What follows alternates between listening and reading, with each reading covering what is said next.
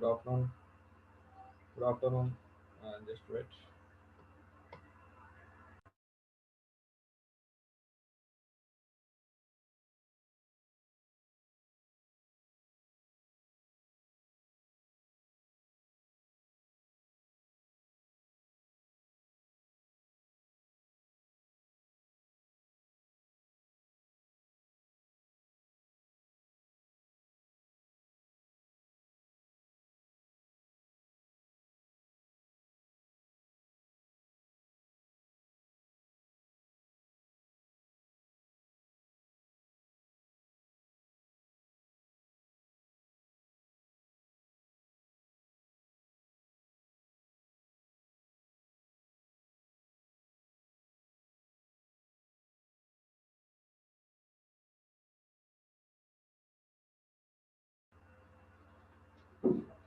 Good afternoon.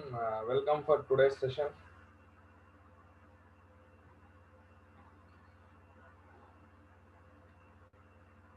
So, if my audio and video is clear, I request the students to just raise the hand. If audio and video is clear, if my audio and video is clear, I request the students to just raise the hand so that we can start our session for today.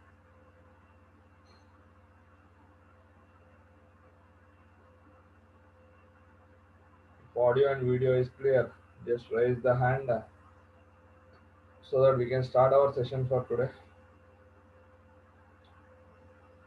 Okay, right. Thank you.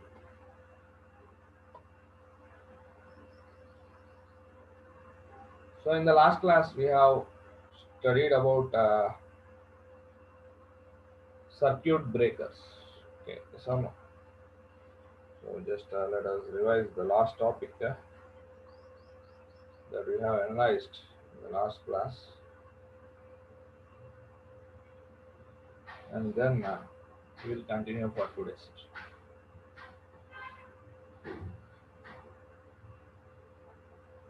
So in the last class, we have gone through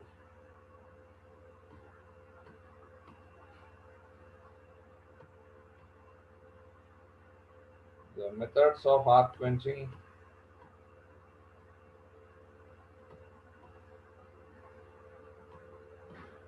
I will just revise for 2 minutes, and we will analyze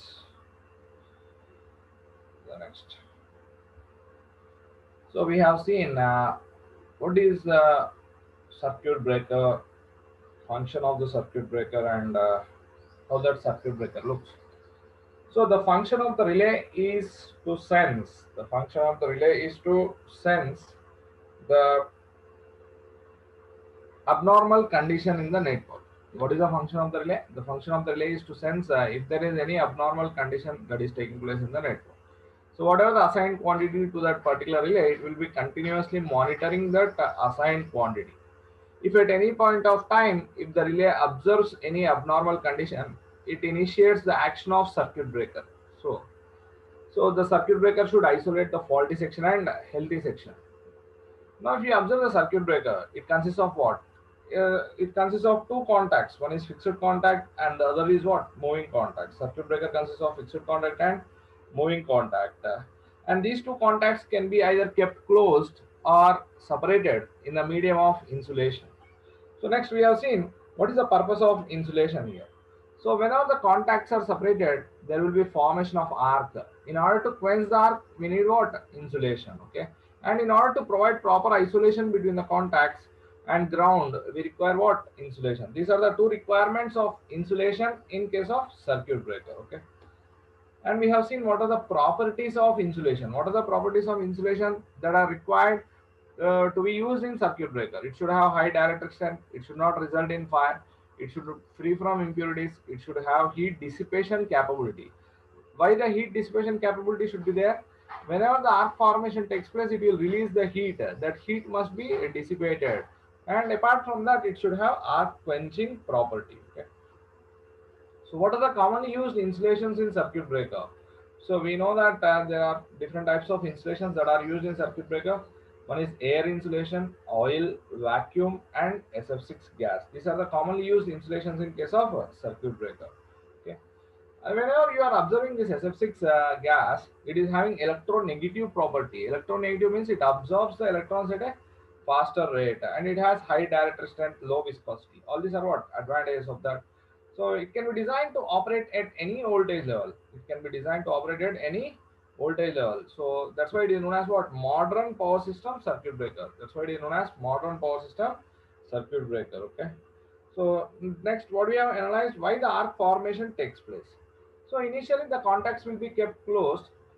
There will be load current through the contacts. Then there is no issue. But when the short circuit fault takes place, what happens? Relay senses the fault and initiates the action of circuit breaker. Okay. So whenever the trip signal is issued by the relay, what happens? The contacts gets separated. Then the contacts start separating. Contacts start separating. So when the contacts are just separated, now let us consider the instant when the contacts are just separated by a very small distance. When the contacts are just separated by a very small distance. So when the contacts are just separated by a very small distance, what happens? The electric field intensity that is going to exist between the contacts will be very high. So whenever the contacts are just separated by a very small distance, the electric field intensity that is going to exist is very high. Due to this high electric field intensity, what happens? The electric field ionization takes place and it will result in formation of arc between the contacts. All this we have seen in the last class. I'm just revising. Okay. So due to the high electric field intensity, the arc is existing between the contacts. Okay. And when the contacts are further separated, what happens when the contacts are further separated? The arc still exists between the contacts because the electrons which are released due to that field ionization will collide with the other molecules, and the insulation medium will be heated up. So when the contacts are finally separated by the maximum distance, whenever we are going for final separation, the arc is continuing to exist between the contacts, not because of this electric field intensity. Electric field intensity is low, and which is not sufficient to maintain the arc, which is not sufficient to maintain the arc. But still the arc continues to exist due to what? Thermal ionization or temperature effect. Thermal ionization or temperature effect. Okay. Arc is initiated due to high electric field intensity or field ionization, and arc existing due to what? Temperature effect or thermal ionization. So next we have seen what are the arc properties. What are the properties of arc that is going to have? Arc is forming in the medium of insulation. Arc is forming in the medium of insulation. That's why it is modeled as what? Nonlinear resistance. Nonlinear resistor or resistance. So what is the power factor of the arc? Unity, because arc is modeled as nonlinear resistance. In case of resistance, voltage and current will be in phase or out of phase. Voltage and current will be in phase. Okay. So what is the temperature coefficient of the arc? Arc temperature coefficient is negative. Negative temperature coefficient. That's why temperature increases, resistance decreases. So whenever we observe arc current is increasing, arc temperature increases, resistance of the arc reduces. So voltage across the arc almost remains constant. Okay. And what about arc conductance? Arc conductance directly proportional to number of electrons that are released due to that field ionization process. Due to that field ionization process, what is the number of electrons that are released? It is proportional to that, and it is directly proportional to area of cross section of arc. Area of whatever the area of cross section of arc, it is proportional to that, and inversely proportional to length of arc. Heat generated by the arc is also directly proportional to what? Area of cross section of arc. Heat generated by the arc is directly proportional to what? Area of cross section of arc that we have seen in the last class. And the arc which is existing between the contacts is to be quenched. Yes or no? The arc which is existing between the contacts, even when they are finally separated, is to be quenched. So that can be done by either that can be analyzed by using energy balance theory or voltage race theory. That can be analyzed by energy balance theory or voltage race theory. So what does energy balance theory says? If you can maintain the rate of heat dissipation greater than the rate of heat generation, the arc will be quenched. According to this theory? Energy balance theory. So initially the resistance is zero, heat generation will be zero. In between you will get maximum heat generation, and when the contacts are finally separated also heat generation will be zero. So you can make that by cooling the arc, increasing the length of arc, decreasing the area of cross section of arc, splitting the arc like that. So next one is voltage race theory. If you can maintain the absorption rate of electrons greater than the releasing rate of electrons, the arc will be quenched. According to this theory? Voltage race theory. That means you should absorb the electrons at a faster rate. You should absorb the electrons at a faster rate. So here Or you can also say that the rate of rise of dielectric strength should be the rate of rise of dielectric strength. Rate of rise of dielectric strength should be greater than what? Rate of rise of restriking voltage for quenching of the arc. This condition must be satisfied. So we have seen these two theories and arc quenching methods also we have discussed in the last class. There are two methods of arc quenching. What are those? High resistance method and low resistance method. So in this high resistance method, arc current is forcefully reduced to zero by increasing the resistance of the arc. So it can break both AC and DC, but it is preferred for breaking DC currents because in case of AC current waveform, natural current zero points are available. But in DC, there is a natural current zero points are not available. Why this method is not preferred for AC? Because in order to increase the resistance, you should increase the length. Increasing the length means size of the circuit breaker becomes large. That's why it is preferred for breaking only DC currents. Whereas in case of AC currents, what do you observe? Natural current zero points are available. Naturally, you can get what? Current zero point. And at that current zero point, the arc can be quenched. Okay. So this is the point that we have discussed in the last class. Okay. Now, let us go for today's analysis.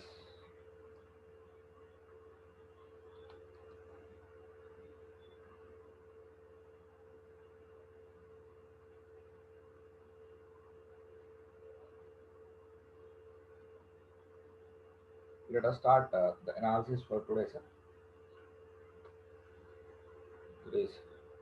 calculations that are to be done in case of circuit breaker. Calculations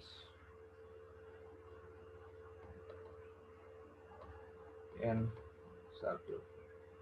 So what are the calculations that can be done in case of circuit breakers, and what are the different numericals that are asked in previous exam? Now let us see. So what is the observation that you have done up to this point? What is arc power factor? Arc power factor is what? Arc power factor is unity. Arc power factor is unity because arc voltage and arc current, are in phase. Are in phase. Okay, arc voltage and arc current are in phase. Then what about the fault power factor? What will be the fault power factor then? Fault power factor. So fault power factor. If it is given in the question, okay, you should take that. But by default, what power factor you should take? If the question in the question, if he has not specified about the fault power factor, then how can you get this? Suppose if you observe the transmission line, how do you model, sir? Series combination of resistance and inductance and shunt capacitance. So this is the modeling of what? Transmission line. So RL in series is shunt with what? Capacitance. So when short circuit fault takes place, what happens? When short circuit fault takes place, what happens? This capacitance has no importance because the current always flows through what? Least impedance path. Current always flows through least impedance path. So that capacitance has no importance.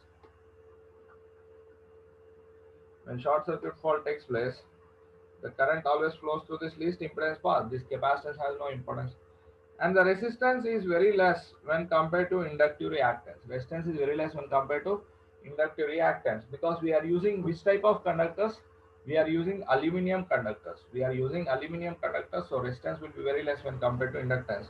So even the effect of resistance is also neglected. Under such condition, there will be only inductance. Okay.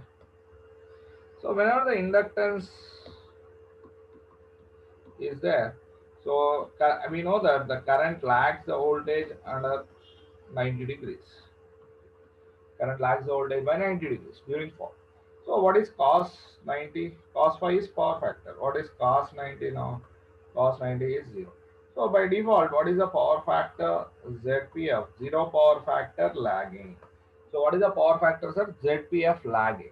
So while solving problems, if the fault power factor is not given in the question, we should take the fault power factor as what? ZPF, 0 power factor lagging.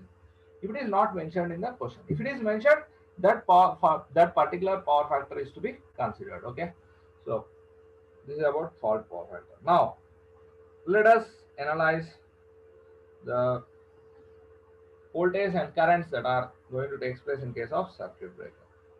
Now let this be the system voltage waveform. Let this waveform represents what? System voltage. It is representing system voltage, sinusoidal waveform. So as we know, the fault power factor is ZPF lagging. So whenever the contacts are separated,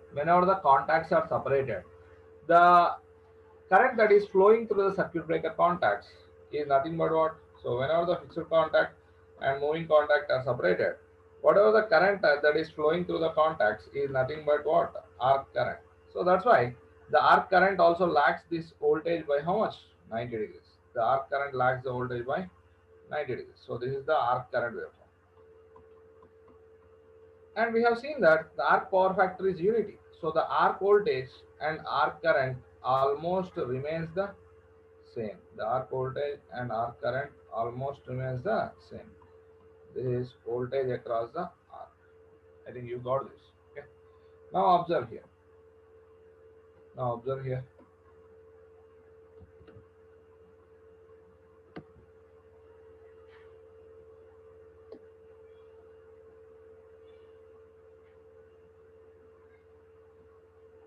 Correct. So the arc voltage and arc current will be in phase because the arc power factor is what? Unity. Because the arc power factor is unity. So as we have already analyzed, so it is preferred to quench the arc at what point? It is preferred to quench the arc at current 0 point. At this current 0 point, if you are quenching the arc. So whenever the arc is being quenched, so whatever the voltage that is existing between the contacts should be same as system voltage. But the system is dealing with energy storage elements, so there will be a transient voltage developed across the circuit breaker contacts that is known as what? Restriking voltage. What do you mean by restriking voltage? So there will be a transient voltage developing across the circuit breaker contacts. This is known as what? Restriking voltage. So actually, whenever the arc is being quenched, fixed contact and moving contact are separated, and whenever this arc which is existing between the contacts is being quenched, whenever you remove the arc, whatever the voltage that is appearing across the breaker contacts is same as what?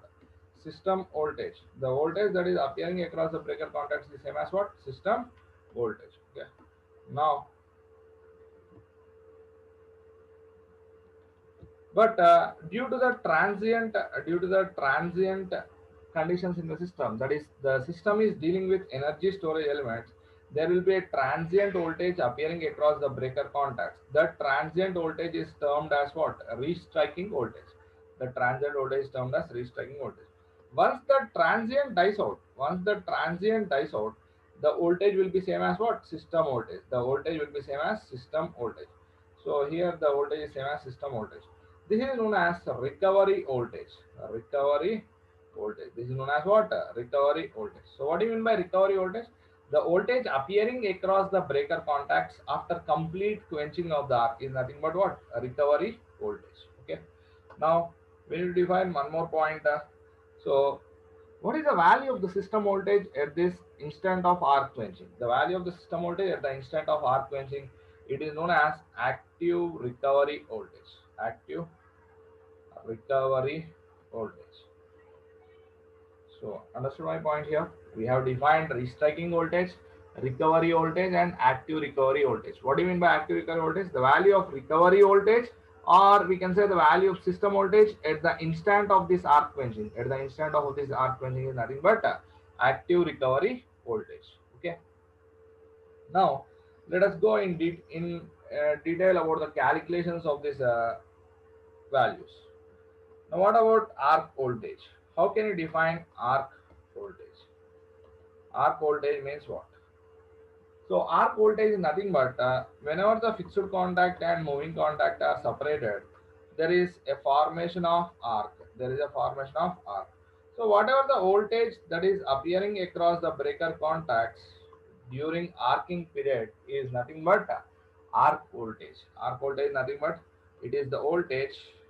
It is the voltage appearing.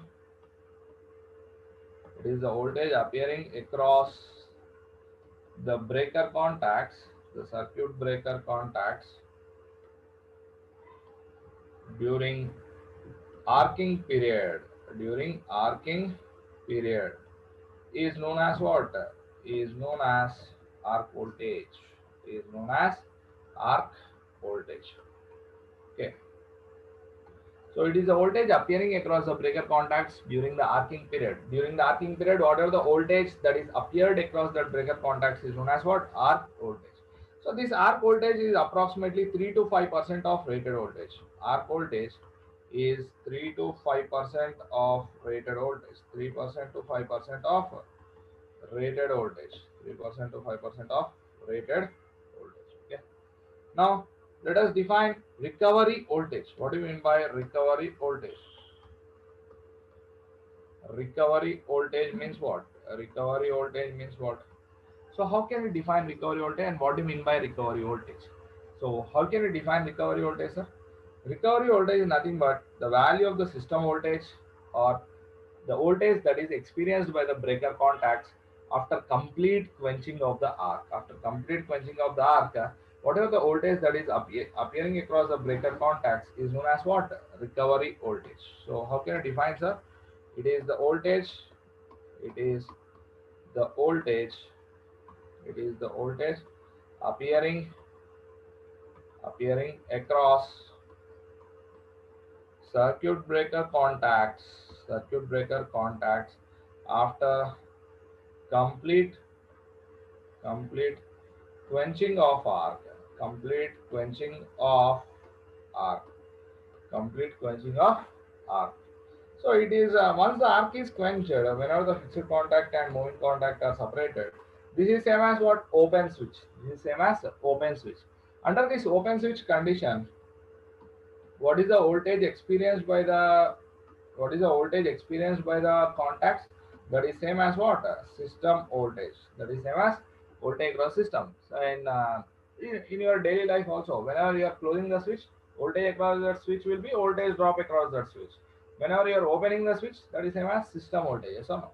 So after complete quenching of the arc, so it is same as system voltage. It is same as system voltage. System voltage. It is expressed in what? RMS value. It is expressed in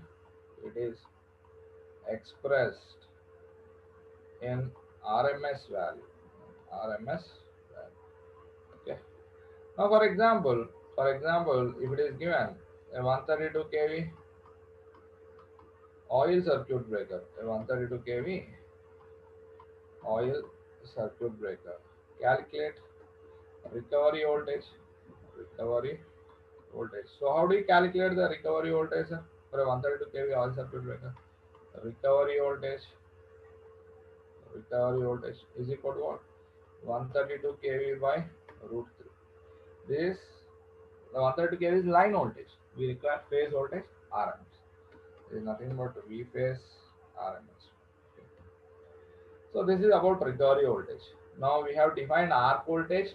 Arc voltage completed. This arc voltage we have completed and recovery voltage completed. Now let us define what do you mean by active recovery voltage. Now let us define what do you mean by active recovery voltage. Okay. So what do you mean by active recovery voltage, sir? Active recovery voltage. How can we calculate active recovery voltage and how can we define that active recovery voltage? Active recovery voltage is nothing but it is the value of the system voltage or recovery voltage at the instant of that arc quenching. At that particular instant where you are quenching the arc, whatever the system voltage or the recovery voltage at that instant is known as what? Active recovery voltage. Okay. It is the value of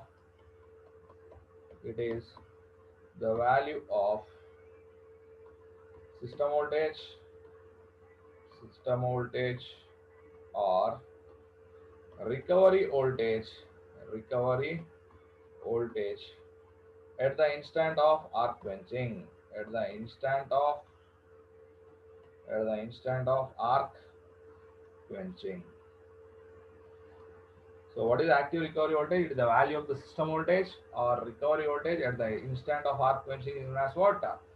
Active recovery voltage. Now, how do we calculate this active recovery voltage? Calculation of this active recovery voltage is very important, sir. Calculation of this active recovery voltage is very important. It depends on fault power factor. Once you know active recovery voltage, remaining all values you can calculate. But first you need to know how to calculate the active recovery voltage. Okay. So active recovery voltage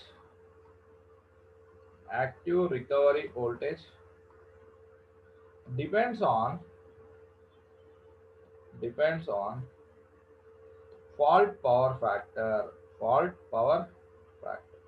Active recovery voltage depends on what? Fault power factor. Now let us see how it depends on fault power factor. Suppose if the power factor is unity power factor. Unity power factor means cos phi is equal to 1. That means phase difference is what? 0. Cos 0 is 1. So in such case, the voltage and current will be in phase. So this is the voltage and current will be in phase. Let this be the voltage waveform and let this be the current waveform. Let this be the current waveform. So at this instant, if you are quenching the arc, what is the active recovery voltage? Active recovery voltage is 0. Active recovery voltage is 0. At that instant of current 0 point, if you are quenching the arc, the active recovery voltage at that point will be 0. Okay. Now, if you consider other power factors, intermediate power factors, if you consider phi is some 30 degrees lag, if you consider phase is 30 degrees lag, consider. So this is the voltage waveform. This is the voltage waveform. So no. And now current is lagging the voltage by 30 degrees. So this is the current. Now this is the V maximum point where the active recovery voltage lies. So at this point arc is being quenched. So this is the active recovery voltage. This is the active recovery voltage.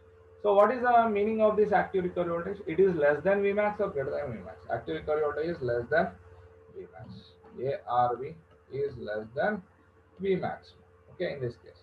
Now let us consider the case 3 where let us consider the another case. Just wait. Let us consider one more case here. So in that case, if you consider phase is ZPF, zero power factor lagging. Phase is how much? 90 degrees. So in such case, the voltage lags, current lags the voltage by how much? 90 degrees. In such case, current lags the voltage by 90 degrees. So this is the voltage waveform. Now let us observe the current waveform. Current lags the voltage by how much? 90 degrees. So at this point, the arc is being quenched. Suppose if you assume this is the arc current. And at this point, if you are quenching the arc, this is V maximum. So what is your observation? Active recovery voltage and V maximum are same or not? Active recovery voltage is equal to what? V maximum. Here, ARV is equal to V maximum.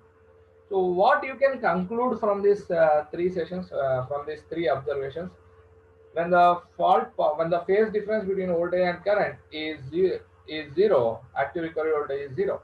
And when the phase difference between voltage and current is 90 degrees, active recovery voltage is what? V maximum. So what is your conclusion? What is the range of this active recovery voltage here? Active recovery voltage range is what? 0 less than or equal to active recovery voltage less than or equal to what? V maximum. 0 less than or equal to active recovery voltage less than or equal to V maximum. Okay. So when phase is 0 degrees, ARV is what? ARV is 0.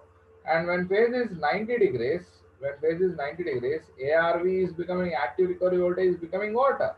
V maximum. When phase is 90 degrees, active recovery voltage is becoming maximum value. So what is your observation? It is following sine wave or cos wave. So from this we can say the active recovery voltage.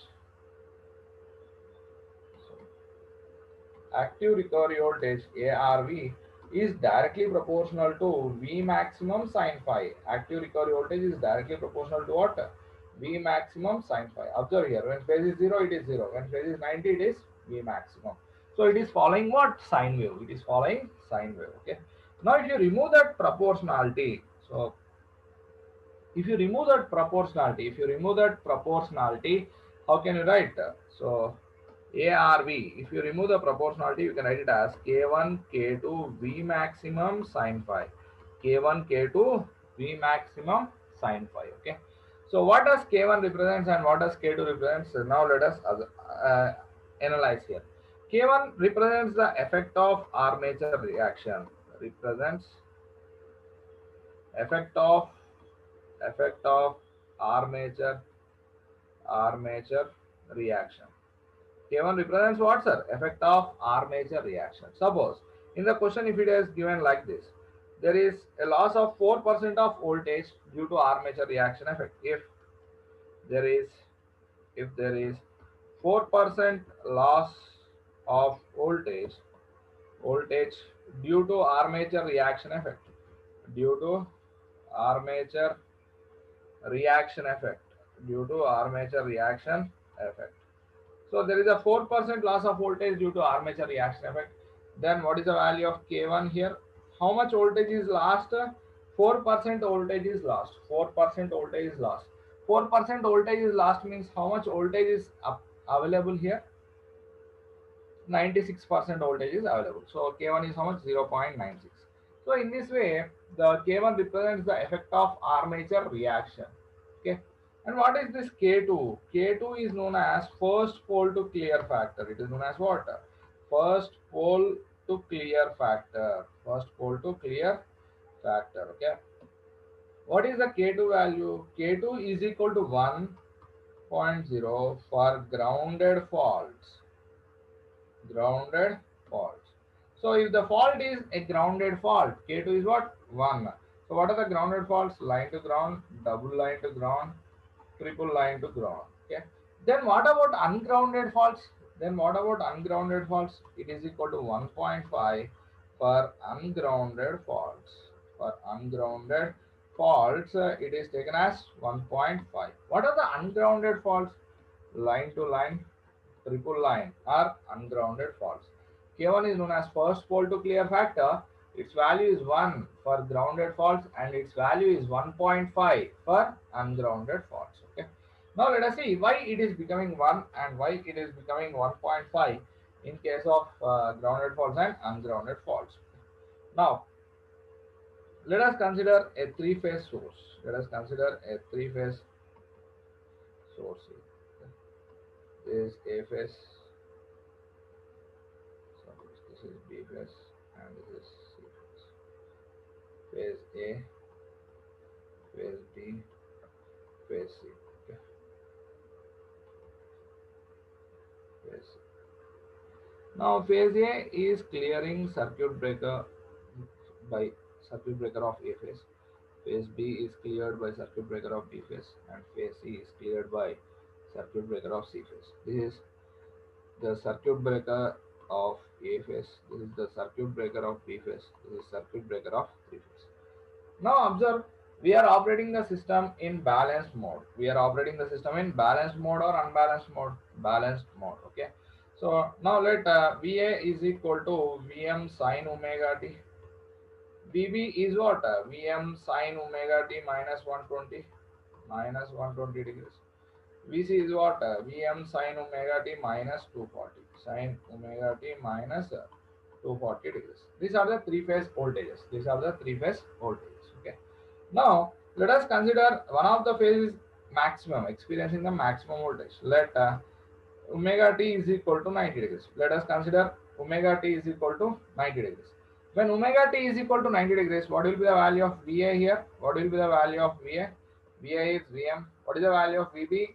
Minus Vm by 2. VC is also minus Vm by 2. That is nothing but minus 0.5 Vm. That is equal to minus 0.5 times of Vm. Now, let us analyze a grounded fault and observe what is the voltage experienced. Now, let us take a grounded fault in the first instance. So, what you will consider? grounded fault I am considering. Okay. So if you consider a grounded fault taking place here by A phase, if A phase is experiencing, now what you got here, VA is equal to VM, we got VB is minus VM by 2, you got VC is minus VM by 2, you got. Now phase A is experiencing a grounded fault. This is grounded fault. Grounded fault. Now, what is the circuit breaker A experiences? What about the circuit breaker A voltage experiences? So, what is the voltage experienced by the breaker A? What is the voltage experienced by breaker A? How do you calculate? So, if you apply KVL here, what is the voltage experienced by breaker A? VM. Voltage experienced by breaker A is VM. So, now K2 is known as first pole to clear factor. First pole to clear factor. Remember that whenever there is a fault taking place, on any one of the phase or any of the two phase or any of the three phases, all the three phases are to be disconnected. So because as the phase difference is 120 degrees, so at t equal to 0, if circuit breaker A operates at t equal to how much, 120 degrees phase means how much, time period is 20 milliseconds. For 360 degrees it is 20 milliseconds. For 120 degrees how much, around 6.6 milliseconds. Circuit breaker B will be clearing, and at some 13 milliseconds, 13.3 milliseconds, circuit breaker C will be clearing the fault. Okay. Now, so what is the maximum voltage experienced by the breaker which is clearing first? Which breaker is operating at t equal to 0? Circuit breaker A is operating at t equal to 0. So what is the maximum voltage experienced by the breaker? VM. What is the system maximum voltage? The maximum voltage experienced by the breaker is VM. What is the system maximum voltage? VM. So it is equal to 1 for grounded faults. That's why you have taken 1 for what? For grounded faults. But if the fault is ungrounded, then what do you get here? If you consider the fault as ungrounded fault, then what happens? What is the ungrounded fault? Here VA is equal to VM, you got VB is minus VM by 2, VC is minus VM by 2. So whenever the ungrounded fault takes place, suppose if you take a line to line fault, so suppose if the breaker A is clearing fast at t equal to 0, then what is the voltage experienced by the breaker? How do we calculate? Apply KVL in this loop. So what is the maximum voltage that the breaker can experience? 1.5 times of Vn, because this is plus minus, So what is the maximum voltage that the breaker can experience? 1.5 times of Vm. So K2 is nothing but the maximum voltage that can be experienced by the breaker is how much? 1.5 times of Vm. And what is the maximum voltage of the system? Vm. So K2 is equal to how much, sir? 1.5. So this is for what? Ungrounded faults. If the fault is ungrounded fault, you should take the first pole to clear factor as what? 1.5. If the fault is grounded, you should take that fault as grounded. 1 for grounded faults. So this is about active recovery voltage. Now I will repeat this active recovery voltage. Let us observe here. So what do you mean by active recovery voltage, sir? What do you mean by active recovery voltage here? Active recovery voltage is nothing but it is the value of system voltage or recovery voltage. It is the value of system voltage or recovery voltage at the instant of arc quenching. So this active recovery voltage depends on what? Active recovery voltage depends on fault power factor. Active recovery voltage depends on what? Fault power factor. So if the phase is 0, active recovery voltage is 0. If the phase is 90 degrees, active recovery voltage is maximum. So it is following what? Sine wave. This is very important objective. What is the range of the active recovery voltage? 0 to Vmax. And active recovery voltage is directly proportional to sine phi or cos phi. It is directly proportional to what? Sine phi. Okay. So that you need to observe. And active recovery voltage is equal to K1, K2, V maximum sine phi. K1, K2, V maximum sine phi. What does this K1 represents? K1 represents the effect of what? Armature reaction. K2 represents the first pole to clear factor. K2 represents what? First pole to clear factor. Okay. So 1 for grounded faults, 1.5 for ungrounded faults. Now, so why it is 1 for grounded faults and why is equal to 1.5 for ungrounded faults, that I have given. Now, let us go for the next one. Next one, that is restriking voltage. So what do you mean by restriking voltage. Now let us observe here. So what do you mean by restacking voltage? By observing that waveform, how can you define the restacking voltage here? I have shown restacking voltage. So what do you mean by restacking voltage here? Restacking voltage, how you can define that? Restacking voltage is nothing but it is the transient voltage that is appearing across the breaker contacts. It is the transient voltage appearing across the breaker contacts during the arc quenching period. So whatever the transient voltage that is appearing across the breaker contacts during the arc quenching period is known as what? Restacking voltage. It is the transient voltage. It is the transient voltage appearing across the circuit breaker contacts during arc quenching period. Arc quenching period is known as restriking voltage. Is known as restriking voltage. Okay. So whatever the transient voltage that appears across the breaker contacts during the arc quenching period is known as what? Restriking voltage. So how to calculate that restriking voltage? Now let us see. Okay. Now, if you observe, so this is the system voltage. This is the system voltage, and this is the arc current. Suppose if you are quenching the arc at this current 0 point. So what is the voltage of the system at this point? This is active recovery voltage. This is nothing but active recovery voltage. Now let us derive this restacking voltage expression. So how do you derive the restacking voltage expression? Now let us observe. So at that instant of arc quenching, what is the system voltage? Active recovery voltage. And there will be inductance up to that breaker location, and there will be capacitance up to that breaker location. Now we need to observe what is the voltage experienced by the circuit breaker at that instant of arc quenching. That is the transient voltage that you need to calculate. So whatever the breaker voltage that is experiencing is known as what? Restriking voltage. So how do you calculate? You can calculate this VRV is same as the voltage across this capacitance or not, because on the other side is open. So this is the voltage across the capacitance. Now let us convert this uh, time domain circuit to S domain, time domain to frequency domain circuit. So if you apply Laplace transform, you will get ARV by S. Inductance, how do you represent? S into L. Capacitance, how do you represent? 1 by SC. Okay. And converting the time domain circuit to what? S domain. In networks, you'll be studying now. Now, how do you calculate the restacking voltage? VRV is equal to apply voltage division rule. Active recovery voltage by S into apply voltage division rule. What do you get? Active recovery voltage by S into 1 by S into C by 1 by S into C plus LS. Okay. So now, what is active recovery voltage? Restacking voltage is what? Restacking voltage is what? So if you active recovery voltage into 1 by S into 1 by 1 plus S square into L into C. 1 by S square into L into C. So this is the formula for restacking voltage in S domain. This is the formula for restacking voltage in S domain. But we require the restacking voltage in time domain. Restacking voltage in time domain. How do you convert? Apply inverse Laplace transform. Apply inverse Laplace transform. Inverse Laplace transform. So if you apply inverse Laplace transform, what do you get, sir? So restacking voltage variation with respect to time is nothing but active recovery voltage into 1 minus cos of T by root LC. So this is the formula for restacking voltage.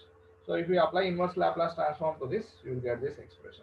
Active recovery voltage into 1 minus cos of T by root LC. So unit is what? Volts. Unit of restacking voltage is what? Volts. Unit of restacking voltage is volts. Now, if when this restacking voltage will be maximum. Now we got the expression for restacking voltage. We got the expression for restacking voltage. When restacking voltage will be maximum, how can you analyze? When VRV is maximum. What is the condition that must be satisfied for the restacking voltage to be maximum? Here if you observe ARV into 1 minus cos of t by root L. Okay, this cos value oscillates between what? Cos value oscillates between plus 1 and minus 1. Cos value oscillates between plus 1 and minus 1. So when cos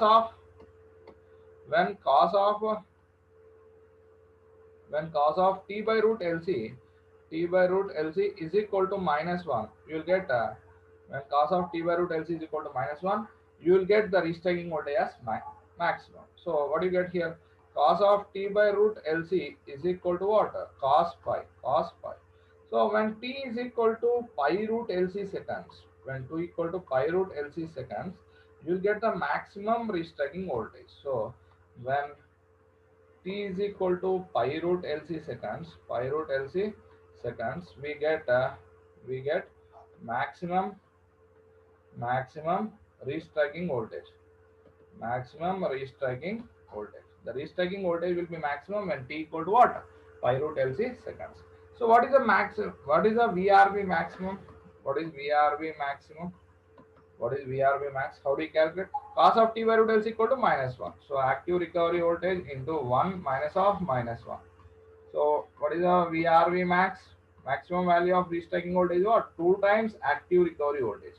So if you know the active recovery voltage, can we calculate the maximum value of restacking voltage or not? If you know the active recovery voltage, can we calculate the maximum value of restacking voltage or not? Yes, we can calculate the maximum value of restacking voltage if you know the active recovery voltage by using this relation. Okay, very important. Now, if you observe the variation of restacking voltage with respect to time, at t equal to 0, if you substitute what is restacking voltage, VRV is equal to ARV into 1 minus cos of t by root LC. Okay, so if you substitute t equal to 0, cos 0 is 1, 1 minus 1 it is 0, and at t equal to pi root LC, it is maximum. It is raising from 0 to maximum value in pi root LC seconds. So what is the maximum value of VRV? 2 times ARV. And again when t equal to 2 pi root LC, it becomes 0. And again it repeats like this. So this is the waveform of restacking voltage. Okay? This is the waveform of restacking voltage. Understood my point here? So what is the frequency? So what is the time period of this waveform? What is the time period? Time period is what? Time period of this waveform is what? 2 pi root LC. So what about the natural frequency of oscillations? Natural frequency of oscillations. Fn is equal to 1 by 2 pi root LC. So this relation is very important. Frequently asked. He will give the inductance and capacitance values, and he will be asking to calculate the natural frequency of oscillations. Okay. So here you can also express like this: Fn is equal to 1 by 2 pi root LC. No, this pi root LC is nothing but the time at which the restacking voltage is maximum. That is 1 by 2 times Tp. So here Tp is the time at which the restacking voltage is maximum. You can write it as Tp. Okay. So you can relate that natural frequency of oscillations and the time at which restacking voltage is maximum by using this relation. Okay, you got it. Now let us define the next term: rate of rise of restacking voltage. Rate of rise of restacking voltage. So how do you calculate the rate of rise of restacking voltage? So if you observe the variation of restacking voltage with respect to time, at t equal to 0 it is 0, and at t equal to pi root LC it is maximum. So it is changing from 0 to 2 times ARV within a time interval of pi root LC. Is it linearly changing? No. Okay, is the slope of this curve constant? No. So at what rate it is being changing? It is indicated by what? Rate of rise of restacking voltage. So how do you calculate RRRV? So differentiate the restacking voltage with respect to time, dVRV by dt. So we know the expression for restacking voltage. If we can differentiate that restacking voltage with respect to time, you get rate of rise of restacking voltage. So rate of rise of restacking voltage is nothing but d by dt of what is restacking voltage? Active recovery voltage into 1 minus cos of t by root LC. 1 minus cos of t by root LC. So if you differentiate this, what you get, sir? Active recovery voltage by root LC into sine of t by root LC. So this is the value of rate of rise of restacking voltage. So what is the unit here? Volt per second. What is the unit, sir? Volt per second. Okay. Now, when this rate of rise of restacking voltage is maximum, when the rate of rise of restacking voltage will be maximum, you got the expression for rate of rise of restacking voltage. When it will be maximum, RRRV is maximum. All these are very important, sir. Maximum when the rate of rise of restacking voltage is maximum. Can you find any condition? When sine of t by root LC, when sine of t by root LC is 1, that is nothing but sine of t by root LC is equal to sine pi by 2. So when t is equal to pi root LC by 2 seconds, when t equal to pi root LC by 2 seconds, this rate of rise of restacking voltage is maximum. That means at this point, pi root LC by 2, this restacking voltage is maximum. Rate of rise of restacking voltage is maximum. RRRV is maximum. Okay. So what is the maximum value of this RRRV? Maximum value is what? Maximum value is what? Active recovery voltage by root LC. Active recovery voltage by root LC. Unit will be what? Volt per second. Unit will be volt per second. So now let us define the other term, that is nothing but average rate of rise of restacking voltage. On an average, what is the rate of rise of restacking voltage? Suppose if you are traveling 100 kilometers in 2 hours, what is the average speed? Average speed you can calculate or not, 40 kilometer per hour, like that. Here also the restacking voltage variation with respect to time, if you observe, it is changing from 0 to 2 times ARV, 0 to 2 times ARV with a time interval of pi root LC seconds. The time interval of pi root LC seconds. Okay. Now, what is the average RRRV? What is the average rate of rise of restacking voltage? On an average, what is the rate of rise of restacking voltage? How do you calculate? On an average, what is the rate of rise of restacking voltage? How do you calculate? Maximum value of restacking voltage by maximum value of VRV by time at which VRV is maximum. VRV is maximum. Okay. What is the maximum value of restacking voltage here? 2 times ARV by the time at which VRV is maximum is what? Pi root LC. So this is the value of what? Average rate of rise of restacking voltage. Unit is what? Volt per second. Unit is volt per second. Okay. I think you have come across all these values. Now we have defined the calculations that can be done in case of circuit breaker. Now let us observe here. So we have defined recovery voltage. So what do you mean by recovery voltage? It is the voltage appearing across the breaker contacts after complete quenching of the arc. And we have defined active recovery voltage. It is the value of system voltage or recovery voltage at the instant of arc quenching. And we have defined what do you mean by restacking voltage. Restacking voltage is nothing but it is the transient voltage appearing across the breaker contacts at the instant of arc quenching. And we have gone through the calculations. So arc voltage is nothing but during the arcing period, what is the voltage that is appearing across the arc is known as what? Arc voltage. This arc voltage is around 3 to 5% of rated voltage. Recovery voltage means after complete quenching of the arc, whatever the voltage that is appearing across the breaker is nothing but recovery voltage. Recovery voltage is same as what? System voltage. Okay. Active recovery voltage means what? Is the value of the system voltage or recovery voltage at the instant of arc quenching. It depends on what? Fault power factor. It is directly proportional to Vmax sin phi. These two are important. Active recovery voltage lies between 0 to Vmax and active recovery voltage is directly proportional to what? Vmax sin phi. If you remove this proportionality, you can write ARV as what? K1, K2, Vmax sin phi. K1 constant represents what? Effect of armature reaction. What does this K1 represents? The effect of armature reaction. K2 is known as what? First pole to clear factor, which decides the circuit condition there. So if it is grounded fault, it is 1, and if it is ungrounded fault, it is equal to what? 1.5. So what do you mean by restriking voltage? It is the transient voltage appearing across the breaker contacts during the arc quenching period. Okay. So how do we calculate? We have taken that circuit condition and applied S domain and converted again to time domain by applying the inverse Laplace transform, and we got the restriking voltage at this expression. When it will be maximum? When t equal to pi root LC seconds, it is maximum. And what is the maximum value of restriking voltage? 2 times active recovery voltage. What is the natural frequency of oscillations? 1 by 2 pi root LC second. Sorry, 1 by 2 pi root LC. So rate of rise of restriking voltage. It shows that at what rate this restriking voltage is increasing from 0 to maximum. So dVRV by dt. Differentiate that, you will get this. When it is maximum, t equal to pi root LC by 2 seconds, it is maximum. And average, on an average, what is the rate of rise of restriking voltage? So maximum value of restriking voltage by time at which restriking voltage is maximum. 2 ARV by pi root LC, you will get average RRR.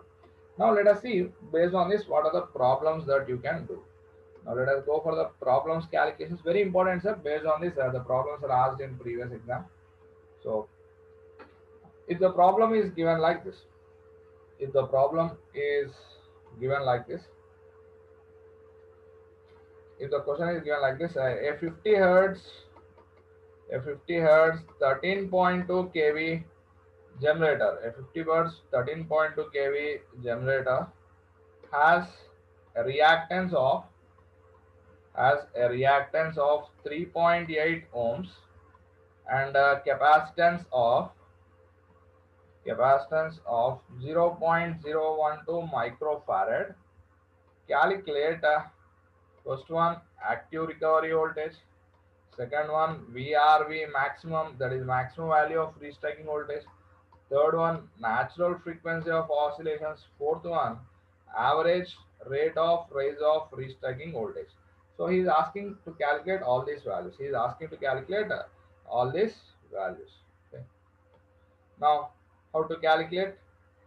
So what is the relation for active recovery voltage? First let us establish what is the relation for active recovery voltage. ARV, how do you calculate? The first question is active recovery voltage. So how do you calculate active recovery voltage, sir? What is the relation for active recovery voltage? K1 K2 V maximum sin phi. K1 K2 V maximum sin phi. In this question, he has not specified about armature reaction effect. Whenever the effect is not specified, take it as 1. So as he has not given, take it as 1. Okay. And type of fault is also not given. So take it as 1. So whenever the constant is not defined, take it as unity. What about V maximum? What is the V maximum? What is the voltage given? 13.2 kV given. 13.2 kV given. So V maximum, how do you calculate? 13.2 into 10 power 3. This is line voltage by root 3. So convert to phase, multiply with root 2 to get the maximum value. Multiply with root 2 to get the maximum value. Okay. And what about cos phi here? What about the power factor? He has specified about power factor? No, he has not specified about power factor.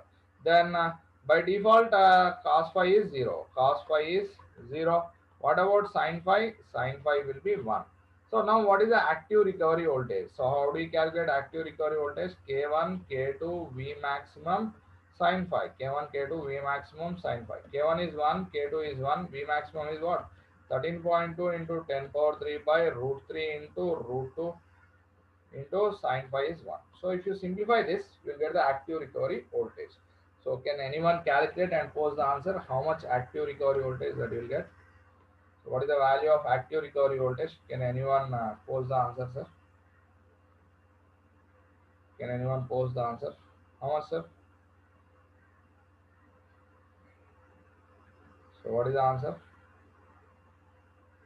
10.77 kilovolts. Okay, 10.77 kilovolts. So that is the first question that it was asked. First question, what is asking? Active recovery voltage. So here the K1 is, these two values are not specified. So you should take it as 1. Okay, this 13.2 kV is what? Line to line voltage. Divide with root 2, you will get the phase voltage. To get the maximum value, multiply with root 2. Okay. And what about the second question? The second question, what is asking? The second question, what is asking? VRV maximum value of restriking voltage. That is nothing but 2 times active recovery voltage. We have already calculated active recovery voltage. That is 10.77 kilovolts. Multiply with 2. How much do you get? How much do you get? Post the answer. How much do you get? Post the answer, sir. Maximum value of restriking voltage. Maximum value of restriking voltage. 21.5 kilovolts. So 21.5 kilovolts. Okay. Now let us go for the third objective. What is the third objective that he is asking to calculate here? In the question, the third objective that what is asked? Natural frequency of oscillations. Fn you need to calculate. Fn, how do you calculate? 1 by 2 pi root Lc. In the question, he has given capacitance as 0.012 microfarad, but inductive reactance given, XL given, reactance given as 3.8 ohms. But here you require inductance. So that means omega L is equal to 3.8 ohms. So L is what? 3.8 by omega, that is 2 pi into 50. Frequency is what? 50. So if you simplify this, you get it as how much? 0.012 Henry. 0.012 Henry. So once you know the inductance and capacitance, we can calculate the natural frequency of oscillations. How much do you get? 1 by 2 pi root L value is 0.012 into capacitance is how much? 0.012 into 10 power minus 6. 10 power minus 6. So what is the natural frequency of oscillations? Can anyone calculate and post the answer? Natural frequency of oscillations. How much do you get? Calculate the natural frequency of oscillations and post the answer, sir. 13.21 kilohertz. 13.21 kilohertz. And at last, what is asking to calculate? And the fourth question, what is asking to calculate? Average rate of rise of restriking voltage. So once you complete this, we can go for fourth objective. What is asking? Average rate of rise of restriking voltage. So how do you calculate the average rate of rise of restriking voltage? What is 2 times ARV? 2 times ARV by pi root LC. So already we have calculated those values. 2 times ARV is how much? 10.77 kilovolts by pi root L value is 0.012. Capacitance is 0.012 into 10 power minus 6. 10 power minus 6 here. Okay. So how much do you get? How much do you get if you simplify this? What is the average rate of rise of restriking voltage? So you will be getting as 0.571 kilovolt per microsecond. Kilovolt per microsecond. It is general practice to establish to express this average rate of rise of restriking voltage in terms of kilovolt per microseconds. So we have calculated active recovery voltage, maximum value of restriking voltage, natural frequency of oscillations, and average rate of rise of restriking voltage. Okay, I think all of you got this problem. So this is a relation for active recovery voltage. VRV max is 2 times ARV. This is the natural frequency of oscillations and average RRR. Now let us observe the next problem. Now observe the next problem, problem number 2. So if the question is given like this, find active recovery voltage, find active recovery voltage and average rate of rise of restriking voltage of a 132 kV circuit breaker, with fault specifications, with following fault specifications. If the fault specifications are given, okay, fault power factor is equal to 0.6 lagging, and there is 4% loss of voltage due to armature reaction, due to armature reaction effect, there is a 4% loss of voltage. And inductance and capacitance up to breaker location are inductance and capacitance up to circuit breaker location circuit breaker location are 5 millihenry and 0.02 microfarad. 5 millihenry and 0.02 microfarad. Now, what is asking to calculate? It is asking to calculate active recovery voltage and average rate of rise of restriking voltage. Now, let us try to solve this problem. So, how do you solve this problem? So, what is the relation for active recovery voltage? K1, K2, V maximum sin phi. K1, K2, V maximum sin phi. What does this K1 represents? The effect of armature reaction. K1 represents the effect of armature reaction. So what he has given, there is a 4% loss of voltage due to armature reaction effect. How much voltage is lost? 4% loss of voltage due to armature reaction effect. So K1 is 0.96. Okay. But he has not specified about the fault. He has not specified what type of fault is. So that's why K2 is equal to 1 as it is not specified. Not specified, so take it as 1. What about V maximum? What about V maximum here? So what is the voltage given? 132 given. Okay, 132 into 10 power 3 by root 3 into root 2. This is V maximum. So what about sin phi? What is power factor given? Cos phi given as 0.6. Cos phi given as 0.6. Sin phi is how much? Sin phi you need to calculate. That is 0.8. So once you know all the values, can you calculate active recovery voltage or not? K1, K2, Vmax, sin phi. K1 is 0.96, K2 is 1, 132 into 10 power 3 by root 3 into root 2 into sin phi is 0.8. Okay. So if you simplify this, you'll get the active recovery voltage. Active recovery voltage. So how much do you get? If you simplify this, how much do you get, sir? Anyone simplify this? Anyone simplify this and post the answer. What is the active recovery voltage? What is the active recovery voltage? 82.76 kilovolts. 82.76 kilovolts. Okay. Next, what is asking in this question? He is also asking to calculate. Average RRRV. He is asking to calculate ARV and average RRRV. So how do you calculate average rate of rise of restriking voltage? That is 2 times ARV by 2 times ARV by pi root LC. 2 times ARV by pi root LC. 2 times ARV what? 82.76 into 10 power 3 by pi root L value, C value given. L value given as how much? 5 millihenry. 5 into 10 power minus 3. Capacitance given as 0.02 microfarad. 0.02 into 10 power minus 6. So if you simplify this, you will get average rate of rise of restriking voltage. 5.268 kilovolt per microsecond. Kilovolt per microsecond. Let us average rate of rise of restriking voltage. Okay. Now here let us observe what he has given. He has asking to calculate active recovery voltage and average rate of rise of restriking voltage of a 132 kV circuit breaker. Fault conditions given. Fault power factor given as how much? 0.6, lagging, 4% loss of voltage due to armature reaction effect, and inductance and capacitance are given in the question. Now, based on that, we can calculate. So K1 is 0.96 because he has given 4% voltage is lost. Because he has given 4% voltage is lost, so 96% voltage is available. So K1 is how much? 0.96. As type of fault not specified, take it as 1. So V maximum, V phase by this is a line voltage. So divide with root 3 to convert that line to phase. This is phase voltage. Multiply with root 2, you will get maximum value. Cos phi 0.6 given, sin phi is 0.8. So multiply that, you will get this. Okay.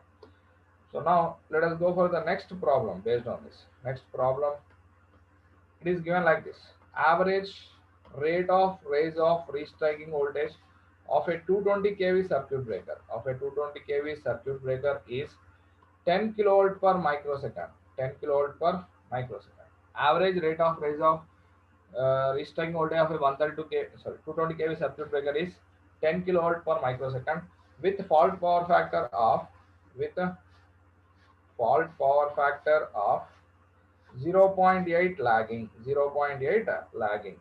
What is the value of average RRRB with a fault power factor of what is the value of average RRRB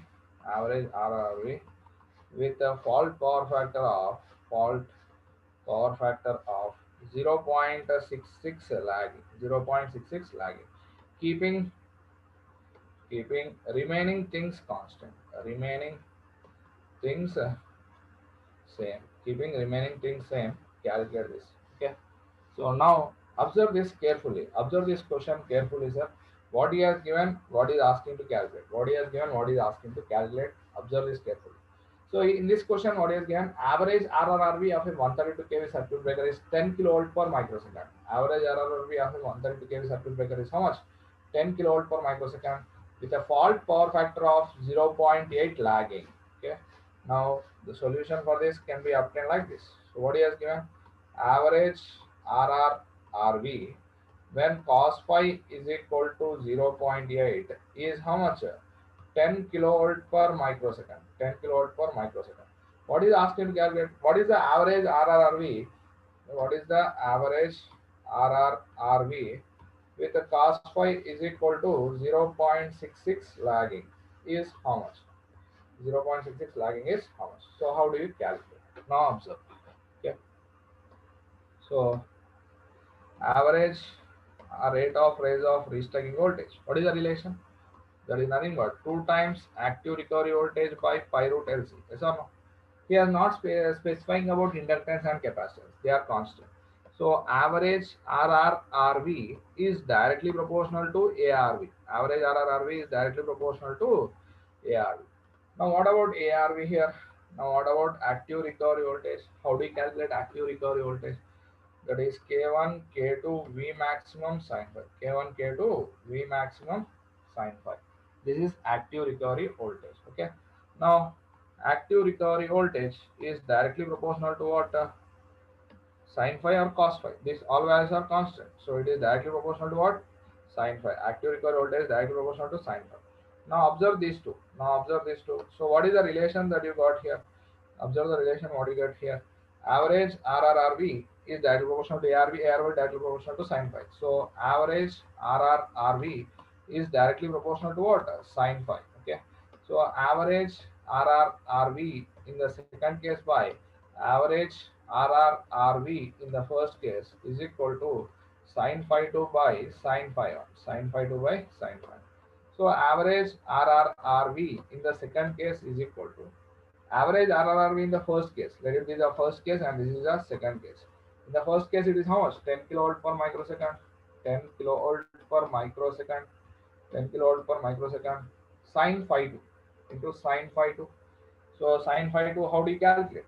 Phi 2, this is phi 2, this is phi 1. So cos inverse of 0.66. Sin of cos inverse of 0.66. Okay. Divided by sin of cos inverse of how much? Cos inverse of 0.8. 0.8. So you'll get this. Okay. If you simplify this, how much do you get? If you simplify this, how much you get? This will be getting 12.5 kilovolt per microsecond. 12.5 kilovolt per microsecond. Okay. What he has given? What he has given? Average RRV of a 220 kV circuit breaker is 10 kilovolt per microsecond at fault power factor of 0.8. What is the average RRV if the fault power factor changes to what? 0.66 lagging. What is the average RRRV? He is asking to calculate. So we came to a conclusion that average RRRV is directly proportional to what? Sin phi, not cos phi. It is directly proportional to what? Sin phi. You may be confused and you will take what? Cos phi, but it is not cos phi. It is what? Sin phi. Okay. So that is the importance of this problem. I think you got this. Understood my point here? You have understood the importance of this problem. You will take it as what? Cos phi. It is not cos phi. It is directly proportional to sin phi. Now let us observe the next problem. The question is given like this: a single phase equivalent circuit for studying the transient voltage is given. Okay, a single phase equivalent circuit for studying transient voltage, recovery voltage, transient recovery for studying transient recovery voltage when fault occurs at when fault occurs at circuit breaker terminals. When fault occurs at circuit breaker terminals is shown. Is shown. Okay. What is asking? Calculate average RRRV. Calculate what is the average RRRV. So the circuit is given like this. So this is the source, inductance and capacitance. Inductance and capacitance. So capacitance is how much? 400 picofarad. Inductance is how much? 1 millihenry. So what is the voltage applied here? V of t is 11,000 cos of 3140, 3140, and this is the circuit breaker, and here the short circuit occurs at this circuit breaker terminals. Now what is asking to calculate here? Average RRRV is asking to calculate. What is asking to calculate? Average rate of rise of restriking voltage. That is 2 times active recovery voltage by pi root LC. Answer is what? 2 times active recovery voltage by pi root LC. Okay. Now how do you calculate active recovery voltage? How do you calculate active recovery voltage? K1, K2, V maximum sin phi. K1, K2, V maximum sin phi. He has not specified about armature reaction effect. In this, he has not specified about armature reaction effect. So take it as 1. Type of fault also not mentioned. Take it as 1. What is V maximum? This is V maximum. Don't multiply with root 2 or divide with root 3 because it is already single phase given. Already this will be the phase value. So 11,000. Fault power factor not given. Cos phi not given. Cos phi is not given. By default, sin phi will be what? 1. Sin phi will be 1. So you'll get this active recovery voltage. This is how much? 11,000 volts. So what is average RRRV now? Average rate of rise of restriking voltage is how much? 2 times active recovery voltage, 11,000 by pi root LC. L value is how much here? L value is 1 millihenry. 1 into 10 power minus 3. Capacitance is 400 picofarad. 400 into 10 power minus 12. So this will be the average rate of rise of restriking voltage. Average value of rate of rise of restriking voltage. So if you simplify, how much you get? 11 kilovolt per microsecond. 11 kilovolt per microsecond. You will be getting the value of what? Average rate of rise of restriking voltage. So this problem significance is what? What is the significance of this problem? He has given single phase equivalent circuit. Don't multiply with root 2 because this is the maximum value. Okay. So this is how you need to calculate the values of restriking voltage and all this. So we have solved different problems based on this calculations. Now let us try to answer the CRO classroom objectives given in your material. I am trying to share that. Just wait. We will try to share that classroom objectives.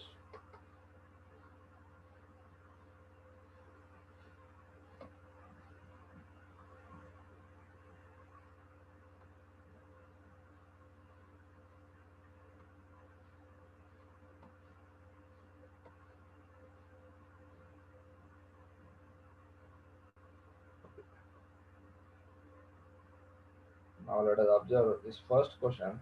I'm trying to share that. Try to observe this first question, sir. First question, what is asking to calculate? Try to solve this. First question, what he has given: 50 hertz three-phase synchronous generator, inductance of 15 millihenry, capacitance of the breaker is 0.002 microfarad. What is the natural frequency of oscillations? What is asking to calculate? Natural frequency of oscillations. Try to solve that. Natural frequency of oscillations. First question. 50 Hz three-phase synchronous generator has inductance per phase of 15 millihenry, capacitance 0.02 microfarad. So what he has given? Inductance given as 15 millihenry, capacitance given as 0.002 microfarad. What is the natural frequency of oscillations? Fn, how do you calculate? That's what he's asking. Now I'm moving to that workbook.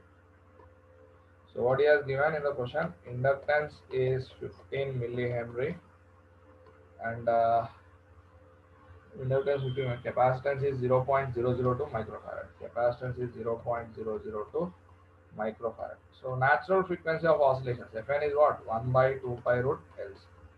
So 1 by 2 pi under root of L is how much? 15 into 10 power minus 3. Capacitance is 0.002 into 10 power minus 6. So first question. So what is the natural frequency of oscillations that you will get? Okay. So how much do you get? Anyone solved? Post the answer. Natural frequency of oscillations.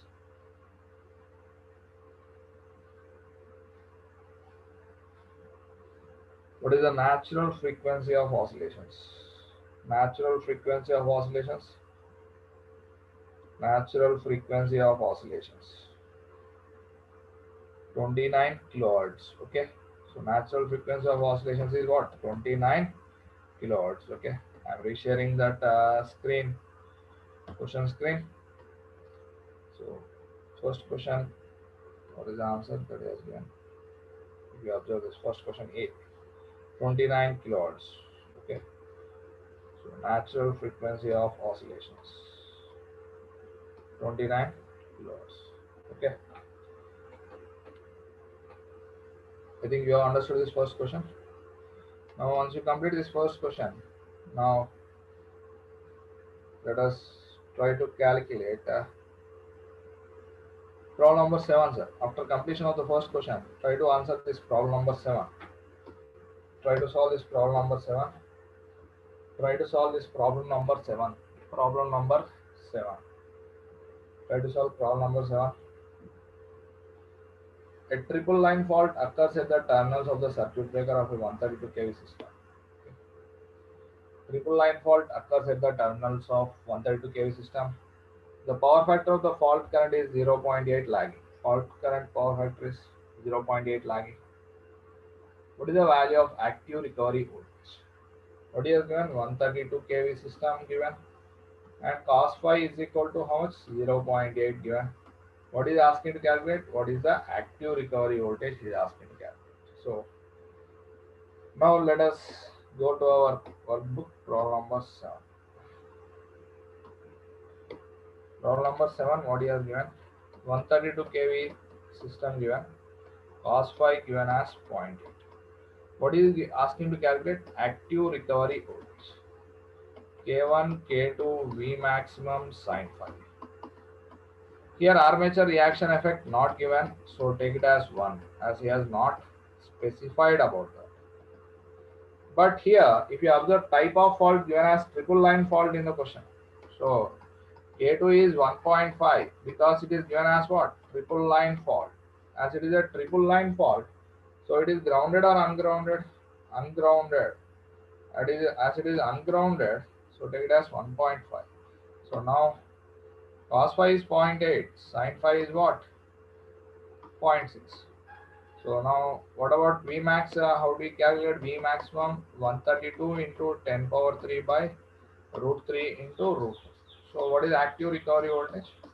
1 into 1.5 into 132 into 10 power 3 by root 3 into root 2 into 0.6.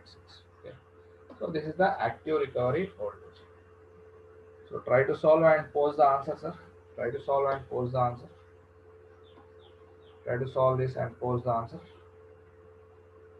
Try to solve and post the answer.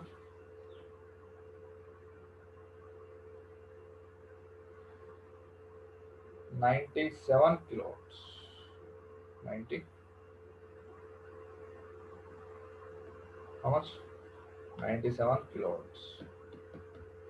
So answer is what? 97 kilowatts. Okay. So he's asking to calculate active recovery voltage. Now I am resharing that question screen. So 97 kilowatts. Option is C. Okay. Answer is C. Option is C. Is the right answer. Now, after completion of this, let us try to solve this problem number 3, sir. Try to solve problem number 3. Try to solve this problem number 3. Observe this problem number 3 carefully. 50 Hz 17.32 kV generator has connected to a power system The system inductance and capacitance are 10 millihenry and 0.2 microfarad respectively. Maximum value of restriking voltage. What is asking to calculate? Maximum value of restriking voltage. 17.32 kV generator. Is asking to calculate the maximum value of restriking voltage. Try to solve this maximum value of restriking voltage. How do we calculate the maximum value of restriking voltage? Problem number 3. And we going to that. Problem number 3. What is given? Line to line voltage given as 17.32 kilovolts. 17.32 kilovolts. Okay. So what is asking? Maximum value of restriking voltage. VRV maximum. So what is the maximum value of restriking voltage? 2 times active recovery voltage. 2 times active recovery voltage. So what is active recovery voltage, sir? K1, K2, V maximum sin phi. K1, K2, V maximum sin phi. Here, type of fault and effect of armature reaction not given. Take it as 1. V maximum. How much you get? 17.32 into 10 power 3 by root 3 into root 2. Cos phi is not given. Take it as 1. So this is active recovery voltage. So, but we need what? We need VRV max. We need VRV maximum. That is 2 times active recovery voltage. 17.32 into 10 power 3 by root 3 into root 2. Okay. So this is the maximum value of restriking voltage. So try to calculate and post the answer, sir. Try to calculate and post the answer. VRV max. How much? VRV max.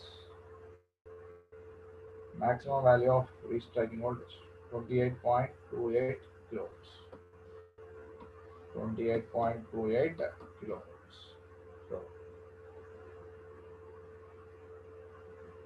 I think you have got this. Understood or not? I'll be sharing that.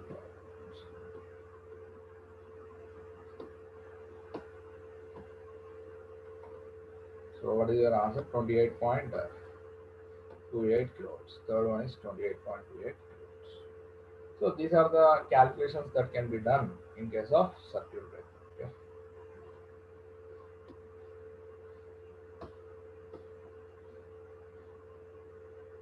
Now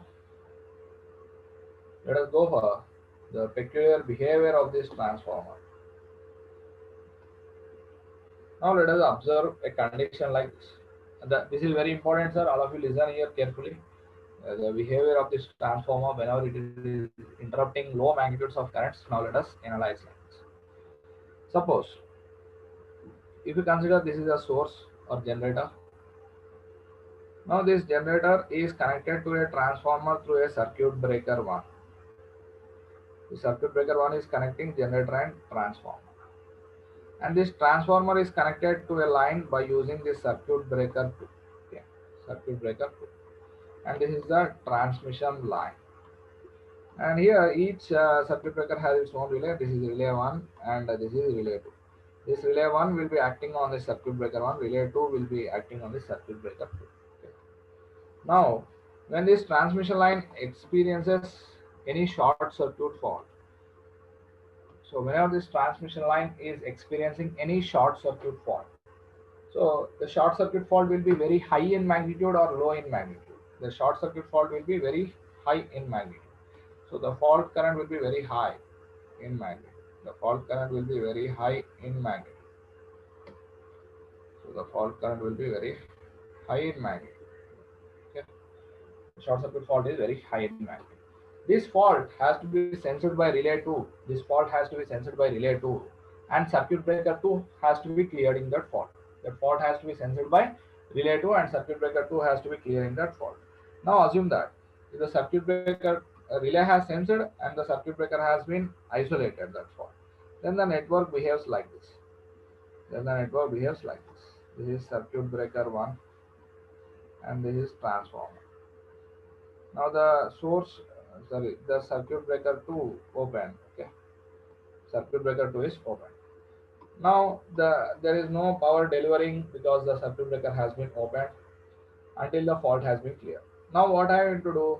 Now what I want to do is I want to do some maintenance activity on this transformer. I want to do some maintenance activity on the transformer. Now, what is the current through this here? No load current, because there is no load now.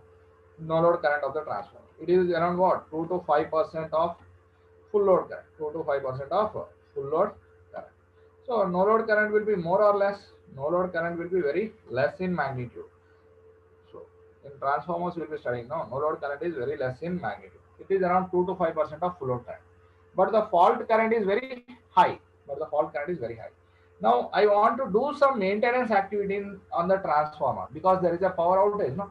So, unit is not supplying any power. So, I want to do some maintenance activity on transformer. That's why I intentionally give the trip signal to the relay R. Now, R1 is intentionally issuing the trip signal to circuit breaker 1. I am intentionally tripping the circuit breaker 1. So what happens? Actually, the circuit breaker 1 is designed to break what? Fault current. Circuit breaker 1 is designed to break a fault current. But here, what you are interrupting? No load current. That is around 2 to 5% of full load current. Circuit breaker is designed to break fault currents, but we are breaking very low magnitudes of currents. So what happens, sir? Actually, it should quench the arc at current 0 point. Actually, it should quench the arc at current 0 point. But as the current that is to be interrupted is very low in magnitude, the arc current will reduce to zero. The arc current will reduce to zero before reaching natural current 0 point. The arc current will be reduced to zero before reaching natural current 0 point. This phenomena in circuit breakers is known as what? Current chopping. Current chopping. This phenomena is known as what? Current chopping phenomena in circuit breaker. Okay. So what do you mean by current chopping? While interrupting low magnitudes of current such as no load current of the transformer or any inductor bank current or any capacitor bank current, what happens? The arc current is reduced to zero. The arc current is reduced to zero before reaching natural current 0 point. Before reaching natural current 0 point only, actually it should quench at current 0 point. But before reaching natural current 0 point only, it is quenching because circuit breaker is designed to break heavy currents, but we are breaking very low magnitudes of currents. That's why the arc is being quenched. The arc is being quenched before reaching natural current 0 point. This phenomena is known as what? Current chopping. Now I'll make the point of that. So what do you mean by current chopping? So I will show here once again.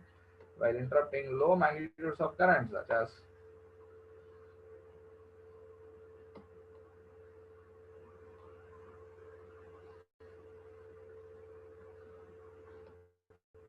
very low magnitudes of currents before reaching natural current 0 point only, it will be quenched. This phenomenon is known as current chopping. So how can you write the explanation for current chopping? While interrupting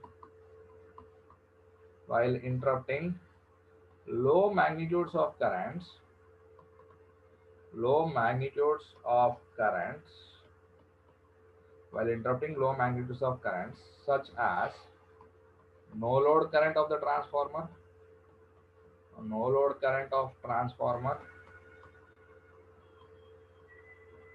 or inductor bank currents or inductor bank currents or inductor bank currents or capacitor bank currents. Arc current is reduced to zero. Arc current is reduced to zero. Reduced to zero before reaching natural current 0 point. Before reaching natural current 0 point. Current 0 point. So while you are interrupting low magnitudes of current, such as what? No load current of the transformer or inductor bank current or capacitor bank current, where the current magnitudes are very low. So what happens? Actually, we are designing the breaker to break fault current, but we are breaking very low magnitude of current. So the dielectric that has been imposed is very strong. That's why arc current is reduced to zero before reaching its natural current 0 point. This phenomena is known as what? Current chopping. Okay. This phenomena is known as current chopping.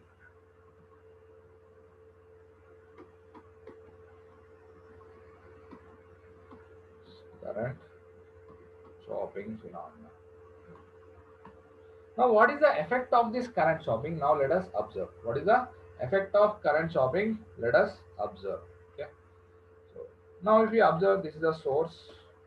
Here you have the inductance up to the circuit breaker location, and there is some stray capacitance CS up to the circuit breaker location, and this is the circuit breaker contacts that has been opened.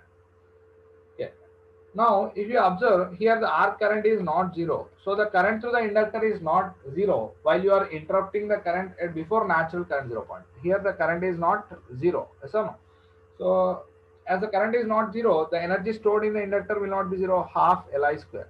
So what is the property of inductor? What is the property of inductor? Inductor does not allow sudden change in current. Inductor does not allow sudden change in current. Inductor will not allow sudden change in current. So this inductor will develop a what? A transient condition in the network that all of you know. So there will be a formation of breaker capacitance. There will be a formation of breaker capacitance. See, so whatever the energy stored in this inductor, whatever the energy stored in the inductor will be dissipated, will be converted into electrostatic energy in the capacitance. That is half CV square. So what happens? Whatever the energy stored in the inductor is converting to what? Electromagnetic field energy is converted into electrostatic field energy. So here half Li square is equal to what? Half CV square. This half of gets cancelled. Whatever the voltage that is appearing, V is equal to I root of L by C. V is equal to I root of L by C. So if this is known as prospective voltage, this is known as prospective voltage. So if this prospective voltage is higher than the withstand capacity of the breaker, if this prospective voltage is higher than the withstand capacity of the breaker, then the arc may restrike between the contacts. Actually, the arc is being quenched, but the arc may restrike between the contacts. Arc may restrike between the contacts due to this high prospective voltage. If this prospective voltage is high when compared to the withstand capacity of the breaker, then the arc may restrike between the contacts. This is the effect of what? Current chopping. This is the effect of current chopping. Okay. So what we can write as the arc is quenched before reaching as the arc is quenched before reaching current zero point as the arc is quenched before reaching current 0 point, the energy stored in inductor in electromagnetic field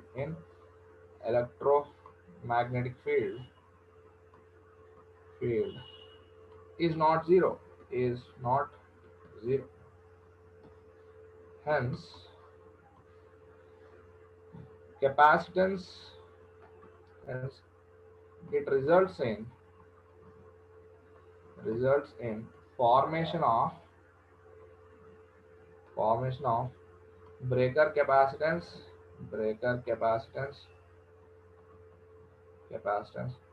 and the energy stored in electromagnetic field, the energy stored in electromagnetic field electromagnetic field is converted to electrostatic field, is converted to what? Is converted to electrostatic field.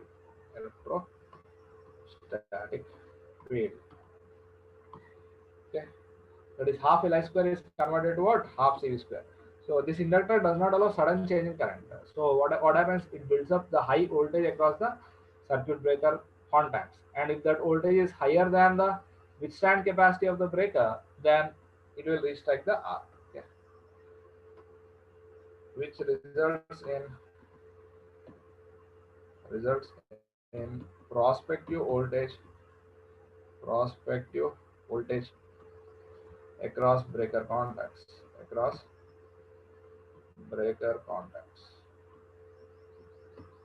So if the prospective voltage is higher than the withstand capacity of the breaker, the arc will restrike. If the prospective voltage if the prospective voltage prospective voltage is higher than withstand capacity of the breaker, withstand capacity of circuit breaker, then arc restricts. Then the arc restricts. Okay. When will the arc restrict? When if the prospective voltage that is appearing across the breaker is greater than the withstand capacity of the breaker, the arc will restrike. Okay. If it is less than that, the arc will not restrike. So can you allow restriking of arc? Can you allow restriking of arc? We cannot allow restriking of arc. How to avoid the restriking of arc? So for avoiding the restriking of arc, resistance switching is to be done. So to avoid the restriking of arc, what do you need to do? We need to go for resistance switching. So resistance switching means whatever the energy stored in that inductor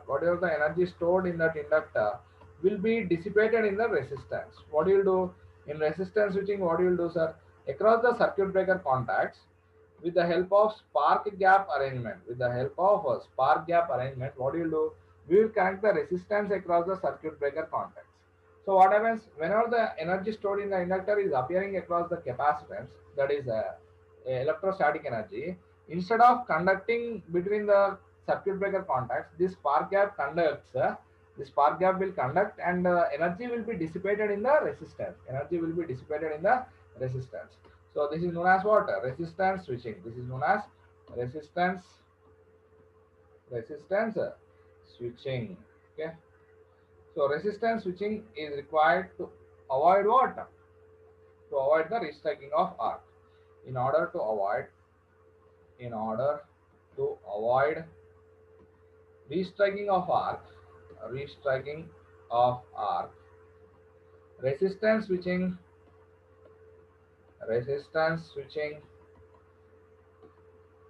is to be done. So what do you do? We will connect the resistance across the circuit breaker contacts. Now if you observe, this is an RLC circuit. Second order circuit or first order circuit? RLC circuit is a second order circuit. In network theory we will be studying now. So here what value of resistance that is to be connected? Is the question. What value of resistance is to be connected? That is the important question. So R is equal to 1 by 2 under root of L by C. So when you connect this resistance, R is equal to 1 by 2 under root of L by C, the circuit will be what? The circuit will be critically damped. Circuit.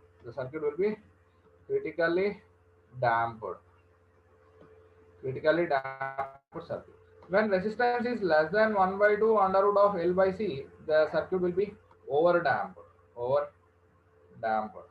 And when the resistance is greater than 1 by 2 under root of L by C, the circuit will be under damped.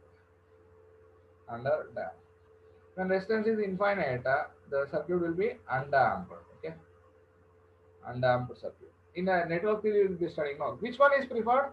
Suppose if you observe, so in case of underdamped circuit, there will be oscillations. Yes or no? In case of this is the underdamped circuit. When the circuit is underdamped, the circuit breaker contacts will experience what? Oscillations. So that's why it is not preferred.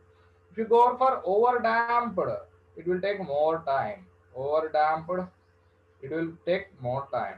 If you go for critically damped, within less time the energy will be dissipated like this. Okay.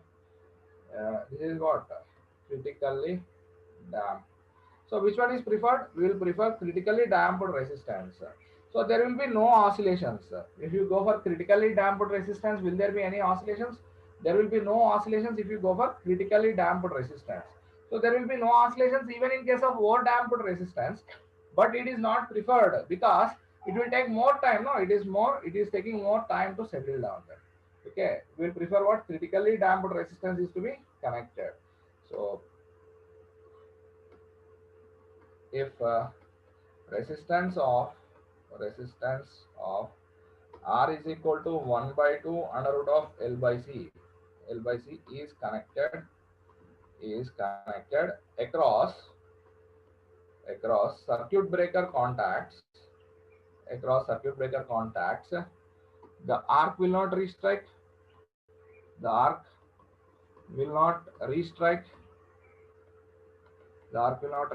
and there will be no frequency of oscillations. There will be no frequency of oscillations. Frequency of oscillations. There will be no frequency of oscillations experienced by the circuit breaker contacts. Experienced by circuit breaker contacts. There will be no frequency of oscillations experienced by the circuit breaker contacts. So the circuit breaker contacts will not get damaged. Okay. So if you observe air circuit breakers, oil circuit breakers, SF6 circuit breakers, and vacuum circuit breakers, where the current chopping is, where the arc can be easily restriked out of these four mediums, where the arc can be easily restriked, in air, the arc can be easily restriked because free electrons are available. No, air can be in air, due to mobility, due to radioactivity, the free electrons will be available. So arc can be easily restriked in the medium of air. Okay. So what you can say, current chopping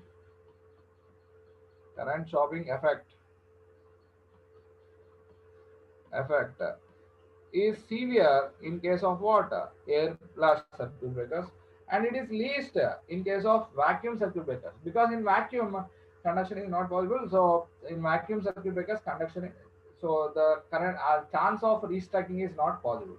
So this is the order. Okay. Current chopping effect is severe in case of what? Air blast circuit breakers, and it is least in case of vacuum circuit breakers. So where, how the resistance switching is required here? Resistance switching is required. Resistance switching required in case of what? Air circuit breakers, and it is not required. Resistance switching is not required in case of vacuum circuit breakers. Resistance switching not required, not required in case of what? Vacuum circuit breakers. So the restacking of arc is highly possible in case of what? Air blast circuit breakers. Okay. I think you have got this. So that's why if you observe inductor bank and capacitor bank, inductor banks and capacitor banks, how do you connect the inductor banks and capacitor banks? These are used for voltage control purpose. No, these are used for voltage control purpose. So how do you connect this inductor bank and capacitor bank to the network? By using vacuum circuit breakers. By using vacuum circuit breakers. By using vacuum circuit breakers, you can connect the inductor banks and capacitor banks to the network, so that there will not be any current chopping effect. There will not be any current chopping effect. Okay. So this is about current chopping phenomena. Now let us re-examine this. What is meant by current chopping? Actually, the circuit breaker is designed to break what? Fault current. Actually, the circuit breaker is designed to interrupt fault current. So whenever the short circuit fault takes place, the fault current will be very high. This fault is sensed by relay 2. So circuit breaker 2 will be operating that fault. That means fault is cleared. Suppose you want to do some maintenance activity on the transformer. I intentionally given the trip signal with the help of this R1. So what is the current to the transformer? No load current only. No load current. It is very low. So but the circuit breaker is designed to break heavy currents. But here we are breaking very low magnitudes of currents. That's why what happens? Before reaching current 0 point only, the arc current is reduced to 0. This phenomena is known as what? Current chopping phenomena. This is known as current chopping phenomena. That means arc current is reduced to 0 before reaching natural current 0 point. Chopping means what? Breaking. So what is the effect of this current chopping?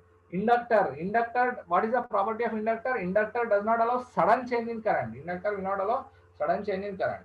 So whatever the energy stored in the inductor in electromagnetic field will be converted into electrostatic energy by formation of breaker capacitance.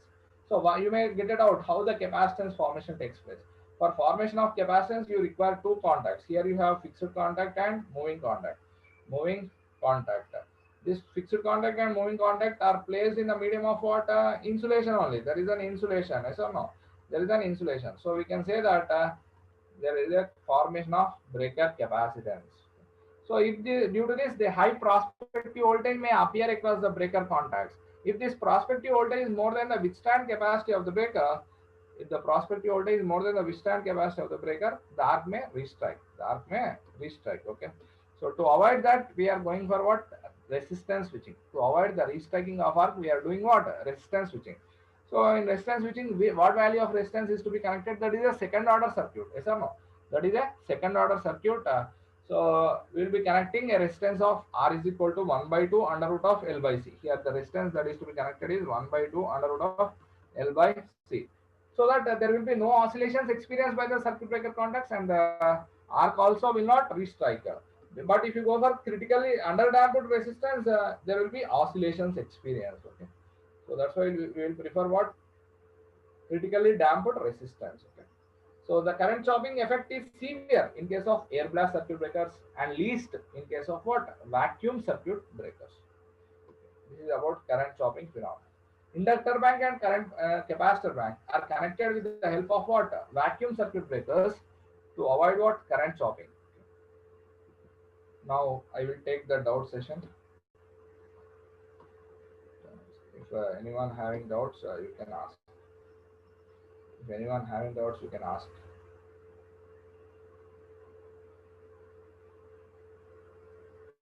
Surya,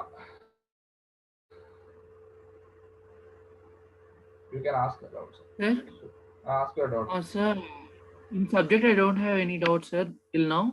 But Ah, I want your phone number, sir, because I didn't take your phone number. That's why I'm asking you. okay, I will give at the end. Okay. At the end, I will give, sir. Okay. Okay, sir.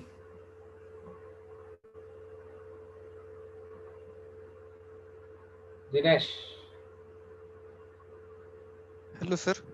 ask your doubt. Sir, in our CRO problem, Ah, we taking a line-to-line ground fault. One problem, triple line where? to ground fault. In CRO problem, sir. In which problem? Number. Uh, Problem number, I think, sir. 1 minute. Problem number seven. Question number 7. In problem number 7, it is given triple line fault. No? In problem number 7, it is given Triple line triple fault, sir. line fault. Sir, means the fault is Ah, occur in 3 lines, sir. yeah, 3 lines But like this. sir, we take a Vmax as for only one phase. Yes, sir. That breaker, whichever the breaker is clearing first, it will experience Vmax. Means, sir, breaker only clearing one phase fault. No, all the phases will be disconnected, sir. That is first pole to clear factor. Whichever the pole that has been opened first will experience what is the maximum voltage. That's what. All the 3 breakers will be cleared. That means all the 3 phases will be disconnected. Whatever the type of fault it may be, whether it is line to ground or triple line to ground or double line to ground, whatever the fault it may be, we operate the system under balanced condition. All the 3 phases will be disconnected when there is a fault. Oh yes, sir. So we no need to get a Vmax per phase na. Vmax. Not per phase, sir. To include the effect of that maximum voltage, that's why you have taken for this triple line fault. I have taken 1.5. No, there. Okay, sir. Okay. Okay, sir. Thank you, sir. Okay, right. Mute. Srimatya S. So can you explain that K2 values 1 and 1.5? Okay.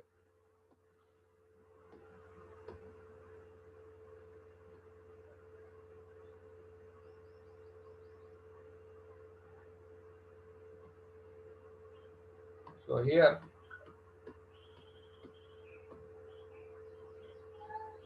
so I have taken a 3-phase system which is grounded. We have taken the balanced voltages VA, VB, VC. Okay, VM sin omega t. Okay, sir.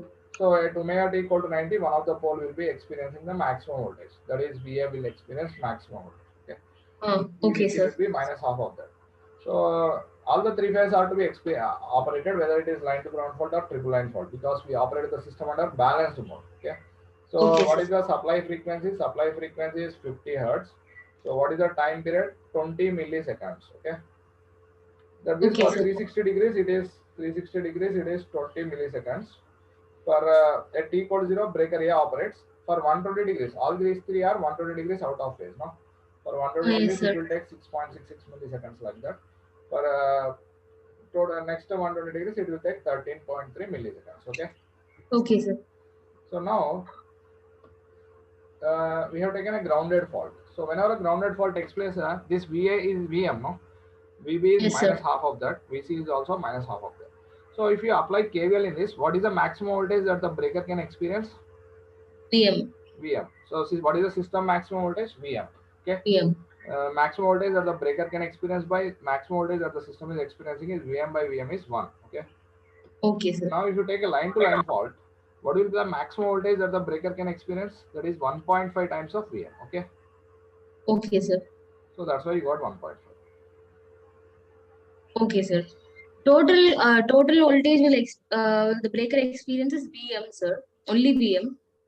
No. It is maximum voltage. Again, we have included that constant. This is a constant. No, before that you have that Vmax sin phi r. Okay, sir. Okay. Okay, sir. Right. Thank you, sir. Singer. Hello, sir. Ask your doubt. Sir, can you explain once again the current chopping, sir? Current chopping. Sir, prospective voltage, sir, current chopping. Okay. I will explain.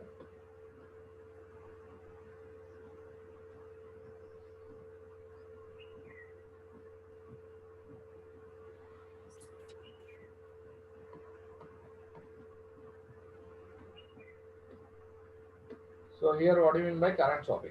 So what is actually the breaker is designed to break a fault current. Fault current is very high in magnitude. But here, while interrupting low magnitudes of currents, such as no load current of the transformer or inductor bank current or capacitor bank current, the current magnitude is very low, but the insulation that has been applied between the contacts will be very high. Okay, that's why before reaching current 0 point only, the arc current will reduce to 0. Okay, this phenomena is known as what? Current chopping. What is the effect of this current chopping means? Inductor, what is the property of inductor? Inductor does not allow sudden change in current. As it is not allowing sudden change in current, it may experience, so it will develop a prospective voltage across the breaker by formation of breaker capacitance. That is, half Li square is converted to half Cv square. So high prospective voltage may be appeared. If this prospective voltage is higher than the withstand capacity of the breaker, the arc will restrike. If it is lower the withstand capacity of the breaker, the arc will not restrike. Okay. So to avoid that, what we are doing? We are using the resistance switching. So whatever the energy stored in that inductor or capacitor will be dissipated in this resistance. Okay. Cleared your doubt? Yes, sir. Thank you, sir. Naga Vinita. Hello, sir. Ask your Sir, doubt. why critically damped is mostly preferred, sir? Because if you go for underdamped case, there are oscillations, yes or no? In case of underdamped resistance, there will be oscillations here. So the breaker contact may get damaged. If you go for overdamped, it will take more settling time. Okay. Critically damped will take less settling time and there will not be any oscillations. Okay, sir. Okay. Sajan Singh. Sir, in 6F,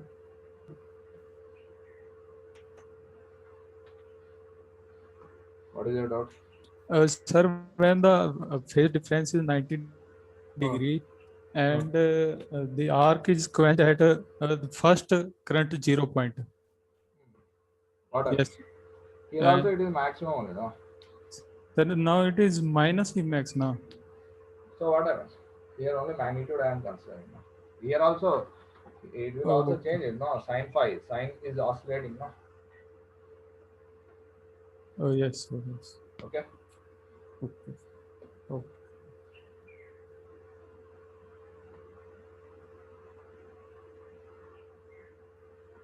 Tulasi. Hello, sir. Ask your doubt. Sir, in 2F, What is your doubt? sir, can you please explain about it? This black one is system voltage, okay? Okay, sir. And as we know, the fault current lags, I have already given, the fault current lags the system voltage by how much? 90 degrees. 90 because degrees. under fault, the circuit is highly inductive, okay? Yes, sir. So the current, arc current lags the voltage by 90 degrees. 90 degrees. And arc voltage and arc current are in phase because arc power factor is what? Unity, okay? Okay, sir. Arc power factor unity. I am quenching the arc at this current 0 point, okay? Okay, sir. So if it is quenched at this point, once the arc is quenched at this point, this voltage to restore to this system voltage, because open switch, no. Ah. Once the switch is open, it should be same as the system voltage. Okay? Voltage. Yes, sir. But due to the inductance and capacitance, that is energy storage elements, there will be a restriking voltage or transient voltage will be appearing across the breaker contacts. Okay, sir. So that is known as restriking voltage. Okay. Once Sir, that why we are getting the VR in square wave form, sir? where this one, I I see. have already, while observe that arc properties. Constant. Arc is having negative temperature coefficient. Voltage Okay. across the arc is almost constant. I see. Okay. Okay. Sir, another doubt, sir. Sir, in 7F, What is the doubt? sir, here K1 represents the effect of armature reaction, sir. Yeah. Then K1 want to be 0.04, no, sir. No. 4% is lost. 96% is available. No. Oh, okay, sir. Sir, in 23F, sir. Hello, sir. 23. What is your doubt? In that problem, sir, question. What? All the voltages we want to take in VRMS, sir. Given voltage in VRMS. By default, the given observe whenever the values are given, this will be line to line voltage and RMS value. Line to line RMS value will be given in the question. That you need to here Vmax is asked, no. That's why you need to multiply with root 2 to Root get 2. into maximum value. Okay. This is phase RMS. If you divide with root 3, Two. you get phase RMS. Okay. Thank you, sir.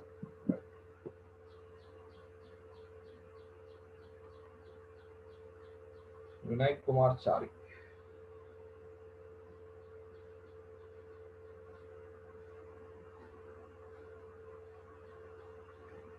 Yes, sir. We will take the remaining doubts later. Sir, Ask your doubt. sir, you're going too fast, sir. Can you next slow down? Okay. We are unable to make points, sir. Okay.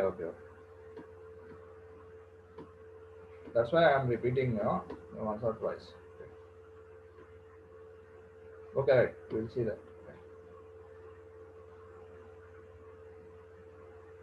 So take break. Come back at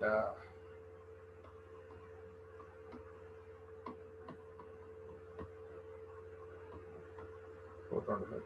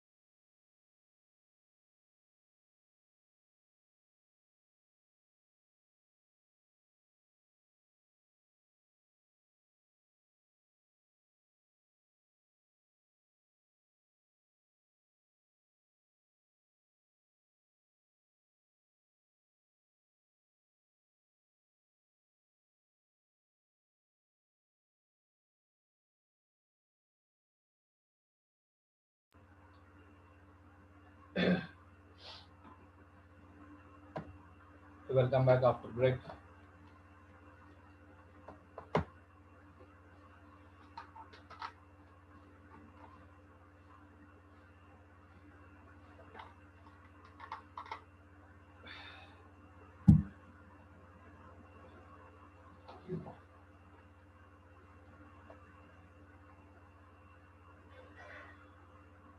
Okay, right. We have discussed about we are discussing about the current chopping phenomena.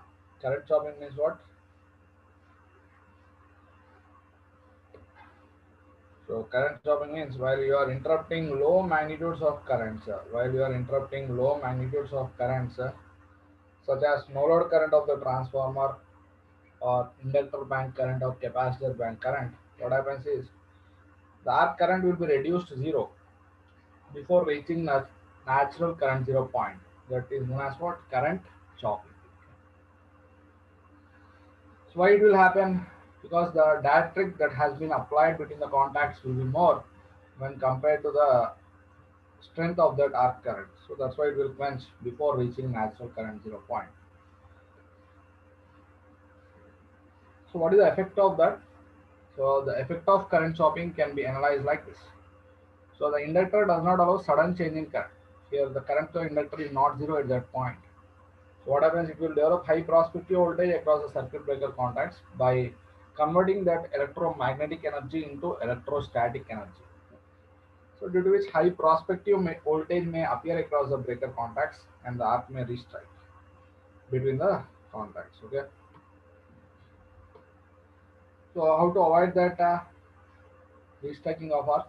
That can be done by using resistance switching.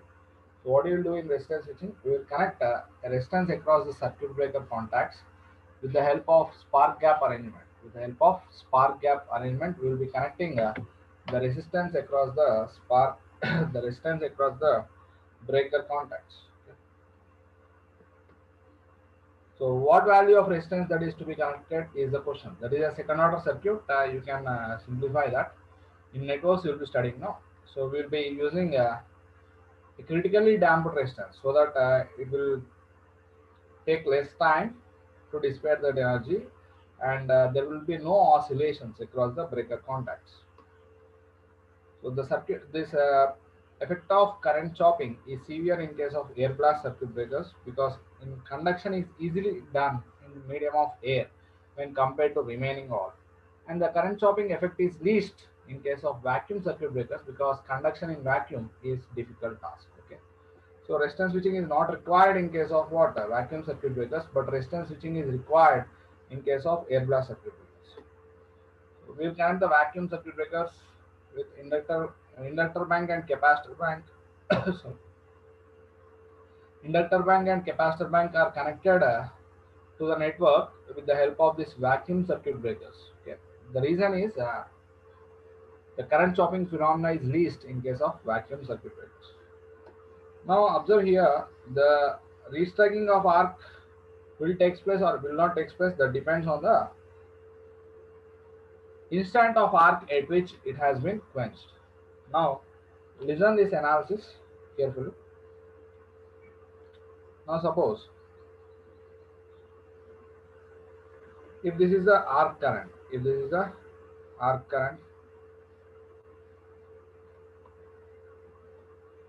and if this is the arc voltage.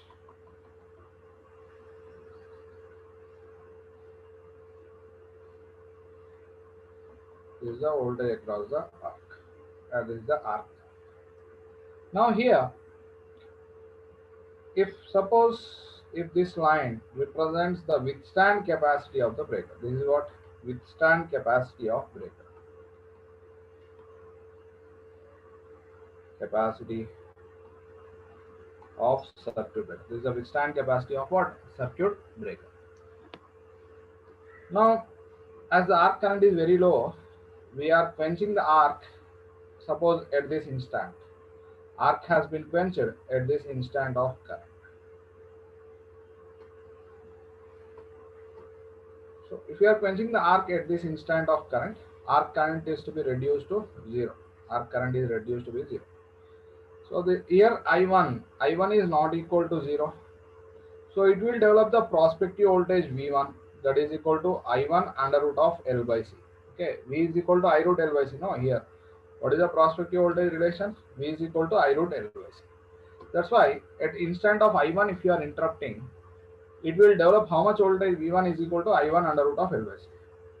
If that V1 is more than the withstand capacity of the breaker, if V1 is more than the withstand capacity of the breaker, this green line is withstand capacity of the breaker I have shown, then the arc will restrike again. Then the arc will restrike. So the arc will not be quenched. So the arc will restrike. And the voltage is same as what? Arc voltage. The voltage is same as arc voltage. But if the arc, suppose if you consider the next quenching of arc at this instant of current, at this instant of current, if the arc is being quenched, let it be I2. Let it be I2. At I2 point, the arc has been quenched. At I2, the arc has been quenched. So at that interval of I2, what will be the voltage developed across the breaker contacts? I2 is not equal to 0 here also. So V2 is equal to I2 under root of L by C. V2 is equal to I2 under root of L by C. So as I1 is less than I2, V1, I1 is not less than I2. I1 is greater than I2, V1 will be greater than V2. So V2 is less than V1 automatically. Suppose V2 is not more than withstand capacity. V2 is less than the withstand capacity of the breaker. So once V2 is less than withstand capacity of the breaker, the arc will not restrike. The arc current becomes what? 0. The arc current is maintained as 0. The arc current is maintained as 0. And the voltage appearing across the breaker contacts will be restoring to the system voltage. The voltage appearing across the breaker contacts will be restoring to what? System voltage. System voltage. Understood my point here? So whether the arc restrikes or not, that depends on whether the arc restrikes or not, depends on the instant of current at which it is being quenched. Whether the arc restrikes or not depends on what? Whether the arc restrikes or not, that depends on the instant at which the arc has been quenched.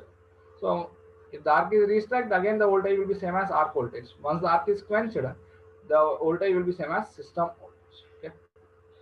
So whether the arc is restriking or not, it depends on what? The instant of current at which the arc is being quenched. So while you are using this relation, V is equal to I root L by C, while you are using this relation, V is equal to I root L by C, here the I value which you are substituting should be instantaneous value. Instantaneous value is to be substituted. Instantaneous value of current is to be substituted while we are using that formula. Okay, understood my point here? Now let us solve one problem based on this. Let us solve one problem based on this. A 132 kV circuit breaker, a 132 kV circuit breaker. A 132 kV circuit breaker is used to interrupt. 132 kV circuit breaker is used to interrupt. Used to interrupt a magnetizing current of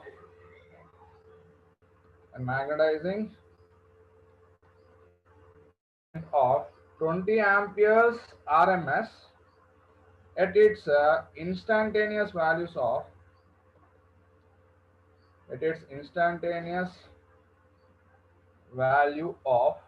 12 amperes. At its instantaneous value of 12 amperes.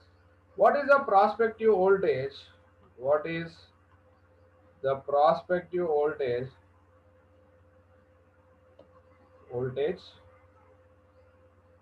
appearing across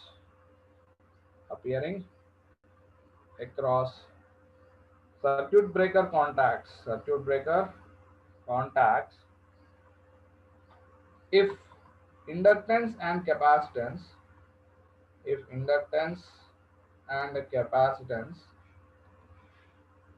up to circuit breaker location are 3 Henry and 0.01 microfarad.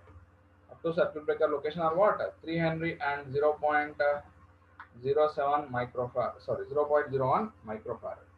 So now let us observe this question. What he has given in this question?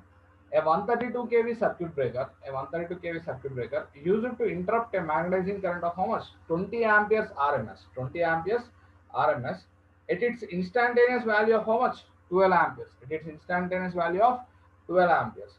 What is the prospective voltage appearing across the circuit breaker contacts? What will be the prospective voltage is asking to calculate if inductance and capacitance up to circuit breaker location are given.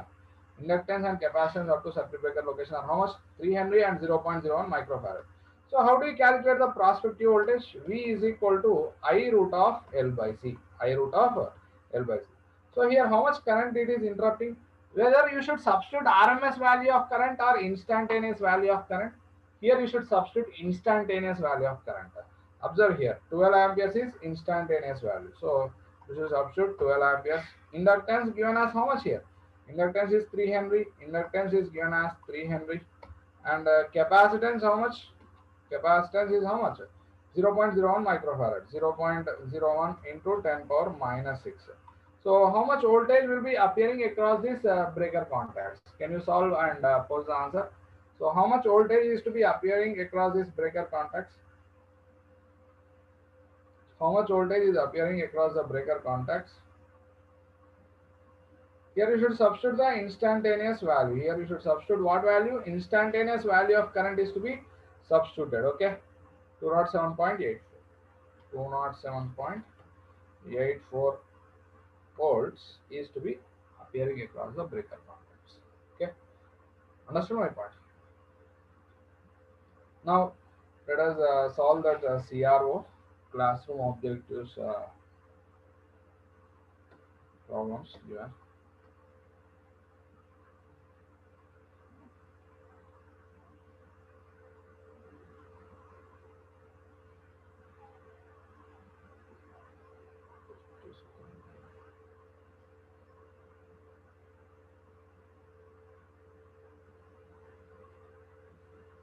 Second problem, if you observe, problem number 2, inductance and capacitance of the line are respectively 1 Henry and 0.01 microfarad. 1 Henry and 0.01 microfarad. If the instantaneous value of interrupted current is 10 amperes, what is the voltage across the circuit breaker contacts? What is the voltage across the circuit breaker contacts? So try to solve this. So what is given? Inductance 1 Henry, capacitance 0.01 microfarad. Current that is interrupted is 10 amperes. Now going to that CRO problem number 2.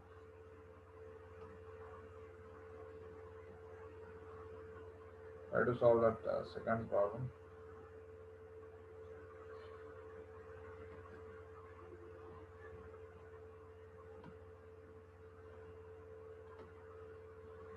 CRO problem number 2.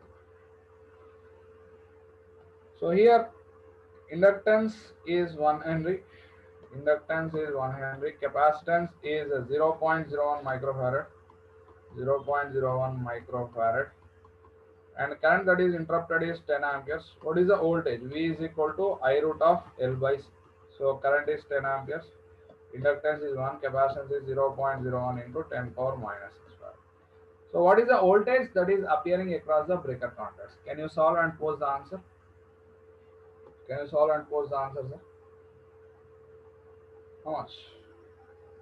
100 kV. 100 kV. 100 kV is the prospective voltage that is appearing across the breaker contacts. Got it? So now this is problem number 2. So answer is B, 100 kV. Now this B is the right answer. Second problem. After completion of this problem, try to solve problem number 6. Problem number 6. Try to solve this problem number 6. In a 220 kV system, inductance and capacitance up to the circuit breaker location are 25 millihenry and 0.025 microfarad. Inductance and capacitance up to circuit breaker location are how much? 25 millihenry and 0.025 microfarad respectively. the value of resistor required to be connected across the breaker contacts, which will give no transient oscillations. Which will give no transient oscillations. What will be the value of resistance that is to be connected across the breaker contacts? So what is the value of resistance? That is R is equal to 1 by 2 under root of L by C. L value here it is 25 millihenry. Capacitance is how much? 0.025 microfarad. Capacitance is 0.025 microfarad. Now I am going to that problem number 6.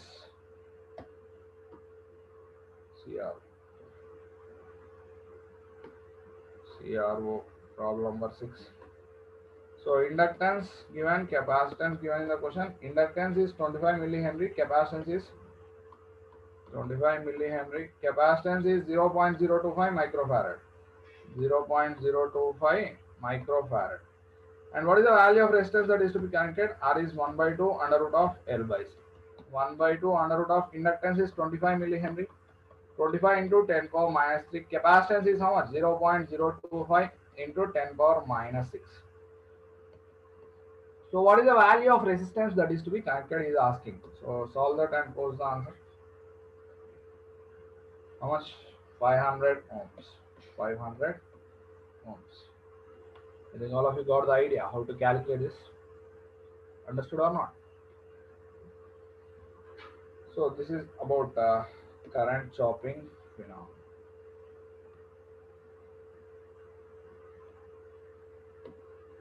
Now let us go for the next discussion, that is rating of circuit breaker. Now let us analyze about rating of circuit breaker.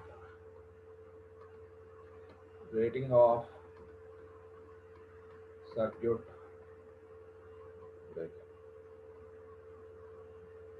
So what do you mean by rating of circuit breaker? If you observe the nameplate rating of the circuit breaker, listen carefully, sir. If you observe the nameplate rating of circuit breaker, what do you view? Here, first one is number of poles. Number of poles. Number of poles. If you observe, based on this number of poles, there are of two types. One is single pole circuit breaker. Single pole circuit breaker, and the other one is three pole circuit breaker. Three pole circuit breaker. There are two types of circuit breakers. One is the number of poles, okay, single pole and three pole circuit breaker. Now, what is the difference between single pole circuit breaker and a three pole circuit breaker? Let us analyze here. Difference between single pole circuit breaker and three pole circuit breaker. Let us analyze. So, in single pole circuit breaker, suppose if you consider three phases, in single pole circuit breaker, independent pole operation is possible. That means you can connect or disconnect R phase independently. You can connect or disconnect Y phase independently, and you can connect or disconnect B phase independently. This is circuit breaker of R phase, circuit breaker of Y phase, circuit breaker of B phase. Each phase has its own pole. Each phase has its own pole. Okay. Independent pole operation is possible in case of what? Single pole circuit breaker. But if you consider three pole circuit breaker, all the three phases, in case of three pole circuit breaker, all the three phases can be connected or disconnected into the network at a single throw. So here, in case of three pole circuit breaker, you can connect or disconnect all the three phases, R phase, Y phase, B phase, at a single throw like that. Okay. So there is independent pole operation is not possible in case of three pole circuit breaker, but independent pole operation is possible in case of what? Single pole circuit breaker. So what is the difference here? Single pole and three pole circuit breaker. Three pole circuit breaker. What is your observation here? Independent pole operation is not independent phase operation is possible in case of what? Single pole circuit breaker. Because if you observe here, you can connect or disconnect each phase independently. Okay, but in case of three pole circuit breaker, independent pole operation is not possible, is not possible.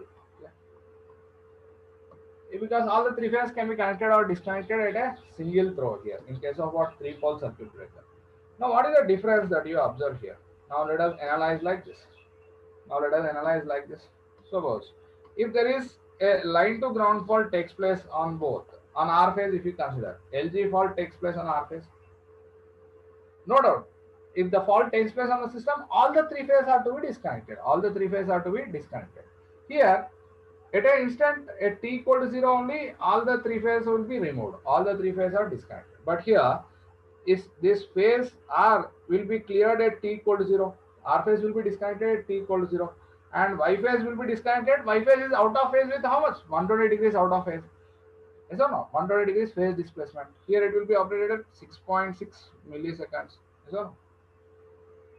B phase will be operated at some 13 milliseconds, 13.3 milliseconds. Okay.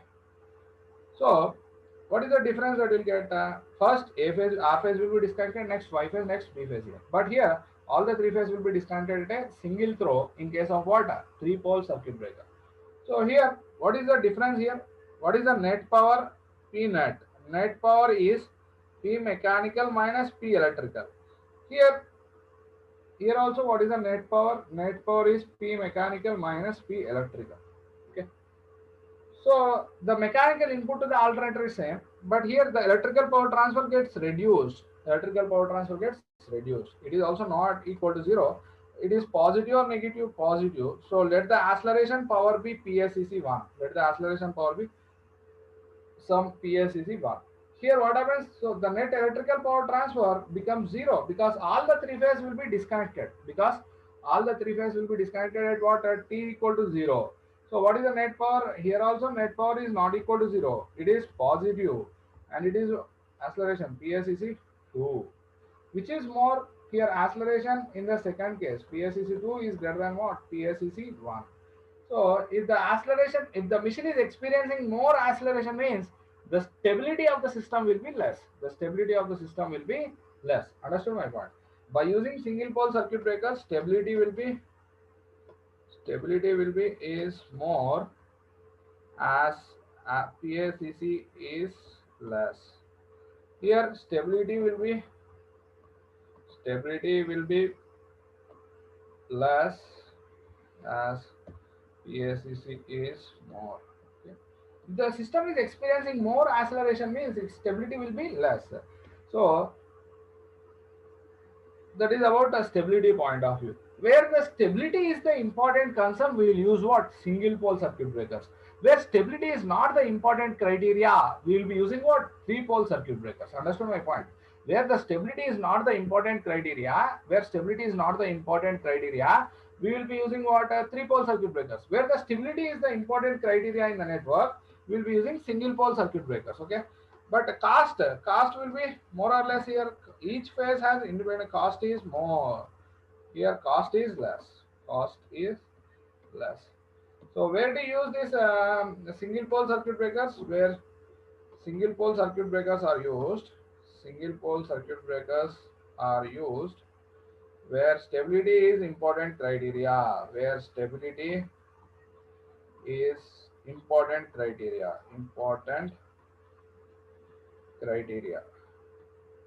Okay. And three pole circuit breakers are used where stability is not important criteria. Three pole circuit breakers are used where stability is not the important criteria.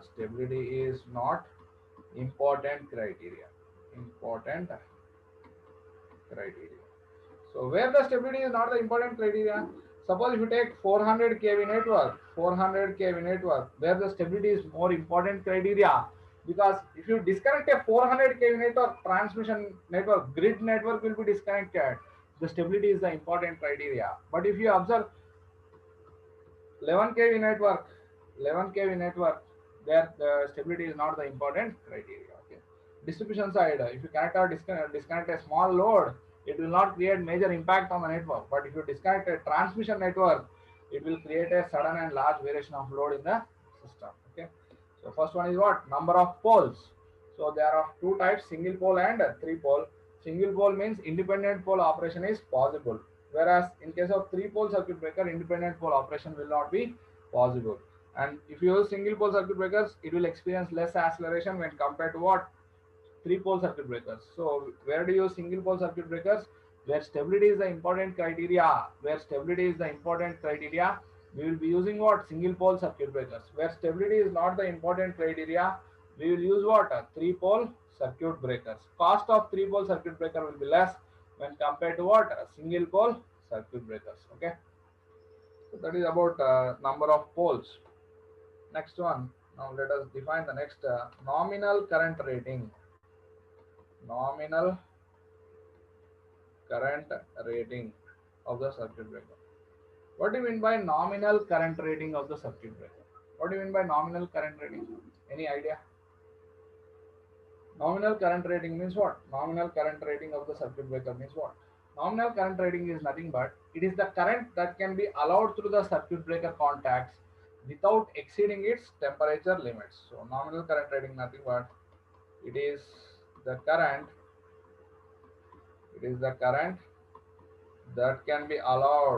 that can be allowed through the circuit breaker contacts without exceeding temperature limits. Okay, nominal current rating is nothing but what? It is a current that can be allowed through the circuit breaker contacts without exceeding its temperature limits. So even if you allow the nominal current through the circuit breaker contacts, temperature limits inside the circuit breaker will not raise. So for example, if it is given like this, a 132 kV three-phase oil circuit breaker rated 2000 MVA, 1600 amperes, 3 seconds. Okay. So here the 1600 amperes represents what? Nominal current.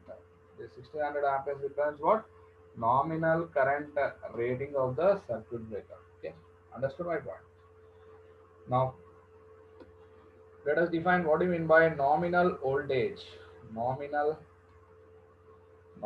voltage. So how do you define nominal voltage? And what do you mean by nominal voltage? Nominal voltage means what? Nominal voltage is nothing but it is the voltage experienced by the circuit breaker contacts. It is the voltage experienced by what? The circuit breaker contacts for most of the time. For most of the time, what is the voltage that is experienced by the circuit breaker contacts? Or it is the highest voltage that can be experienced by the circuit breaker contacts. Okay. So we can write that it is the voltage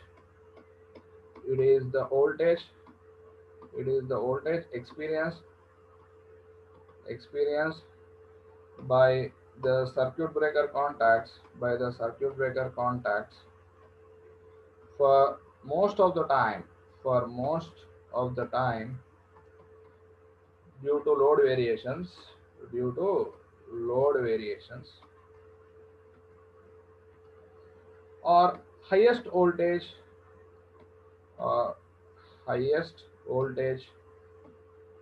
experienced by contacts for shorter duration. So how can you define the nominal voltage? It is the voltage experienced by the circuit breaker contacts for most of the time due to what? Load variations, or it will be the highest voltage experienced by the contacts for shorter duration. Okay. So this 132 kV will be the nominal voltage rating of that circuit breaker. Now, the important aspect is breaking current. The important aspect is what? Breaking current calculation. So what do you mean by breaking current of the circuit breaker? What do you mean by breaking current? Calculation of breaking current and making current. Very important, sir. Calculation of breaking current and making current of the circuit breaker. Okay. Calculation of breaking current and making current of the circuit. So what do you mean by breaking current first? So how can you define breaking current? Breaking current means what? Breaking current means what? So what do you mean by breaking current? What do you mean by breaking current, sir? Breaking current means what? It is the RMS value of current which is to be interrupted by the circuit breaker. It is nothing but it is the RMS value of current which is to be interrupted by the circuit breaker is known as what? Breaking current. It is the RMS value of current, RMS value of current which is to be interrupted by the circuit breaker, which is to be interrupted by the circuit breaker. So it is known as what? Breaking current. Breaking current is expressed in terms of what? RMS value. Okay. Now if you observe the fault current waveform, it consists of both. It consists of both AC component of current and DC component of current. It consists of both AC component and DC component of current. Yes or no? So it consists of both AC component as well as DC component. So if AC component is X and Y is the DC component of current, so how do you calculate the asymmetrical breaking current? This waveform is symmetrical or asymmetrical? Asymmetrical. So how do you calculate the asymmetrical breaking current? Asymmetrical breaking current. Here you need to include the effect of both AC component as well as DC component. So X by root 2 whole square plus Y square. In the networks we will be studying now when AC component and DC component are given, how to calculate the breaking RMS value. So asymmetrical breaking current. Here we say asymmetrical breaking current because it is not symmetrical with respect to what? Time. But calculation of this asymmetrical breaking current is very difficult because inclusion of the DC component of current is difficult. That's why what you will do, we will calculate the symmetrical breaking current only. We will calculate what? Symmetrical breaking current. In case of symmetrical breaking current, we will consider only AC component of current. We will consider only the AC component of current is considered, that is X. So if the only AC component of current is considered, what is the symmetrical breaking current? How do you calculate the symmetrical breaking current? Symmetrical breaking current is what? X by root 2. Understood my point? So inclusion of the DC component is difficult. That's why what you do? First we will calculate the symmetrical breaking current. If at all you want to calculate the symmetrical breaking current, multiply with 1.6. We will multiply with 1.6 to calculate what? Asymmetrical breaking current. So once you calculate the symmetrical breaking current, multiply with 1.6 to get what? Asymmetrical breaking current. Understood my point? Okay. This 1.6 here to include the effect of the DC component of current, we will multiply with 1.6. So what do you mean by breaking current? It is the RMS value of current which is to be interrupted by the circuit breaker. It is the RMS value of current which is to be interrupted by the circuit breaker is known as what? Breaking current.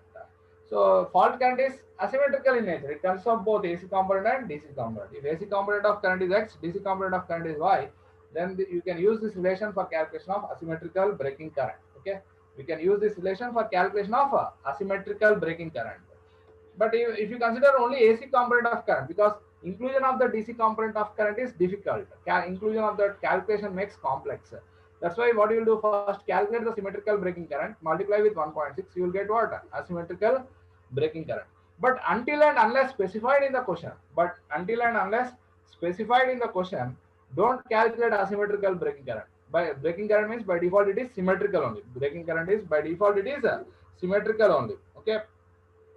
If it is specified only, you go for that asymmetrical breaking current calculation. Otherwise, it is symmetrical only. Okay.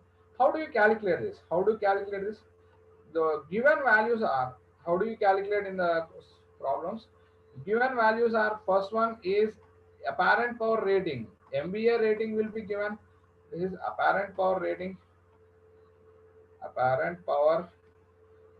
Or the short circuit MVA at breaker location. Short circuit MVA rating will be given in the question. Short circuit MVA is given in the question. And the second one is voltage, line to line kilovolts.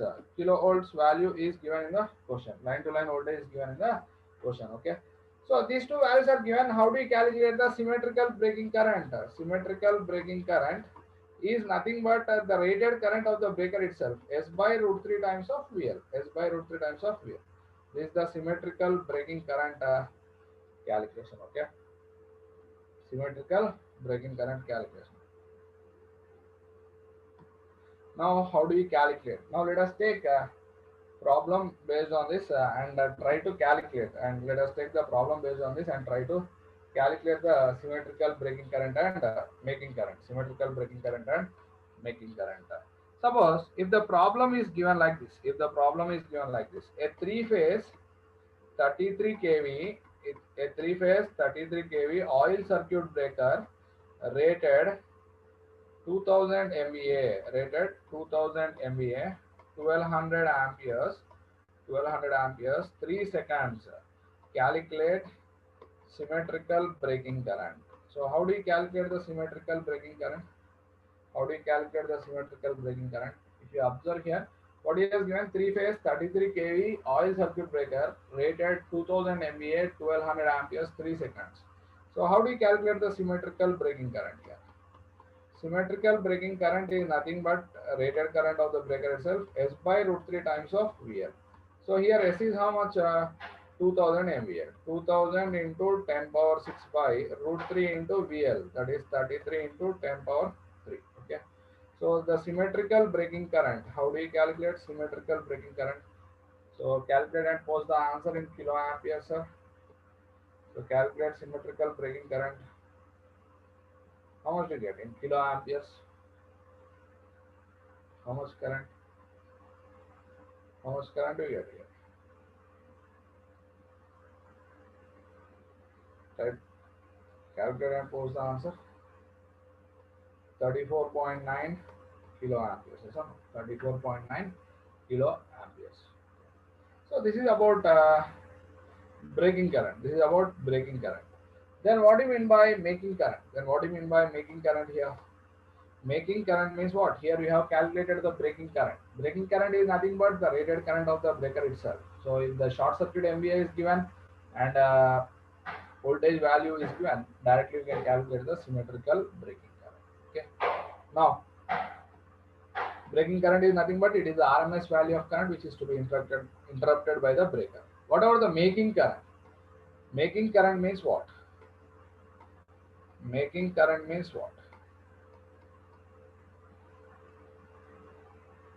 Now, initially the circuit breaker is open. Suppose initially the circuit breaker, now the circuit breaker contacts are open. Here the circuit breaker is open. Now the resistance, inductance and capacitance. This is the transmission line. Now the circuit breaker contacts are to be closed. So whenever the circuit breaker contacts are closed under the fault, so it will also experience a transient condition and steady state condition. So there will be both AC component of current as well as what? DC component of current. AC component of current and DC component of current. So how do you what do you mean by making current? Making current means what? Making current means it is nothing but it is the maximum value of current that can be allowed through the circuit breaker contacts whenever the contacts are just closed. So whatever this maximum value of current, is known as what? Making current. So how can you define making current? Making current is nothing but it is the maximum value of current that can be allowed through the circuit breaker contacts when the contacts are just closed. So how can you define? It is the maximum value of current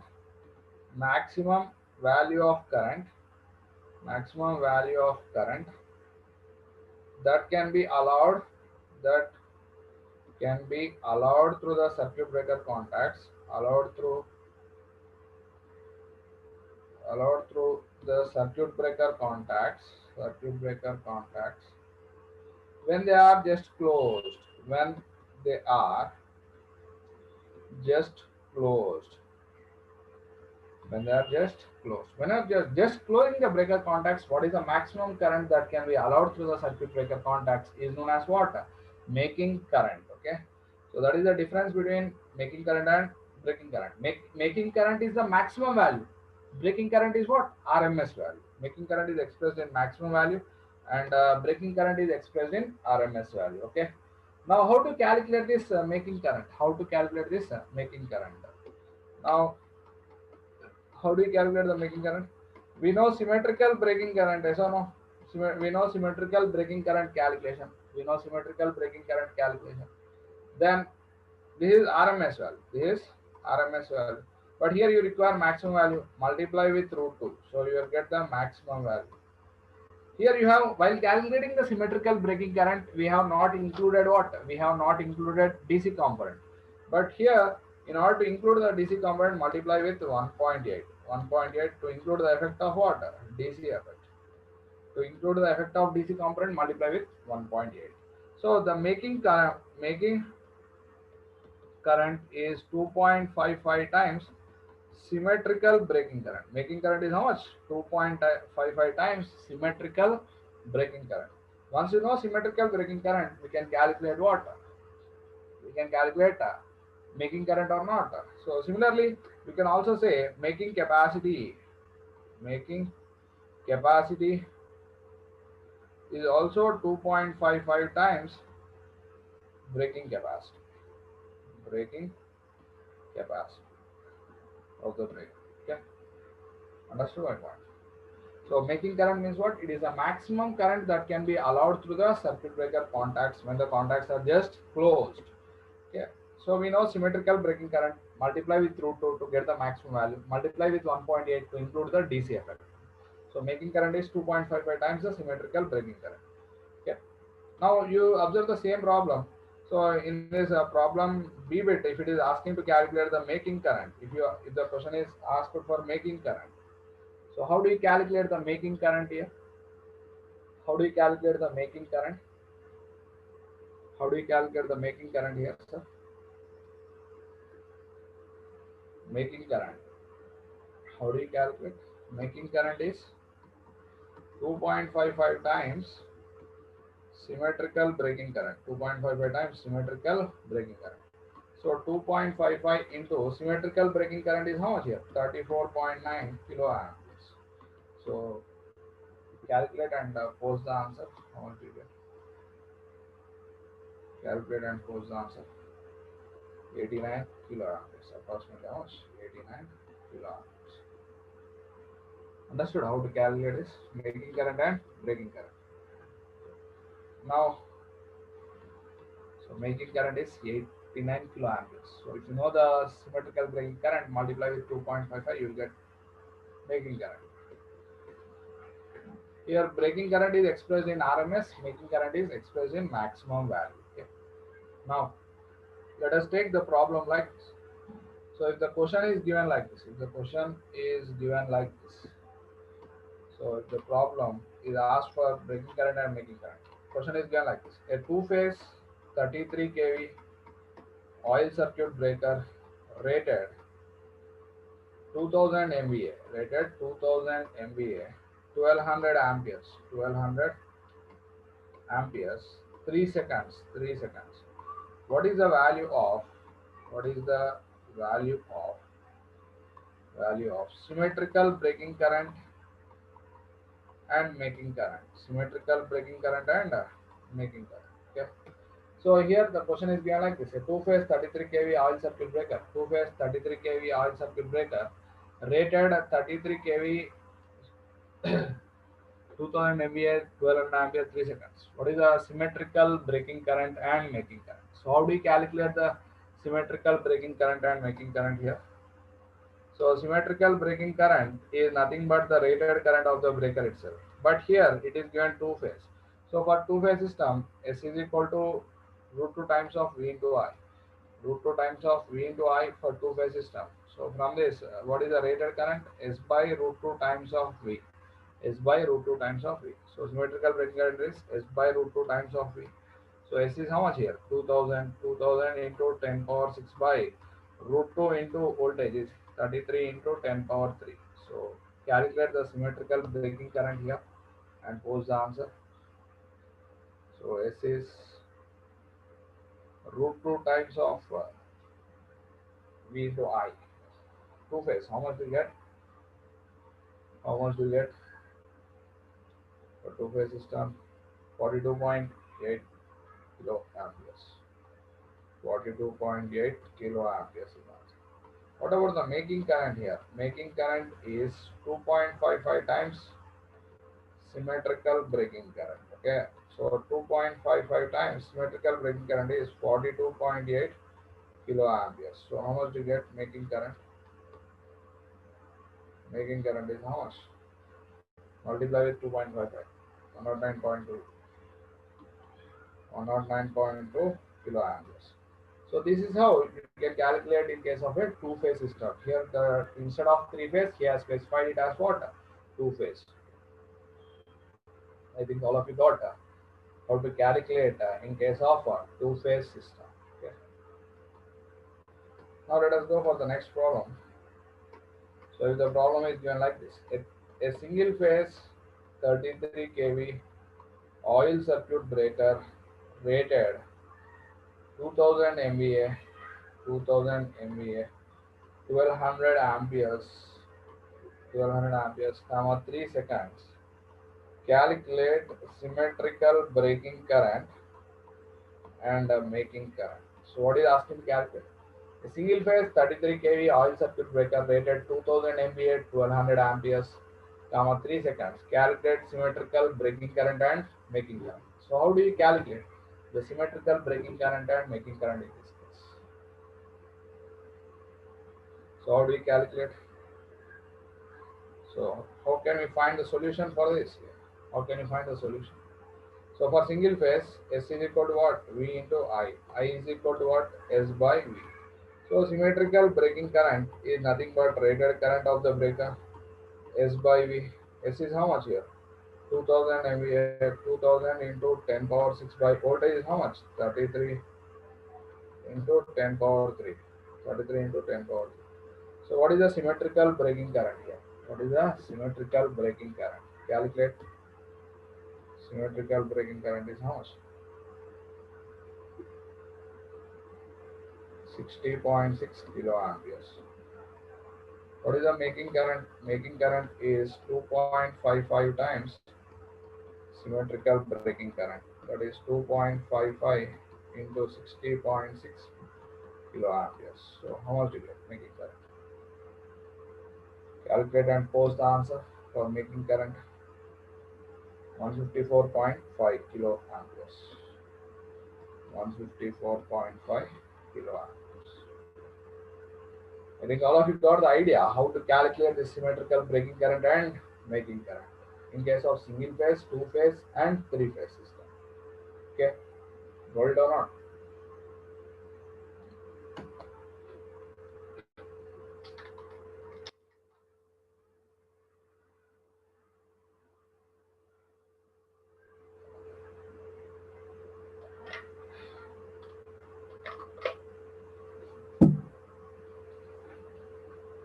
Got the idea? Okay, now just wait.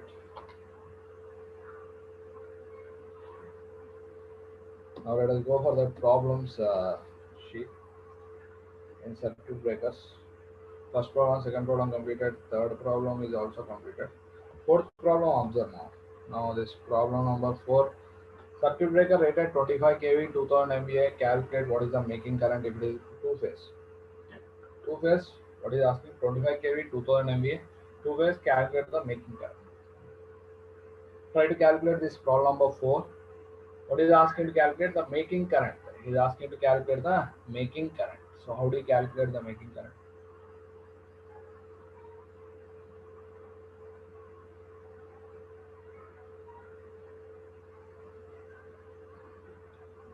Making current.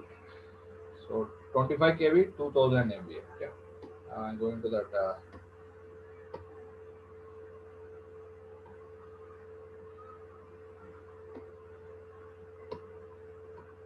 25 kV, 2000 MVA. Problem number 4.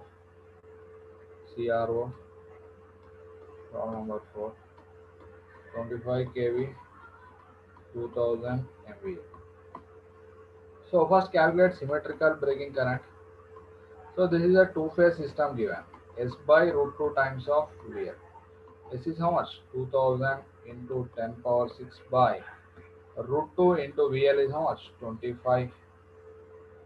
So 25 into 10 power 3. So how many kiloamperes of current you get? This is symmetrical breaking current. But he is asking to calculate the making current. He is not asking breaking current. He is asking making current.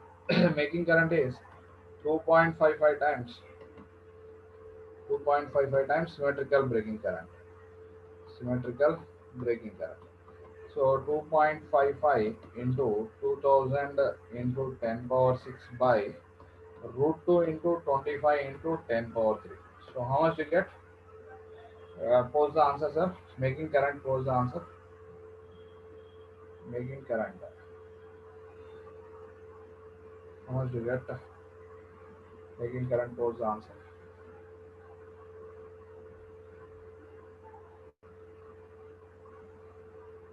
One 44 kiloamperes.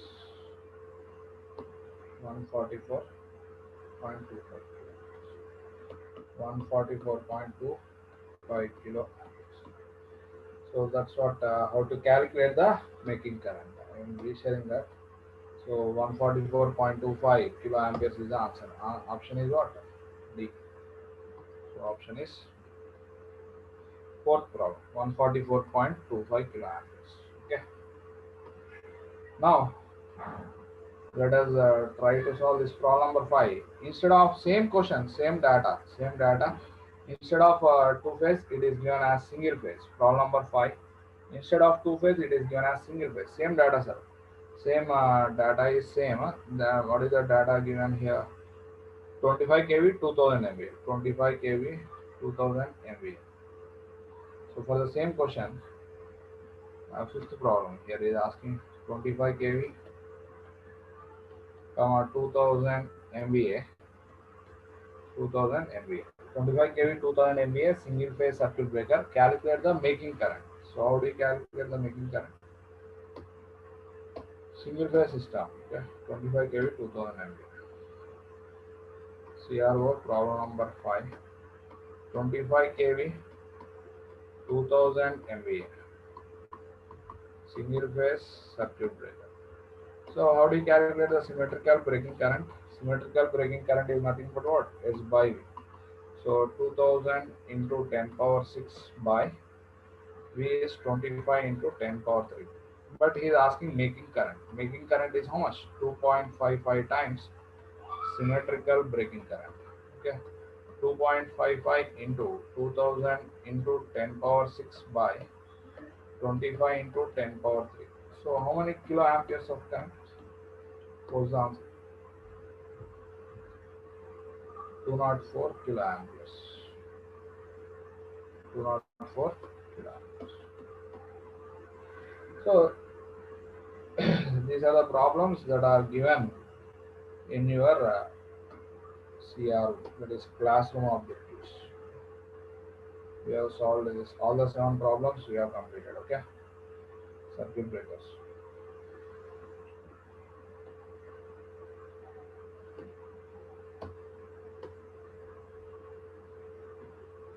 I think all of you got the idea how to calculate the symmetrical breaking current and making current. Very important, sir. Problems may be asked based on this symmetrical breaking current calculation and making current calculation. So now, let us see what is the purpose of line isolator.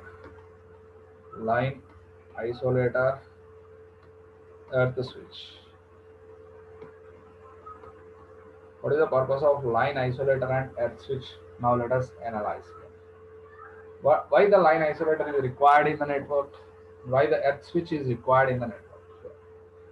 So here if you observe, the spacing between the contacts of circuit breaker is the circuit breaker. Here the spacing between the contacts of circuit breaker will be narrow. The spacing between the contacts of the circuit breaker will be less. But for doing the maintenance, if you want to do the maintenance activity on the network, you should give more clearance. More clearance is required, no? So if the spacing is less, if it is restrained, it is resulting in loss of human life. It is resulting in loss of human life. Yes or no? So to avoid the loss of human life, that is to provide the more clearance is to be required. More clearance is to be required. That more clearance is provided by isolator. Okay. So here the spacing between the contacts of isolator will be greater than the spacing between the contacts of circuit breaker. Okay. So what is the purpose of isolator? Isolator purpose is to provide more clearance for doing the maintenance activity. Okay. The purpose of isolator, the purpose of isolator is to provide more clearance, more clearance for doing the maintenance activity, for doing maintenance activity. For doing maintenance activity, we need to give more clearance. That can be done by what? Isolator. And one more important point here is isolator should be always operated under no load condition only. Okay, it will not have any braking capacity. Isolator should be always operated under what condition? No load condition only. Isolator is to be always operated under no load condition only. No load condition only. It should be always operated under what condition? No load condition only. That is I is equal to 0. At 0 current only it should be operated. What is the braking capacity of isolator? Isolator will not have any braking capacity. It is also known as AB switcher. So braking capacity of isolator is 0. Braking capacity of isolator is 0 MVA, you can say it as. Okay. Understood my point? So what is the purpose of isolator? To provide more clearance for doing the maintenance activity. Here the spacing between the contacts of isolator will be more when compared to the spacing between the contacts of circuit breaker. Okay. And what is the purpose of earth switch here? What is the purpose of earth switch? Earth switch purpose is what? So if you observe the network deals with energy storage elements. The network is dealing with what? Energy storage elements. So here the circuit breaker you have, and here you have isolator. The spacing between the contacts of isolator will be more when compared to circuit breaker. Now what is the purpose of earth switch? What is the purpose of earth switch? Earth switch purpose is what? The network is dealing with energy storage elements. What are the energy storage elements? Inductors and capacitors. If there is any energy stored in that if there is any residual energy stored in the network, if suppose if you are going to do the maintenance activity on that residual currents may pass through the human body to ground, and it may lead in loss of human life. To avoid that, this earth switch is being used for doing the maintenance. Okay. To discharge any residual currents present in the network into the ground, this earth switch is being used. It is connected in shunt or series. It is connected in shunt. Earth switch is connected in shunt. Earth switch is connected in shunt, and its purpose is to discharge any residual currents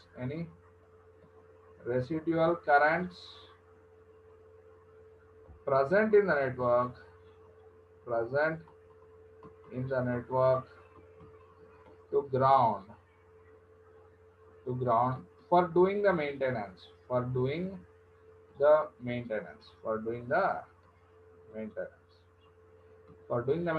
We need to close the earth switch. Okay.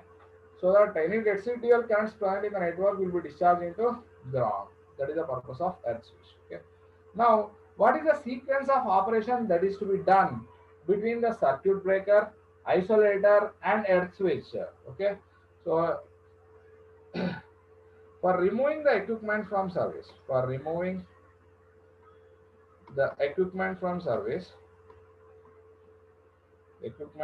from service. What is the sequence that is to be followed? What do you need to do? Step 1, open the circuit breaker. First, what do you need to do? First, open the circuit breaker. Open circuit breaker. Once the circuit breaker gets opened, what is the current? Current becomes 0. Next, open the isolator. Step 2, open isolator. Once isolator is opened, more clearance is done. Once the isolator is opened, in step 3, what you need to do? Close the earth switch. Close earth switch. Earth switch. Close the earth switch. Once this sequence is completed, you go and do the maintenance on the system. You go and do the maintenance on the apparatus. What you want to do? Okay.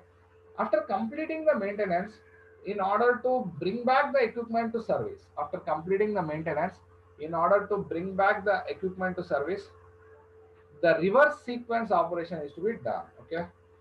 In order to restore or in order to reconnect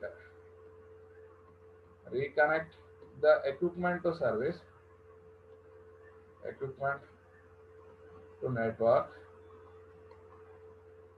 Step 1, what do you need to do? Step 1, here earth switch is closed. You need to open the earth switch. Open earth switch. Open the earth switch. In step 2, what do you need to do? In step 2, close the isolator. Close isolator. In step 3, what do you need to do? Step 3, what do you need to do? Close the circuit breaker. Close the circuit breaker. Here, wrong sequence operation should not be done. Here, you should not do the wrong sequence operation. What happens if you do the wrong sequence operation? If you go for the wrong sequence operation, what happens, sir? If you close the circuit breaker and the isolator, keeping the earth switch closed, if you are closing like this, if you are doing like this, if you close the circuit breaker and isolator and earth switch is closed, it will create a short circuit path or not? It will create a short circuit path.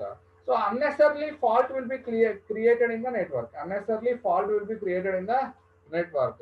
So to avoid the wrong sequence operation between these three elements, in order to avoid the wrong sequence operation between these three elements, interlocking between those elements can be done. Interlocking between those three elements can be possible. Okay.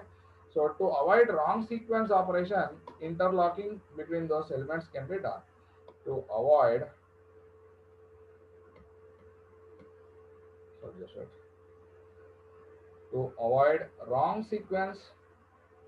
wrong sequence operation between circuit breaker, isolator and earth switch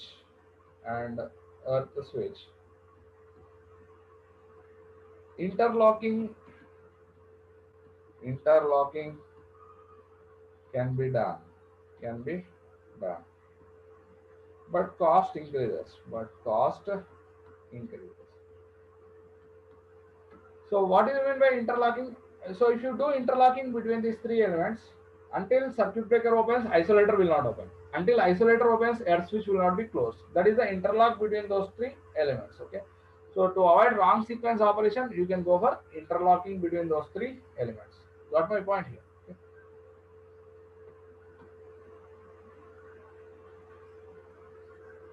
Now, let us discuss about types of circuit breakers based on based on insulation. Types of circuit breakers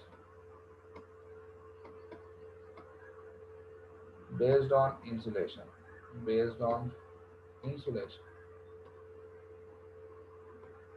Medium. Based on insulation medium, what are the different types of circuit breakers that we have?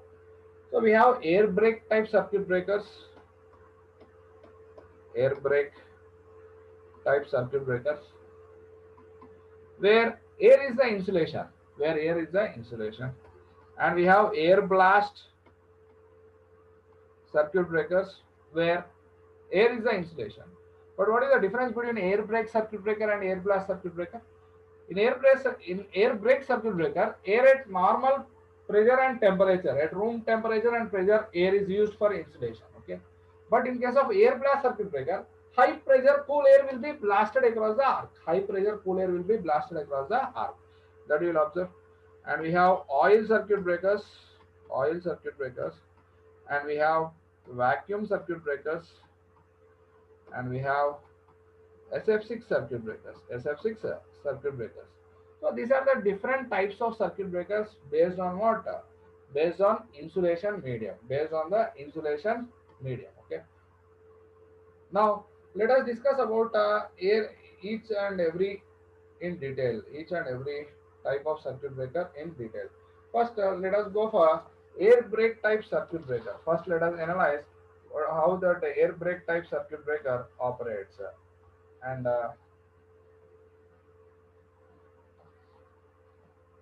details about that air brake circuit breaker, let us analyze. First one is what's up?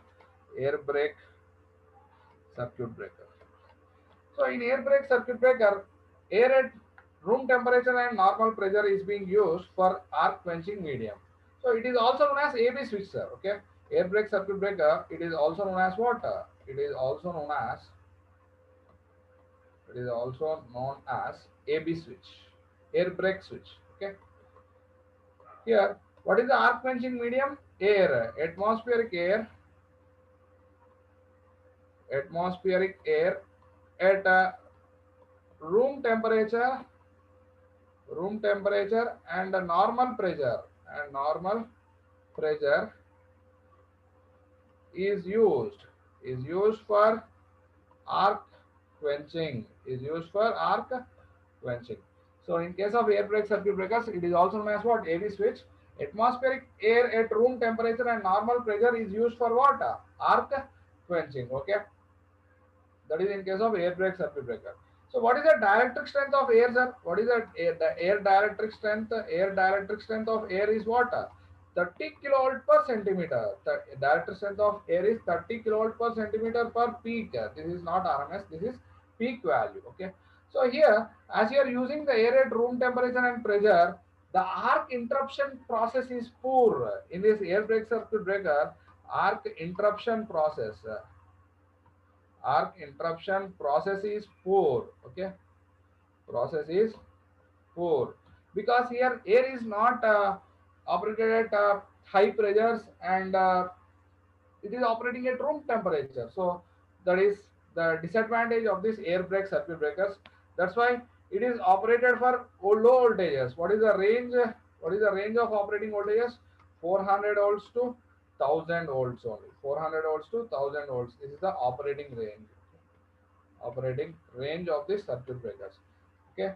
Now, in case of air brake circuit breaker, what is your observation? Air at normal pressure and temperature. Air at normal pressure and room temperature is used for arc quenching medium, for quenching of the arc. Okay. Dielectric strength of air is also having a dielectric strength, that is 30 kilovolt per centimeter per peak. Here arc interruption process is poor or superior? Poor, because here it is not the compressed air, it is at normal temperature and pressure. That's why the operating voltages are low, that is 400 volts to 1000 volts only we can use this. Okay. It is also known as AB switch. Objective type question may be asked. Okay. Now let us go for the second one. Second one is what? Air blast circuit breaker. Second one is air blast circuit breaker. Now coming to this air blast circuit breaker, here what you will use, sir? Here you will be using high pressure air will be blasted in the arcing chamber for arc interruption. What you will use here? High pressure air will be used for quenching of arc. High pressure air is blasted into arcing chamber for quenching of arc.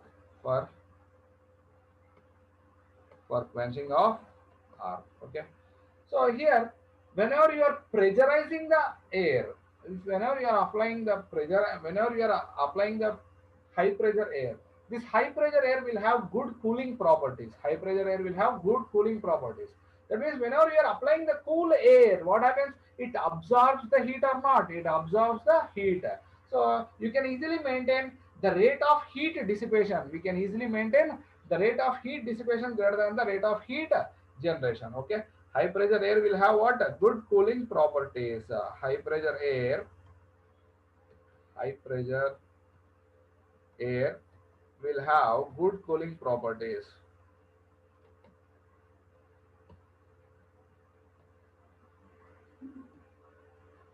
Cooling properties. Yeah. And at what pressure you will maintain? This high pressure air is maintained at condensation point, maintained up to condensation point, where this gaseous molecules will be converted into water, liquid form, where this gaseous molecules will be converted to liquid form. Okay. So high pressure air high pressure air will be maintained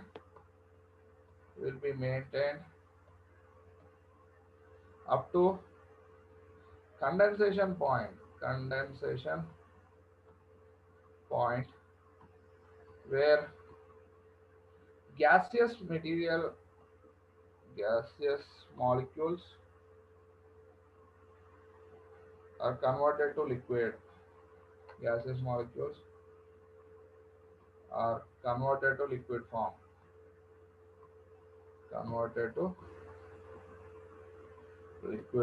Okay. So what is the operating pressure? At what pressure this air will be blasted across the arc? Operating pressure of this air blast circuit breaker will be around 20 to 30 kilogram per centimeter square.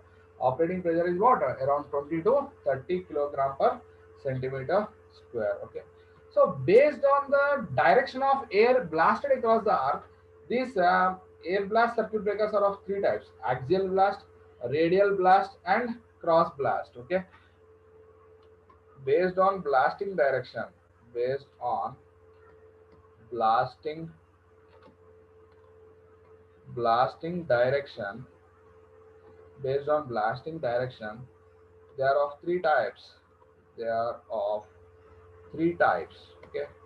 What are those three types of air blast circuit breakers, sir? One is axial blast circuit breaker. First one is what? Axial blast circuit breaker. So axial means the air is blasted across the arc in an axial direction. Suppose this is a fixed contact and moving contact. So whenever the fixed contact and moving contact are separated, there will be formation of arc. In order to quench the arc, here the arc is blasted in an axial direction to that of air is blasted across the arc in an axial direction in order to quench the arc. Then you can say it as an axial blast circuit breaker. Okay. Next one is a cross blast circuit breaker. Okay. Cross blast circuit breaker. So in case of cross blast circuit breaker, in order to quench the arc, a high pressure cool air is blasted across the arc in a perpendicular direction. This is fixed contact and this moving contact are separated, and here the arc has been stuck between these two contacts. High pressure cool air is blasted across the arc in perpendicular direction. Okay. In perpendicular direction to that of arc, high pressure cool air will be blasted. High pressure cool air is blasted across the arc in perpendicular direction. Okay. Now what about radial blast circuit breakers? Radial blast circuit breakers. Coming to the radial blast circuit breakers. In radial blast circuit breakers, how the air is blasted across the arc? Whenever the fixed contact and moving contact are separated, there will be formation of arc. In case of radial blast circuit breaker, high pressure cool air will be blasted across the arc in perpendicular direction, and this air is leaving the chamber in axial direction. Okay. High pressure cool air is blasted across the arc in perpendicular direction and it is leaving the chamber in axial direction. Then we can say that radial blast circuit breakers. Okay. Here air is blasted across arc in perpendicular direction, perpendicular, so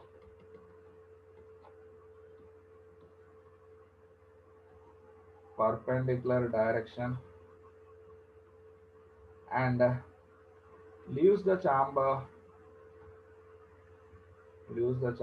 in axial direction, in axial direction. In case of what, radial blast circuit breaker, okay, in case of radial blast circuit breaker. Whereas in cross blast circuit breaker, here air is blasted in perpendicular direction, in perpendicular direction.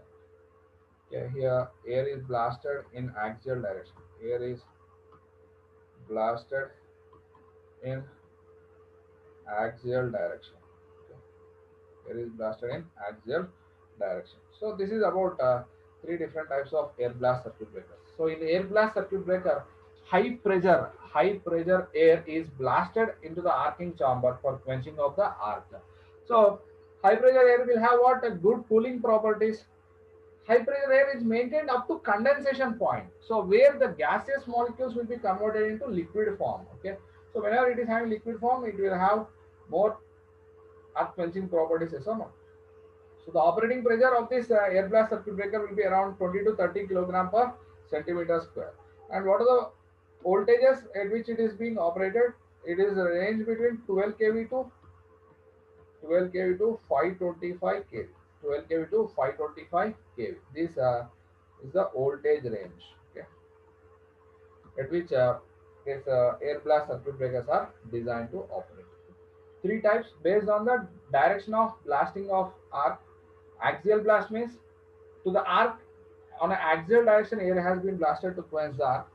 Cross blast means in perpendicular direction. Radial blast means air will be exerted on a perpendicular direction and leave the chamber in an axial direction. Okay. So this is about air blast type circuit breakers. Now let us go for oil circuit breakers. Oil circuit breakers. So how the oil circuit breakers are designed to operate, how the oil circuit breakers are designed to operate. Now let us see. So in case of oil circuit breaker, insulating oil or transformer oil is used for arc quenching medium. What do you use here? Insulating oil, or you can also say transformer oil. Transformer oil is used for arc quenching medium. Okay, arc quenching medium. So transformer oil or insulating oil is used for what? Arc quenching medium. So what happens in case of oil circuit breakers? In case of oil circuit breakers, whenever the fixed contact and moving contact are separated,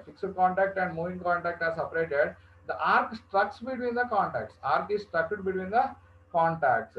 So what happens here? This chamber is filled with what?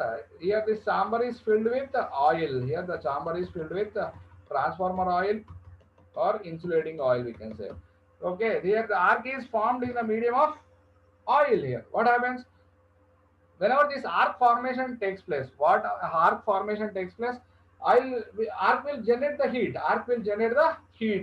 And whenever this arc is developing the heat energy, the transformer oil gets decomposed into gas, and it will result in formation of gas bubble. And here what happens? Gas bubble formation takes place, okay. What is happening when the contacts are separated? When contacts are separated, arc structs between the contacts,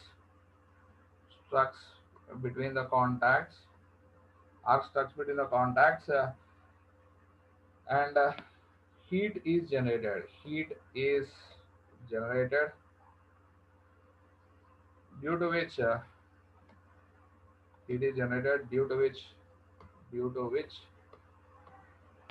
oil gets decomposed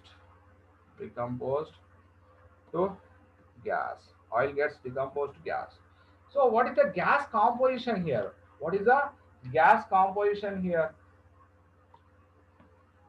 So major composition is hydrogen. Nearly 70% is hydrogen gas. 5% is methane. 5% is methane. 22% is acetylene, and 3% is ethane. 3% is ethane. Okay. So this gas consists of 70% hydrogen, 5% methane, 22% acetylene, and 3% ethane gas. So majority portion is contributed by which gases? 70% is hydrogen gas. So hydrogen gas cools the arc. What is the property of hydrogen here? Hydrogen gas cools the arc. Hydrogen gas will cool the arc, and this hydrogen gas will push the oil in between the contacts. What this hydrogen gas will do? Hydrogen gas pushes oil between the contacts to remove the arcing products. Okay. To remove the arcing products, what does this hydrogen gas does? 70% is hydrogen gas, so it cools the arc. Once it cools the arc, we can maintain the rate of heat dissipation greater than the rate of heat generation. That is the cooling property that can be obtained by hydrogen gas. That is the cooling property that can be obtained by what? Hydrogen gas. And it, due to turbulence force, it pushes the oil in between the contacts. It pushes the oil between the contacts to remove the arcing products. Okay. That is advantage with this hydrogen gas. Okay. But what are the disadvantages? Disadvantages of this oil circuit breaker. So there is a risk of fire. Yes or no? Risk of fire will be there. And it may form in an explosive mixture. May be forming due to that oil that is taking place in the tank. And there are arcing products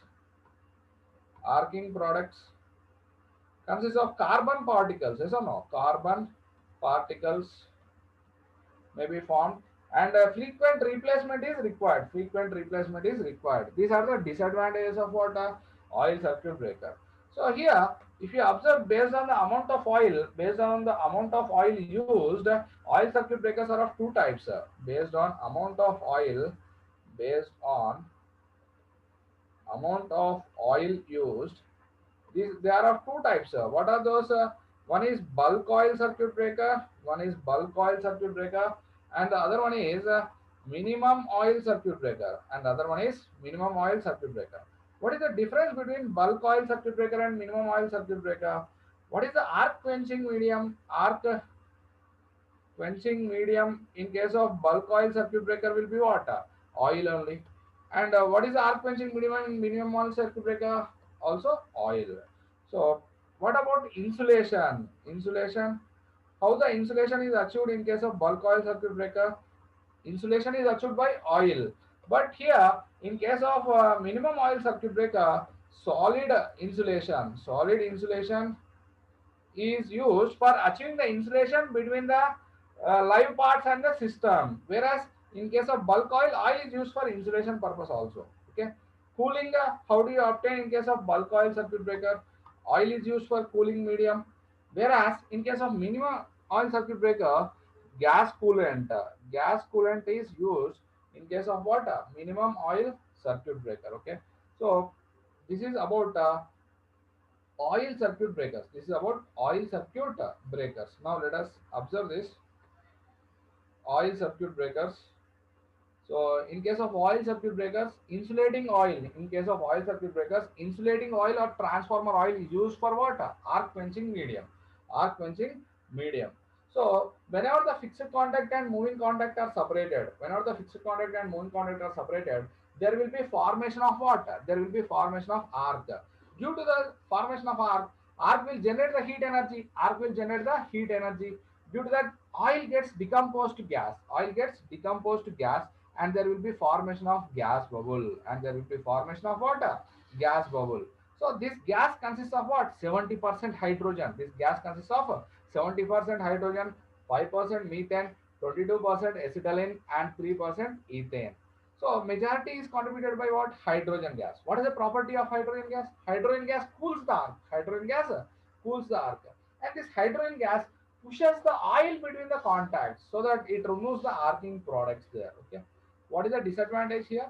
Risk of fire is there. Risk of fire and explosive mixture may be formed whenever this reacts with air, and arcing products are resulting in carbon particles, so frequent replacement is required. So these are the disadvantages. Okay. Now, based on the amount of oil used, there are two types of circuit breakers. One is bulk oil circuit breaker and the other one is minimum oil circuit breaker. One is bulk oil and the other one is what? Minimum oil circuit breaker. So in bulk oil circuit breaker, arc quenching medium is what? Oil. In minimum oil circuit breaker, arc quenching medium is also oil only. But insulation from the live parts, of the system, how the insulation is achieved in case of bulk oil circuit breaker? Oil. But minimum oil circuit breaker, solid insulation is used. Cooling of arc. How do you get the cooling of arc? Cooling mechanism here. In case of bulk oil circuit breaker, oil only. But in case of minimum oil circuit breaker, gaseous coolant is used. Okay. So this is about oil circuit breaker. Okay. Oil circuit breaker. Now, let us go for vacuum circuit breaker. Now, let us analyze about vacuum circuit breaker. How these vacuum circuit breakers are constructed and how the arc is being quenched. This is somewhat different from the remaining circuit breakers. Now, ideally, vacuum means what? Ideally, vacuum means zero pressure. Ideally, vacuum means zero pressure or 0 mm of Hg, or you can also say 0 torr. Ideally, vacuum means zero pressure, sir. Ideally, vacuum means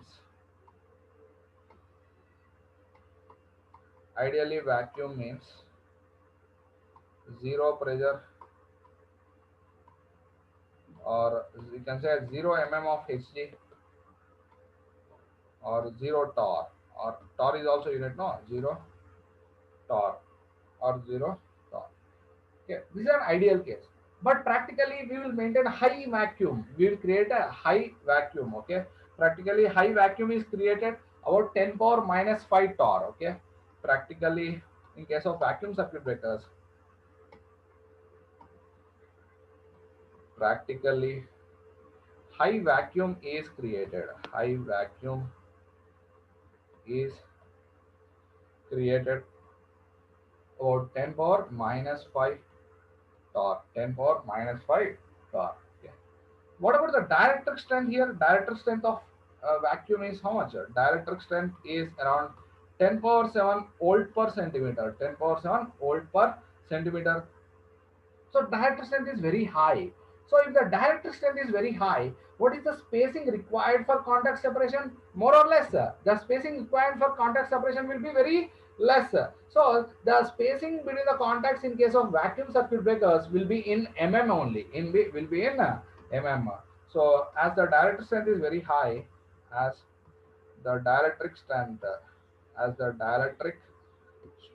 is very high, spacing between the contacts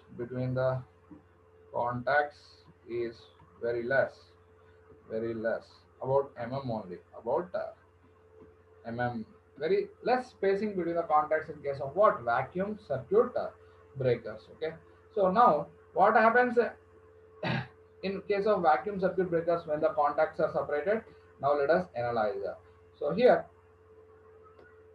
what happens if the contacts are separated in case of vacuum circuit breakers? So are there any gaseous molecules present in case of vacuum? No. Okay. In case of vacuum,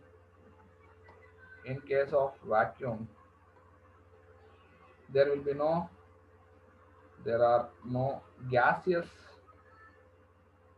atoms present. Okay. So when the contacts are separated, why the arc is striking between the contacts if there are no gaseous atoms? So in case of vacuum circuit breakers, why the arc is striking between the contacts when the contacts are separated here? Just observe. Suppose these two are the fixed contact and moving contacts, like this. So, why the arc gets struck between the contacts when the contacts are separated in case of vacuum circuit breakers? Any idea? So there are no gaseous molecules present. There are no gaseous molecules present. Why the arc is getting struck? Why the arc is getting stuck between the contacts? Any idea? Here, high electric field intensity is not the reason. High electric field intensity is not the reason. What is the reason here? Whenever the fixed contact and moving contact are separated, metallic vapors are formed. Here, what happens? Metallic vapors are formed. Metallic vapors are formed due to what? Mechanical friction. Whenever the contacts are separated in the medium of vacuum, due to mechanical friction, what happens? Due to mechanical friction, metallic vapors will be released, and that will be the reason for arc formation. Okay, whenever contacts are separated,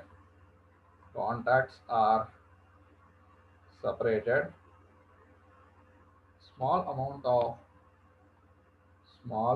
amount of metallic vapors are formed.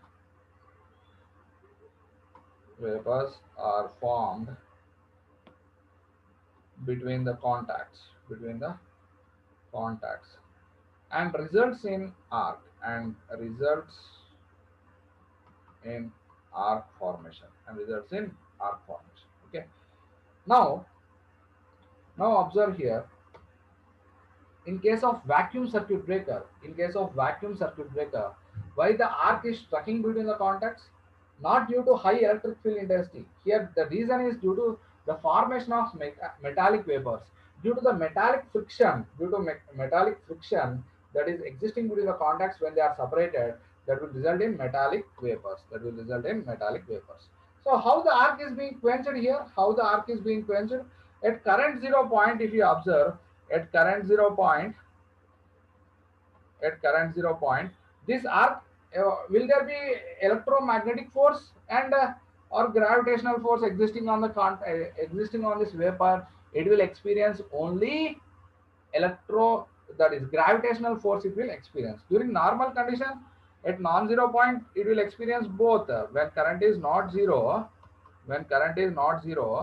metal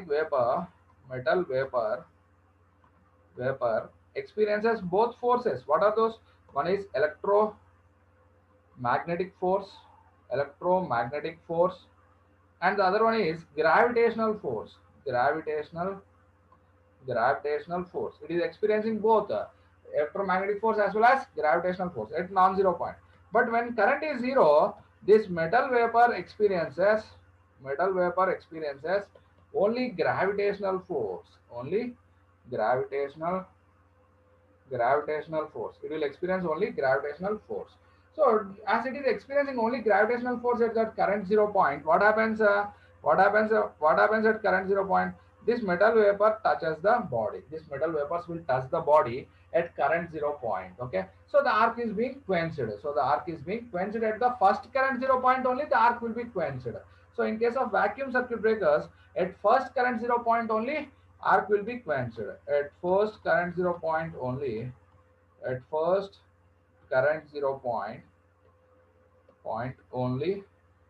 arc is quenched. So we can get first swing stability by using this vacuum circuit breakers. So we can get first swing stability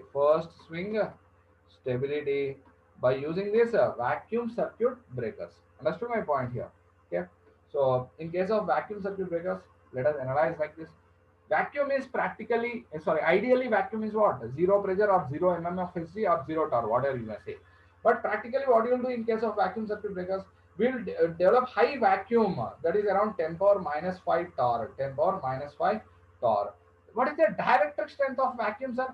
10 power 7 volt per centimeter. As a dielectric strength is very high. Here dielectric strength is low or high? It is very high. So the spacing required for contact separation will be less. So size of the circuit breaker will be also less. Okay. So why the arc is strucking between the contacts? Why the arc strucks between the contacts in case of this vacuum circuit breaker?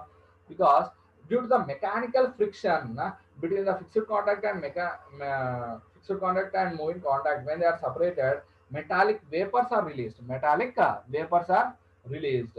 So these metallic vapors are the reason for arc formation in case of what? Vacuum circuit breakers. Okay.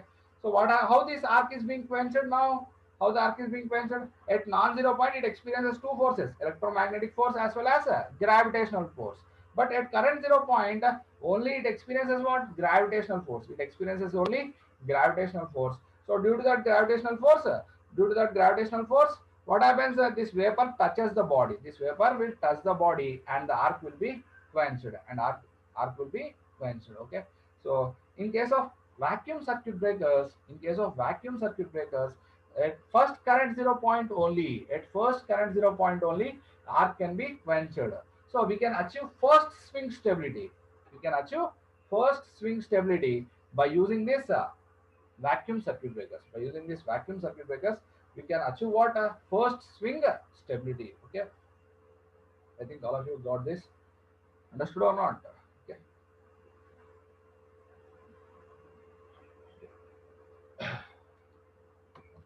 So we have discussed about air brake circuit breaker,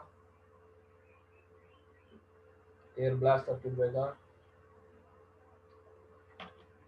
and vacuum circuit breaker. I have given the points regarding SFC circuit breaker in the first lesson.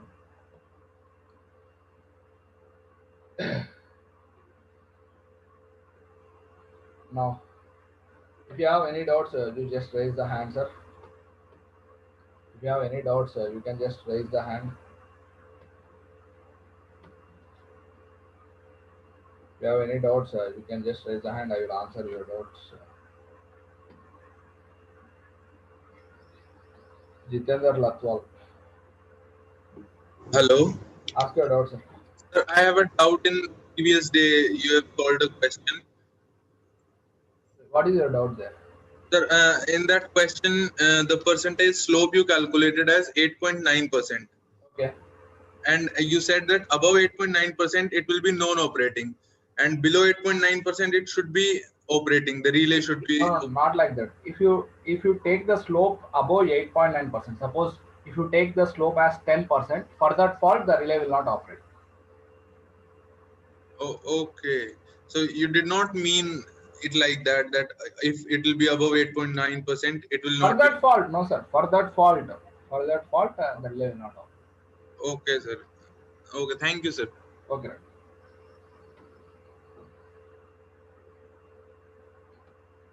Naga Vinita, Hello, sir. ask your doubts. Sir, in oil circuit breaker, the four gases released are that they won't react with each other, sir. Sir, that will. That's what that is a disadvantage. No, they may form the explosive mixture that I have given there. I mean, if they react with it, they form explosion mixture, no, sir. That's why no, the majority is hydrogen gas. No, here that will be only for shorter duration. No? Only for shorter Okay. instant of time. Okay, sir. That is a disadvantage there. I have given that explosive mixture it may resist. Okay, sir. Kushal, Yes, sir. Sir, in 45 years, how the stability will be defined of circuit breaker single pole and three pole? what do you want? Just wait. So, on 45 slide. Just wait, sir. Circuit breaker. Accidentally this has been Okay. closed. Just wait. Just wait.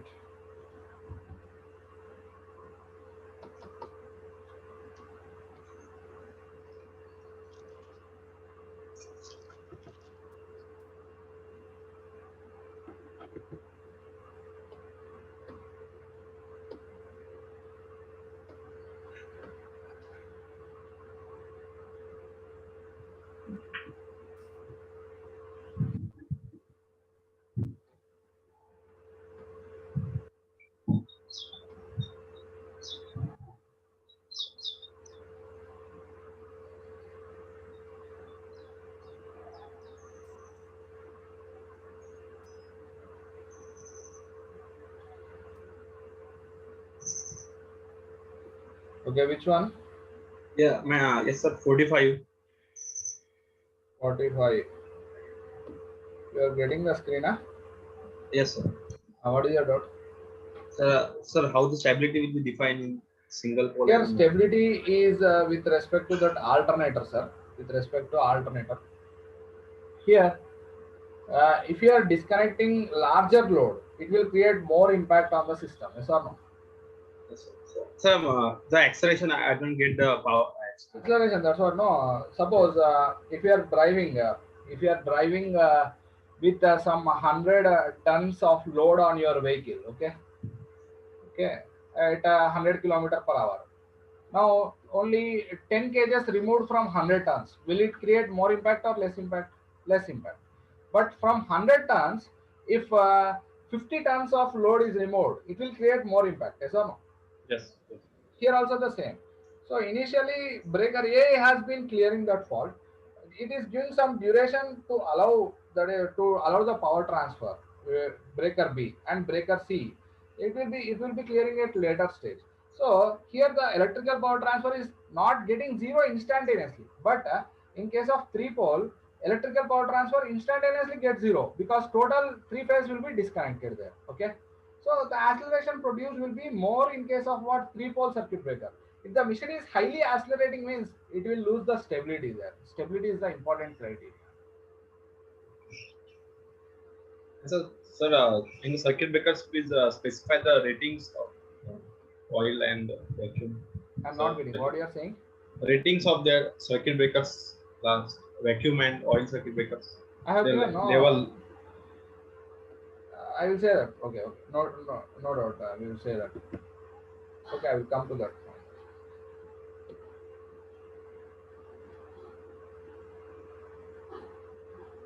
Anil Kumar.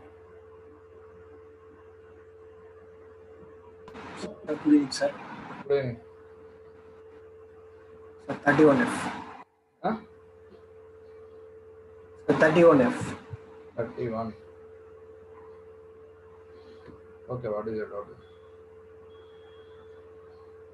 What is your doubt, sir? Sir, current chopping means, sir, suppose you are chopping a circuit breaker that need a above rated voltage only, it will be operated, no, sir.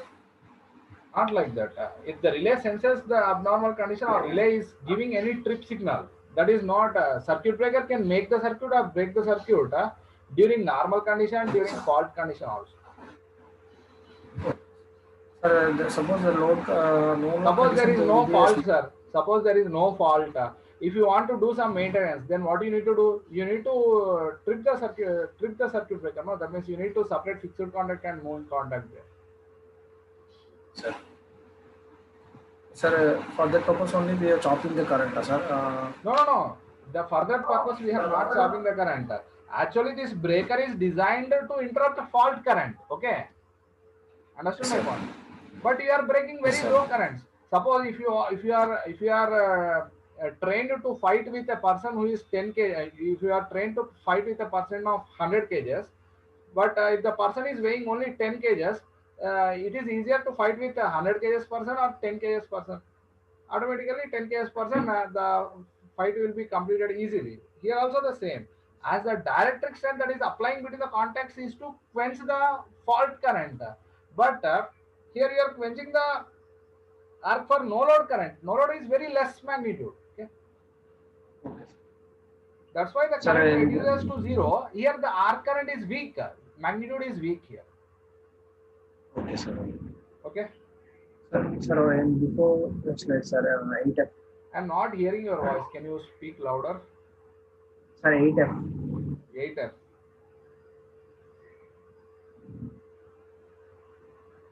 What is your doubt? Sir, from this, how we calculate the time period, sir?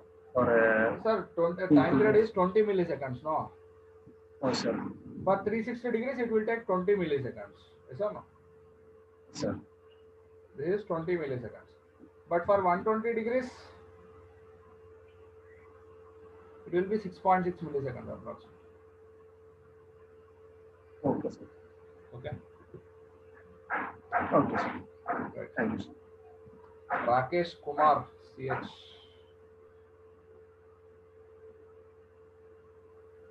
Good evening sir. Good evening. Like circuit breaker లో ఇప్పుడు moving contact, fixed contact రెండు ఉంటాయి కదా sir. Yes. ఇప్పుడు మనం distance పెరుగుతున్న కొద్దీ వి సా like arc ఉంది కదా సార్. ఇప్పుడు ఇంటెన్సిటీ ఆఫ్ ఆర్క్, ఇప్పుడు డిస్టెన్స్ పెరిగింది అనుకో ఆర్క్ ఇంటెన్సిటీ తగ్గుతుందా సార్? ఇనిషియల్ ఉన్నంత ఇంటెన్సిటీ ఉండదు, సపరేట్ అయినా కొద్దిగా తగ్గుతుంది ఇంటెన్సిటీ. Okay sir. సార్ ఇంకోటి ఇప్పుడు రెస్ట్రిక్టింగ్ వోల్టేజ్ అని చెప్పారు కదా సార్ స్టార్టింగ్ డయాగ్రామ్ లో. ఆ రిస్ట్రైకింగ్ వోల్టేజ్ లో అది టాప్ పీక్ పోయింది కదా సార్. ఆ పీక్ వాల్యూ ఎంత ఉంటుంది? అక్కడ peak value. That is the maximum value of restriking voltage. Here you have calculated, no? VRV max ఇక్కడ calculate చేసిన. In terms of system voltage లో ఎట్లా చెప్పగలుగుతాం సార్? చెప్తున్నా ఇక్కడ ఉంది కదా, VRV max is 2 times active recovery voltage. Okay okay okay sir. ఇంకోటి న్యాచురల్ కరెంట్ 0 పాయింట్ అని చెప్పారు కదా సార్ ఒక్కొక్కసారి, అదే చాపింగ్ కరెంట్ అప్పుడు. అంటే న్యాచురల్ పాయింట్ 0 పాయింట్ అంటే ఏంటి సార్ ఎగ్జాక్ట్ గా? న్యాచురల్ గా 0 వస్తుందని డీసీ కరెంట్. ఓకే, అదే ఏసీ కరెంట్ అయితేనేమో న్యాచురల్ గా మనకి కరెంట్ 0 పాయింట్స్ వస్తున్నాయండి. Okay sir. ఇంకోటి మీరు చాపింగ్ కరెంట్ అప్పుడు ఫ్రీక్వెన్సీ వస్తున్నాయనండి, అది ఎలా వస్తుంది సార్? ఫ్రీక్వెన్సీ వస్తుందనండి. Frequency Fn is equals to 1/2. Fn equal to 1/2 pi root LC. అది ఎట్లా వచ్చిందంట? ఫ్రీక్వెన్సీ ఎట్లా జనరేట్ అవుతుంది అసలు అని అడుగుతున్నా. ఇది వేవ్ ఫామ్ ఉంది కదా, ఇది టైం పీరియడ్ ఎంత? ఈ wave form the 2 pi root LC. Time period, frequency is 1 by time period. Okay sir. Sir ఇంకోటి ఇది చాపింగ్ కరెంట్ లోనే మీరు సిఎస్ అనేది షంట్ లో పెట్టారు కదా సార్ కెపాసిటర్. కెపాసిటెన్స్ ఏం సార్ అది? స్ట్రే కెపాసిటెన్స్ అంటే దాని వల్ల యూజ్ ఉంటుందా లేకపోతే? ఎందుకంటే ఇప్పుడు తక్కువ మాగ్నిట్యూడ్ ఉంటుంది, అది దాని మాగ్నిట్యూడ్ చాలా తక్కువ ఉంటుంది స్ట్రే కెపాసిటెన్స్. Okay sir. మీరు ఇంత డౌట్ లోనే ఇప్పుడు కరెంట్ అనేది తగ్గుతుంది అని అంటున్నారు కదా సార్ ప్రతి ఒక్క సైకిల్ లో, అంటే నెక్స్ట్ పోతూ ఉంటే ఆర్క్ కరెంట్ అంటే ఇంతకుముందు ఆర్క్ కరెంట్ అని తగ్గుతుంది అన్నారు కదా. అంటే ఇప్పుడు ప్రాస్పెక్టివ్ వోల్టేజ్ కూడా అంటే ఇనిషియల్ ఉన్నంత స్ట్రెంగ్త్ ఉండదు అన్న. ఓకే, అంటే ప్రాస్పెక్టివ్ వోల్టేజ్ కూడా తగ్గుతూ ఉంటది, ఐ మీన్ స్ట్రెంగ్త్. అవును, అక్కడ చెప్పినా కదా నేను. అది ఎక్కడ ఇంకా కరెంట్ షాపింగ్ చెప్పినప్పుడే చెప్పిన ఇక్కడ. Okay sir. ఇంకోటి సార్, ఇప్పుడు షార్ట్ సర్క్యూట్ ఫాల్స్ క్యాలిక్యులేషన్ ఉంటాయి కదా సార్, సిమెట్రికల్ ఫాల్స్ అప్పుడు బేస్ కేవీ ఎందుకు తీసుకుంటాం సార్ ప్రతిసారి? అది పర్ యూనిట్ సిస్టమ్ కన్వర్ట్ చేయడానికి తీసుకుంటాం. Okay, per unit system. Sir ఇంకోటి ఇప్పుడు ఐసోలేటర్ సర్క్యూట్ బ్రేకర్ కి మేజర్ డిఫరెన్స్ ఏంటి సార్? నో లోడ్ ఒకటేనా లేకుంటే వేరే డిఫరెన్స్? ఐసోలేటర్ ఓన్లీ మనకి ఎక్స్ట్రా క్లియరెన్స్ మెయింటెనెన్స్ చేయడానికి, ఎక్స్ట్రా క్లియరెన్స్ కావడానికి ఐసోలేటర్ అవసరం అండి. Okay sir. ఇంకోటి సర్క్యూట్ బ్రేకర్ అనేది ఆర్క్ ని క్వెంచ్ చేస్తారు కదా సార్. ఇప్పుడు దాని మీనింగ్ ఏంటి ఎగ్జాక్ట్? సర్క్యూట్ అనేది ఓపెన్ సర్క్యూట్ అవుతుంది అక్కడ, ఆర్క్ ని క్వెంచ్ చేసి సర్క్యూట్ ఓపెన్ అయిపోతుంది. అంటే నీకు సర్క్యూట్ ఇలా అంటే సోర్స్ లోడ్ డిస్కనెక్ట్ అయిపోతుంది. Okay sir. First swing stability అంటే ఏంటి సార్? అది అంటే ఫస్ట్ కరెంట్ 0 పాయింట్ దగ్గరే ఆర్క్ క్వెంచ్ అయిపోతుంది. అంటే మనకి ఫస్ట్ స్వింగ్ లోనే మనం సిస్టమ్ స్టేబుల్ అని డిక్లేర్ చేయొచ్చు అన్నమాట. ఇప్పుడు ఐసోలేటర్ సర్క్యూట్ బ్రేకర్స్ అనేది త్రూ బస్ బారే కదా సార్ కనెక్ట్ చేసేది మనం, అవన్నీ బస్ బార్ నుంచి వస్తాయా? అంటే ఇప్పుడు సపోజ్ అంటే టైప్స్ ఆఫ్ బస్ బార్స్ ఉంటాయి చూడండి సార్ అందులో. టైప్స్ ఆఫ్ బస్ బార్స్ అనేది డిఫరెంట్ కాన్సెప్ట్, అది డిస్ట్రిబ్యూషన్ చెప్పినప్పుడు చెప్తారు. Suppose if you want to connect this transformer, okay, there will be LT side bus bar and HT side bus bar. Okay, so ఇక్కడ మనకి LT side నుంచి connect చేయడానికి ఒక circuit breaker ఉంటుంది, HT side నుంచి connect చేయడానికి ఒక circuit breaker ఉంటుంది. ఓకే, మళ్ళీ దీనికి ఫీడర్స్ ఉంటాయి, ఈచ్ ఫీడర్ కి ఒక సర్క్యూట్ బ్రేకర్ ఉంటుంది. అంటే లైక్ మేము ఇన్కమింగ్ లైన్ ఉండొచ్చు, ఇన్కమింగ్ లైన్ కి ఒక సర్క్యూట్ బ్రేకర్ ఉంటుంది. లాస్ట్ సెమిస్టర్ లో మేము చదువుకునేటప్పుడు త్రూ బస్ బార్ అనేది అందులో సర్క్యూట్ సిటీ కరెంట్ ట్రాన్స్ఫార్మర్ ఉండే, ఐసోలేటర్, సర్క్యూట్ బ్రేకర్, ఇవన్నీ ఉంటాయి. సర్క్యూట్ బ్రేకర్ పక్కకి ఐసోలేటర్ పక్కకి ఎర్త్ స్విచ్ అవన్నీ. ఓకే ఓకే సార్, అంతే. Thank you.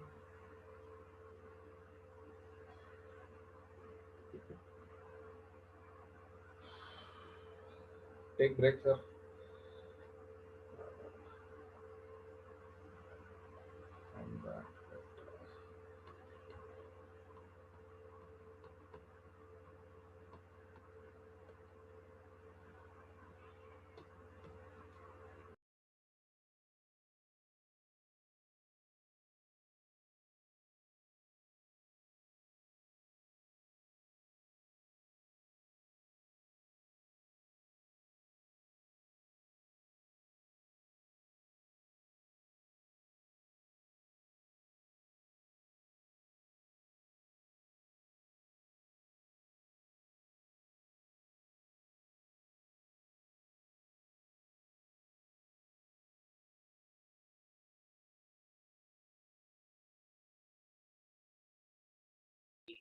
उसका घर बना दूंगी, कौन देंगे, अच्छा बना दूंगी।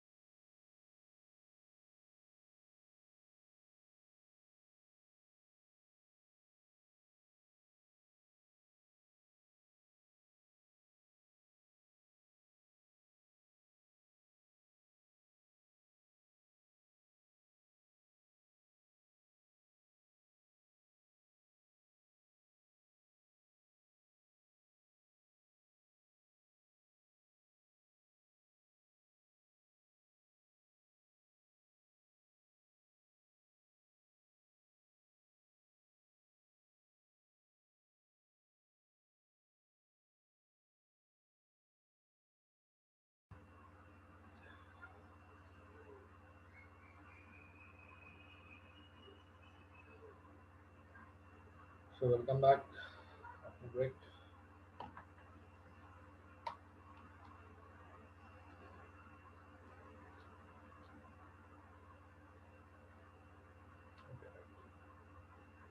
If audio and video is clear, just raise the hand so that we can start our discussion. If audio and video is clear, just raise the hand.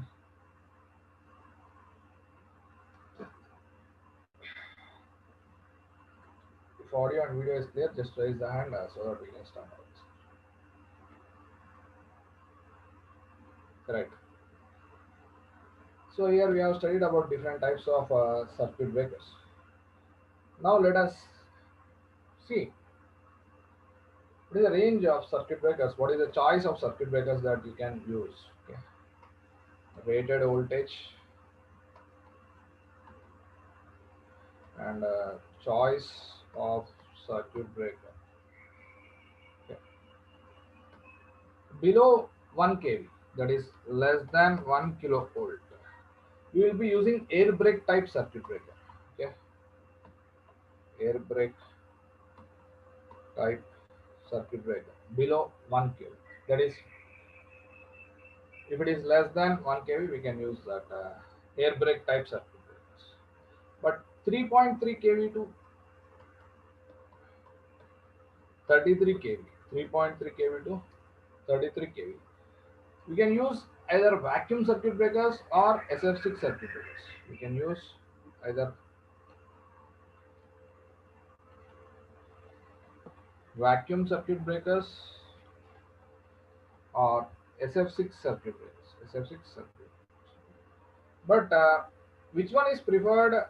Generally, we will be using what? Vacuum is preferred. Vacuum circuit breaker is preferred.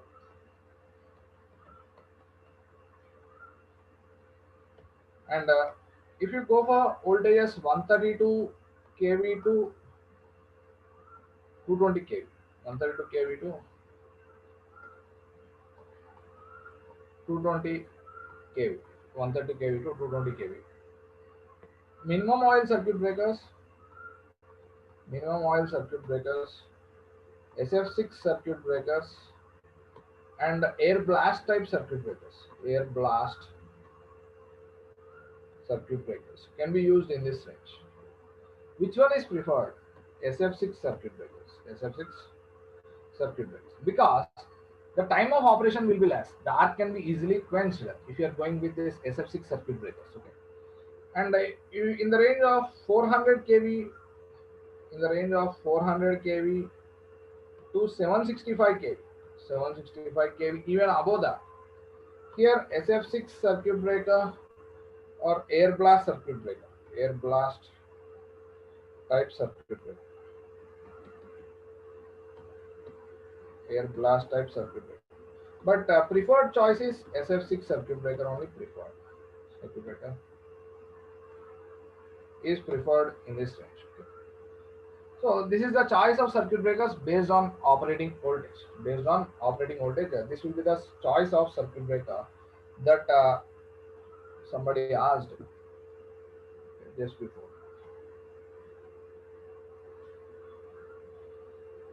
So we have discussed about this circuit breakers, isolator and air switch in detail, relays and some protection parts. Now let us go for the next topic, that is economic aspects and economic load dispatch. Okay. Very important topic. Compulsory one question will be there from this. I will say from where the area the questions are asked also. First, now let us go for economic aspects and economic load dispatch. So what do you mean by economic aspect and what do you mean by economic load dispatch? What do you mean by economic aspect and what do you mean by economic load dispatch? Let us understand here. So here, if you observe, the power system is operated in three ways, three terms. One is in terms of generation, and followed by what? Generation is followed by transmission, Transmission is followed by what? Distribution. Transmission is followed by distribution. Okay. To this distribution, the consumers will be connected. So the consumers are connected to this distribution side. So on what factors the consumer will be satisfied? Consumer will be satisfied when? Consumer satisfaction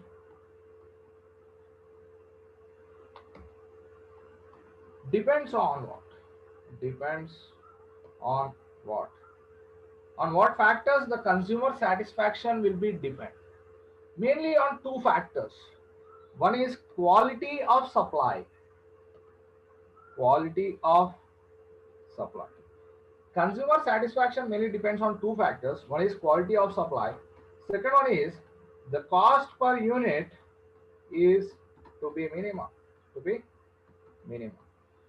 So, quality means in terms of what?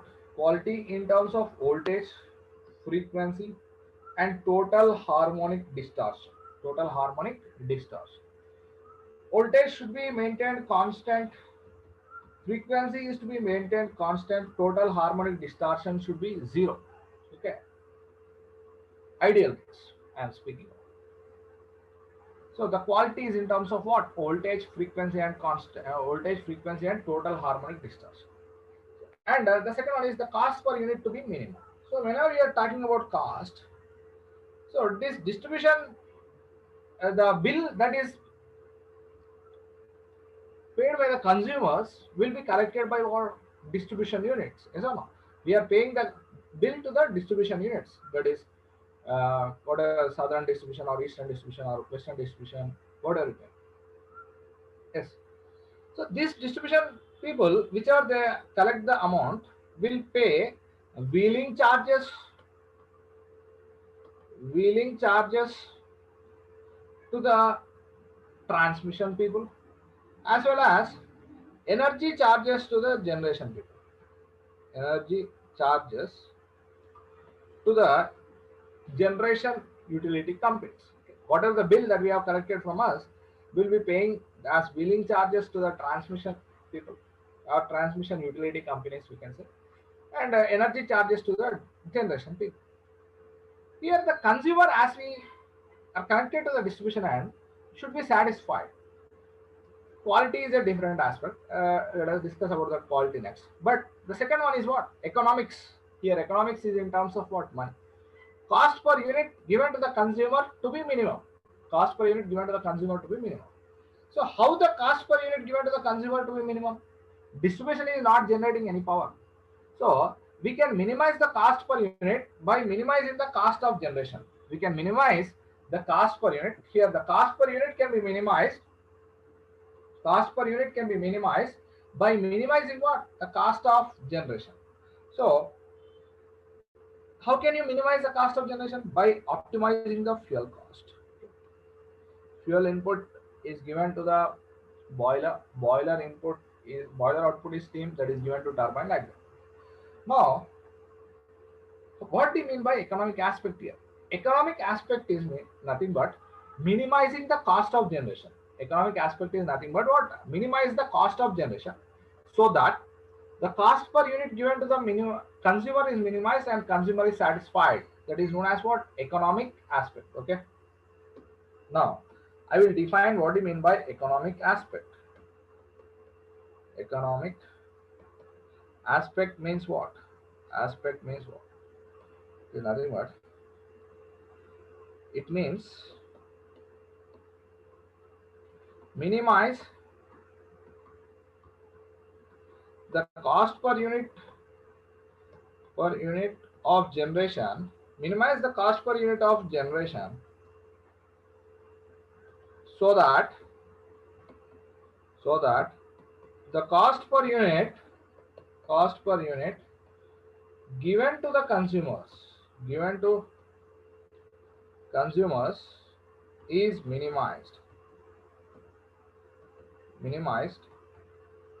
and consumer will be satisfied. Consumer is satisfied.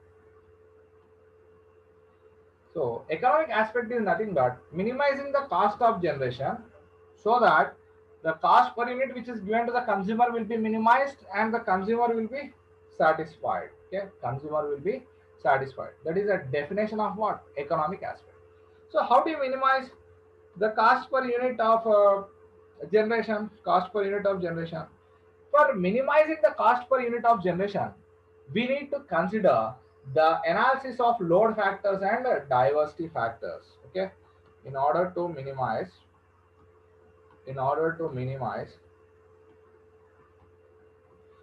cost per unit of generation,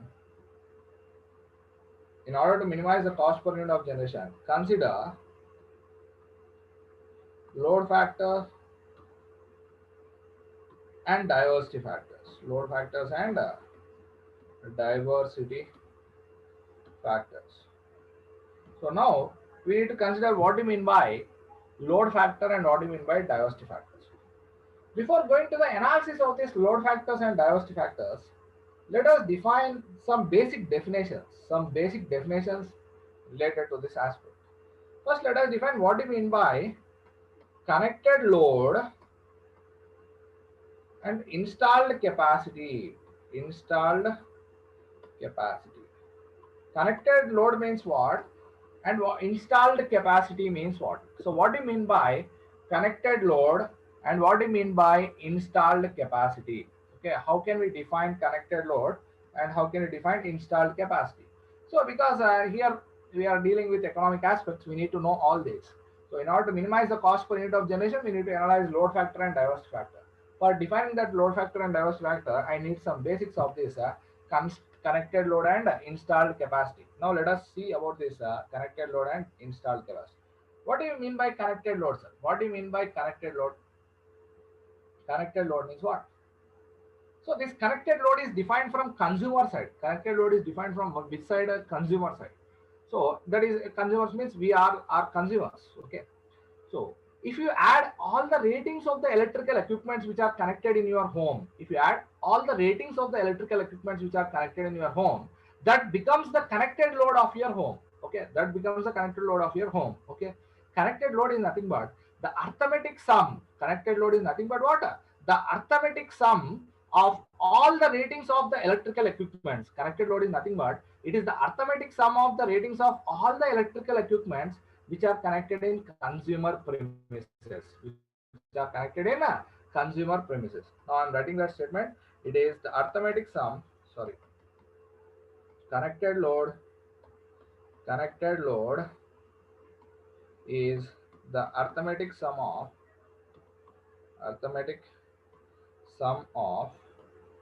the ratings of all the electrical equipments, which are connected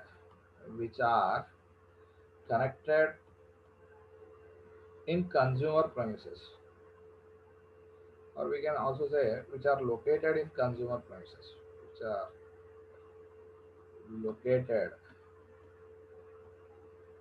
at consumer premises.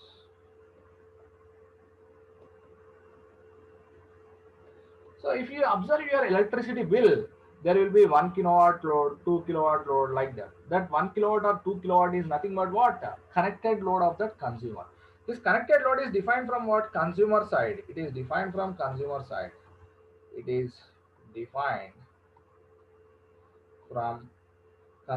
side. Okay. Consumer side, it is calculated. Understood, right?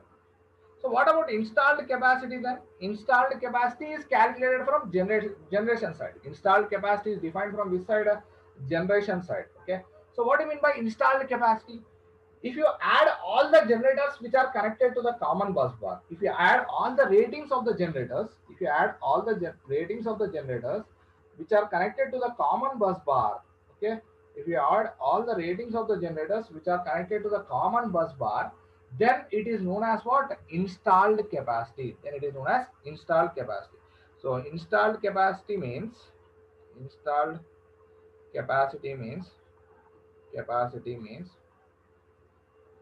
it is the sum of ratings of all the generators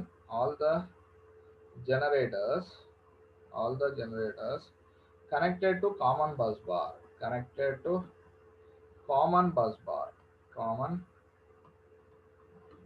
It is the sum of the ratings of all the generators which are connected to common bus bar. It is defined from which side? Generation side. It is defined from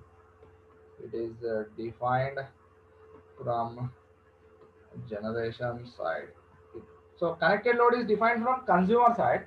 Installed capacity is defined from generation side. Connected load is nothing but the sum of the ratings of all the electrical equipments which are placed in consumer premises. Okay.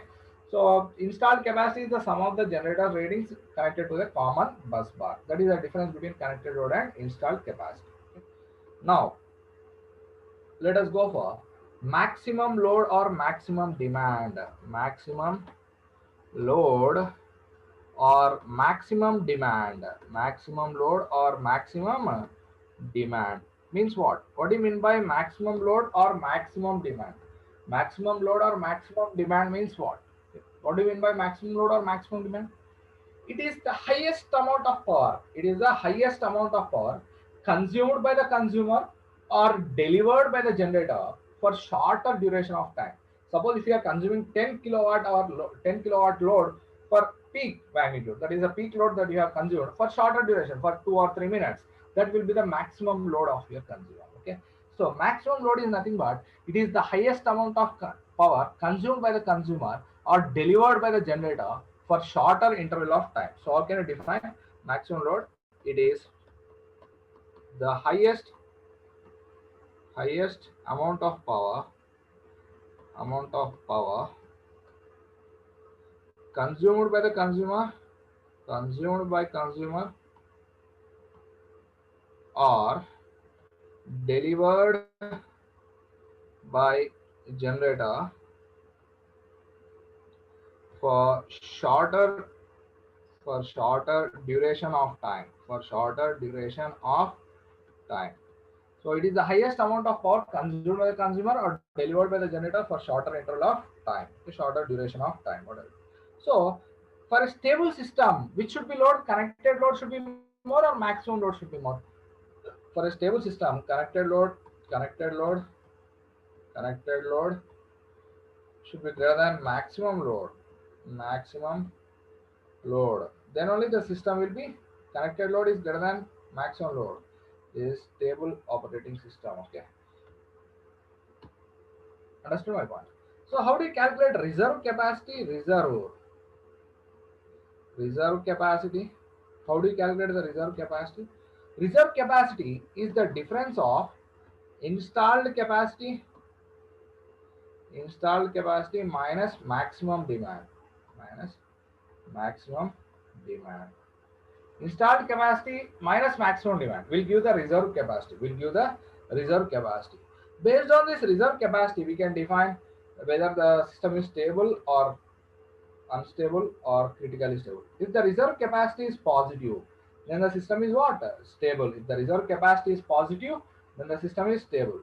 If the reserve capacity is zero, then the system is unstable. If the reserve capacity is zero, then the system is unstable. If the reserve capacity is negative, if the reserve capacity is zero, the system is critically stable. If the reserve capacity is zero, the system is critically stable.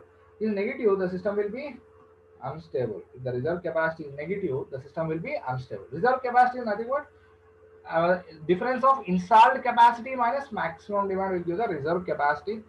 If it is positive, the system is stable. If it is zero, the system is critically stable. If it is negative, the system will be unstable. Okay. So maximum load or maximum demand is nothing but it is the highest amount of power consumed by the consumer or delivered by the generator for shorter duration of time. Okay. So reserve capacity is the difference of installed capacity minus maximum demand. Now I'm going to the next slide.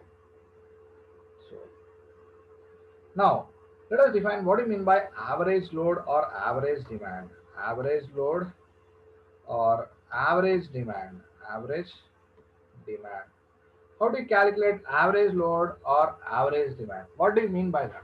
Average load means it is a load which exists for most of the time. It is nothing but the load which exists for most of the time is nothing but average load. Okay, it is the load which exists for most of the time. For most of the time, we can say it as average load. So how do you calculate the average load? How do you calculate the average load? How do you calculate this average load calculation is very important, sir. Average load calculation is very important. How do you calculate the average load? Average load is the ratio of total number of units that are generated. Total number of units generated by total time over specified duration.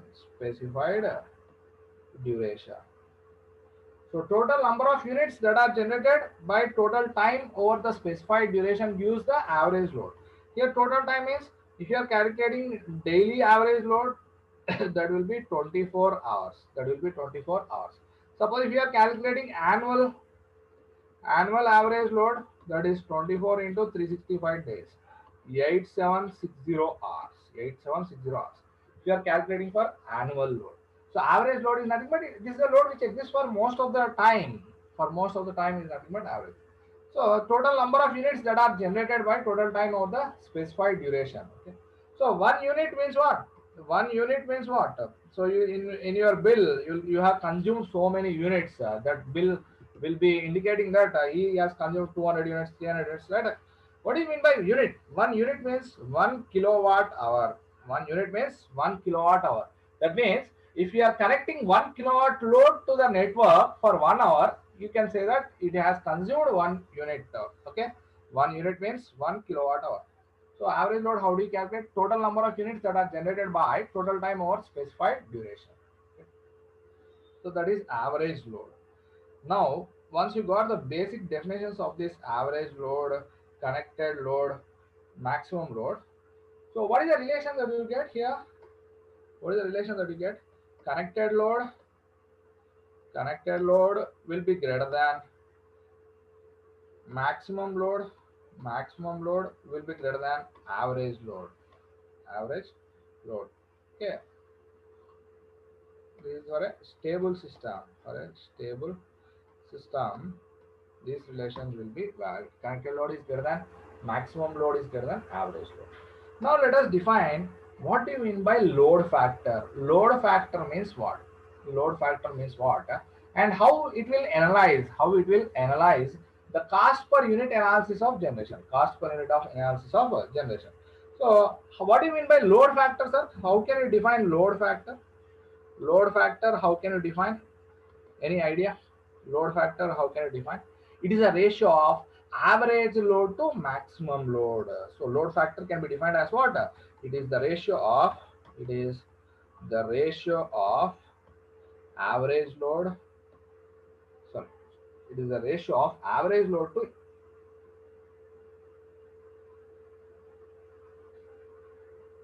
to maximum load. Just wait, sir.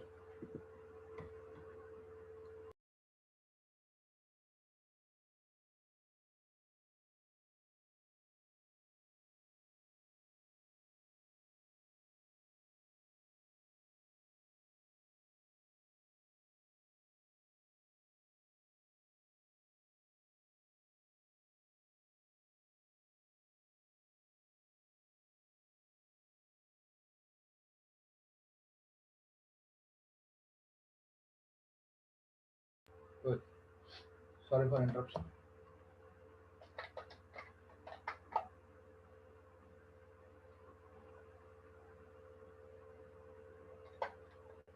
So load factor, how do you define? It is a ratio of what? Average load to maximum load or average demand to maximum demand. We can say it as a load factor. Okay. So how this load factor will influence the cost per unit? That is the analysis here. Okay. average load to maximum load. How this load factor will be influencing? Now, this load factor will be greater than 1 or less than 1. Load factor value will be greater than 1 or less than 1 for a practical system. Observe here, which is more, maximum load or average load? Maximum load is greater than what? Average load. Maximum load is greater than average load. So as maximum load is greater than average load, load factor will be greater than 1 or less than 1. Load factor value will be less than 1. Load factor value is less than 1. Okay. Now, my question is, for the cost per unit of generation to be minimum, now my question is, the cost per unit of generation, to be minimum, load factor should be high or low? Load factor should be high or low. Okay. Question is like this. For cost per unit to be minimum, for cost per unit of generation to be minimum,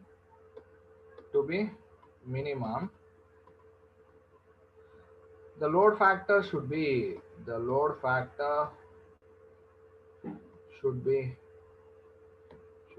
dash. It should be high or it should be low. What values it should be satisfying? So, how do you calculate the cost per unit? Cost per unit is based on two aspects. One is fixed cost, and the other one is what? Running cost. Fixed cost and running cost.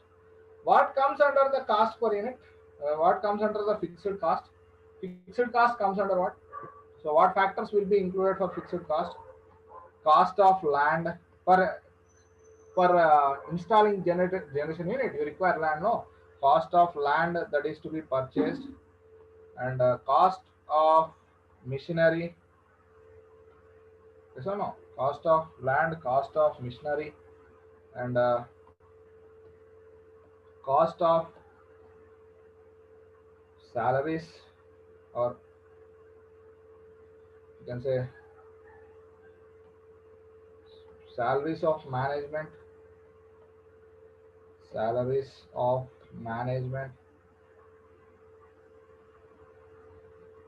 and you can say that insurance charges,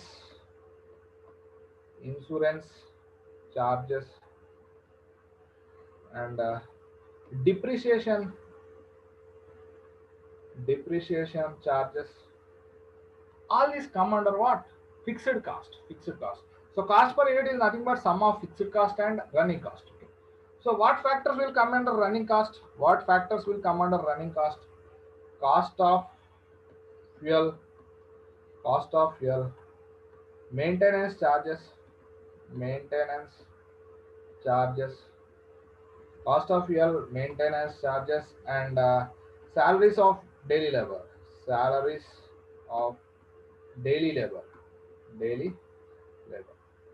All the employees will not be permanent. No, some employees will be on daily basis. Okay, daily labor basis.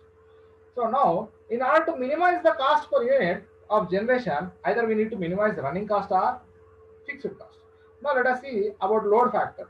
So what is the question that has been asked here? For the cost per unit of generation to be minimum, load factor should be high or low. That was the question. Okay. Now, I will say that for the cost per unit, of generation to be minimum, load factor should be high.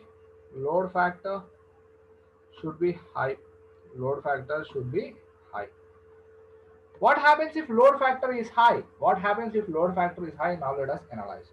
So load factor is nothing but average load by maximum demand. It shows that if load factor is high, average load is nearer to maximum demand or not? Average load is nearer to maximum demand. So if load factor is high, it shows that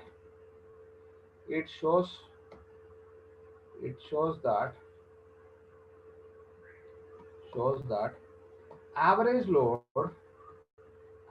load is near to maximum load. maximum load. Average load is near to maximum load. If average load is nearer to maximum load, then the load factor value will be high or low. Load factor value will be high. So what happens if that? If that is the case, what happens? Now let us analyze. Suppose if you consider a generator of 200 megawatt capacity. Generator capacity is what? 200 megawatt. Suppose if you are operating at 50% of this capacity. Suppose if you are generating 100 megawatt. If you are generating 100 megawatt, it requires 10 tons of coal. 10 tons of coal. So for generating 100 megawatt, suppose for example, 10 tons of coal is required for generation of 100 megawatt continuous. But if you are operating the same generator to generate at its maximum capacity, that is 200 megawatt, if you are generating at its maximum capacity, the amount of coal that is required will be less than 20 tons of coal. Less than 20 tons of coal. Understood my point? So, what is happening? So, for generating 100 megawatt, you require 10 tons of coal. But if you are generating 200 megawatt, 20 tons of coal is only required. Less than 20 tons of coal is required. Less than 20 tons of coal is required. That means the amount of fuel that is required will be less or more. The amount of fuel that is required will be less.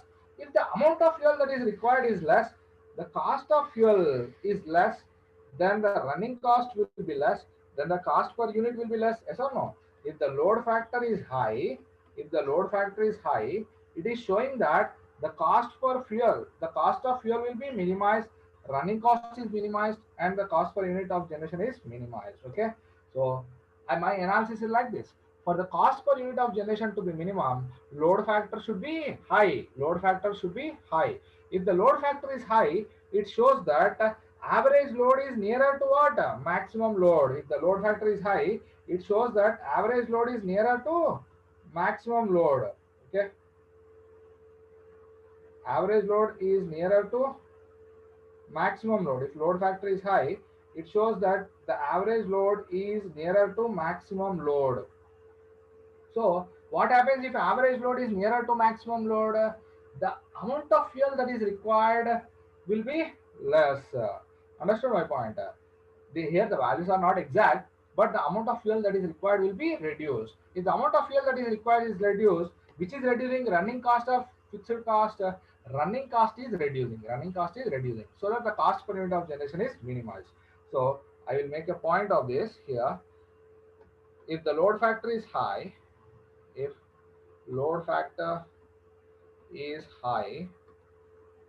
it shows that average load is near to maximum load. Average load is near to maximum load. Then the amount of fuel required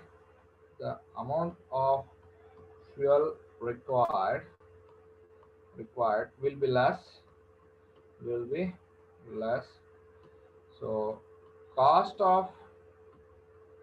running cost of fuel is less,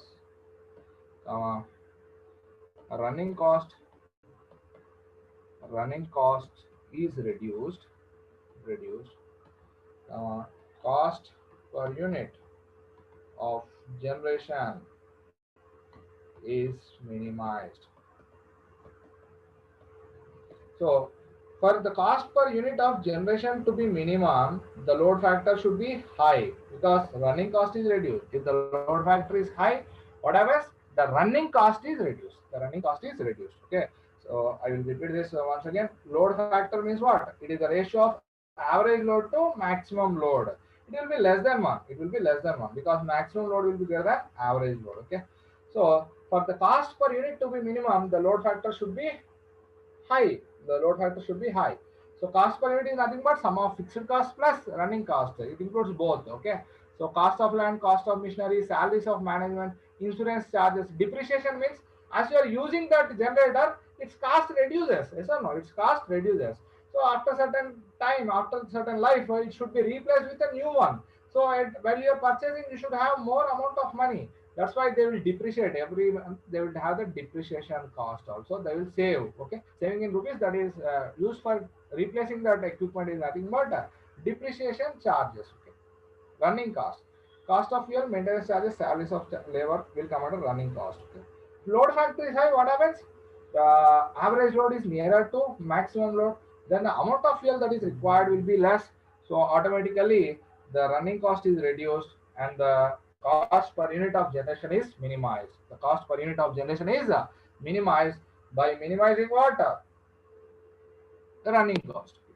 Now, next, going for the next factor, that is diversity factor. Okay, diversity factor. Now, let us define what do you mean by diversity factor and how it will influence the cost of generation.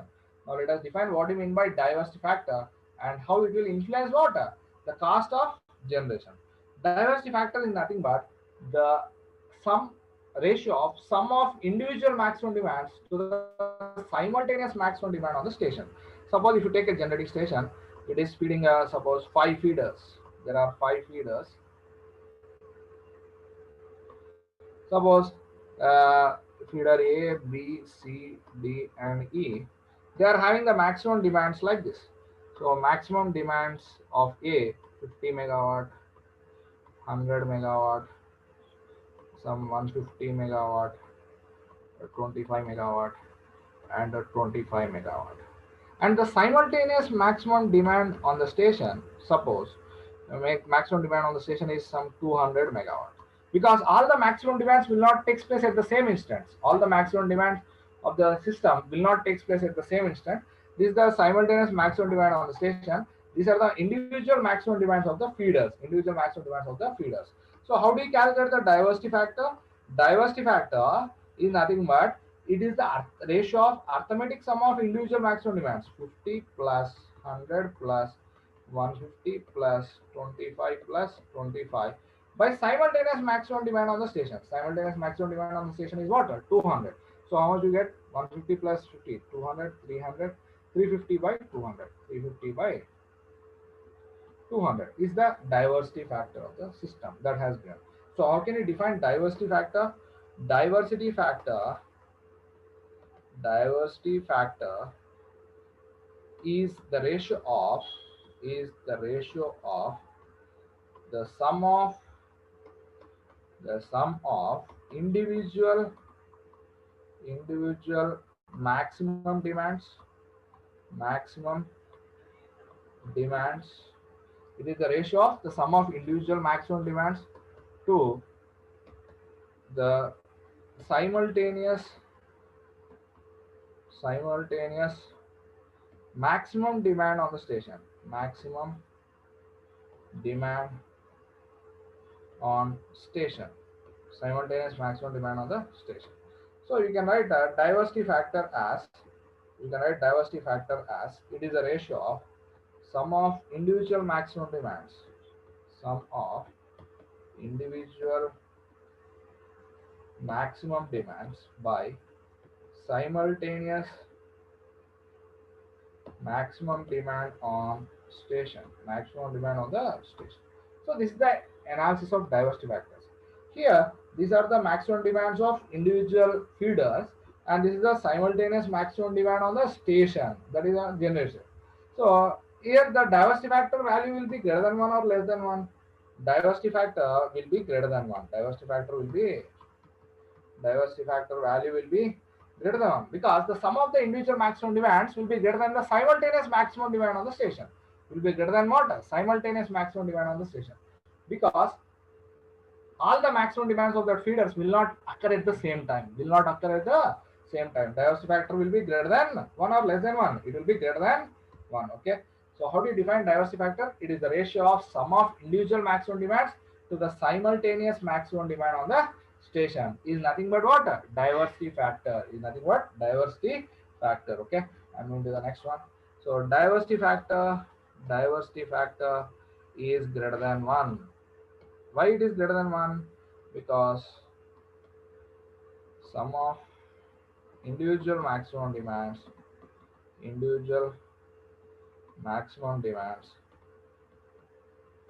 demands greater than simultaneous maximum demand on the station. Simultaneous maximum demand on the station. So why this happens? Because all the maximum demands will not take place at the same time. Okay, all the maximum demands of feeders or consumers will not occur at same instant. Will not occur at same instant. So all the maximum demands of the feeders will not occur at same instant. So the simultaneous sum of individual maximum demands will be greater than the simultaneous maximum demand of the station. That's why it is greater than 1. Okay. Now the question is the diversity factor value. Now the question is the diversity factor value should be high or low. The question is like this: the diversity factor value should be high or low. The diversity factor should be high or low for cost per unit of generation to be minimum. For cost per unit of generation to be minimum, the diversity factor should be high or low. Okay, that is the question. So how do you justify that answer? Now let us see. So for the cost per unit of generation to be minimum, for the cost per unit of generation to be minimum, the diversity factor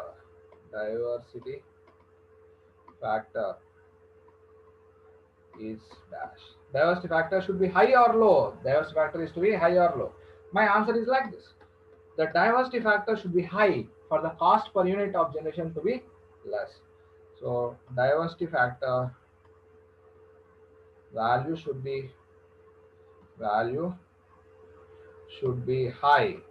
The diversity factor value should be high for the cost per unit, of generation to be minimum. For the cost per unit of generation to be minimum, the diversity factor should be high. How can you justify this answer? How can we justify this answer? Now let us look like this. What is the diversity factor? How do you calculate? It is nothing but sum of individual maximum demands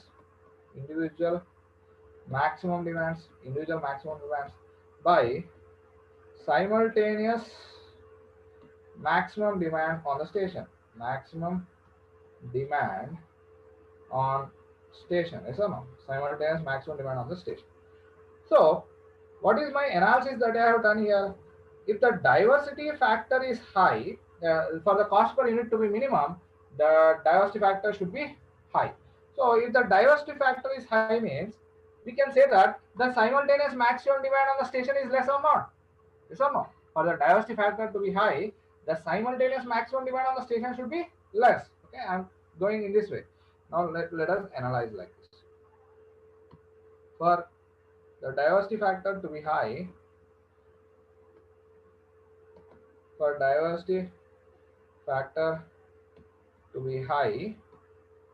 the simultaneous maximum demand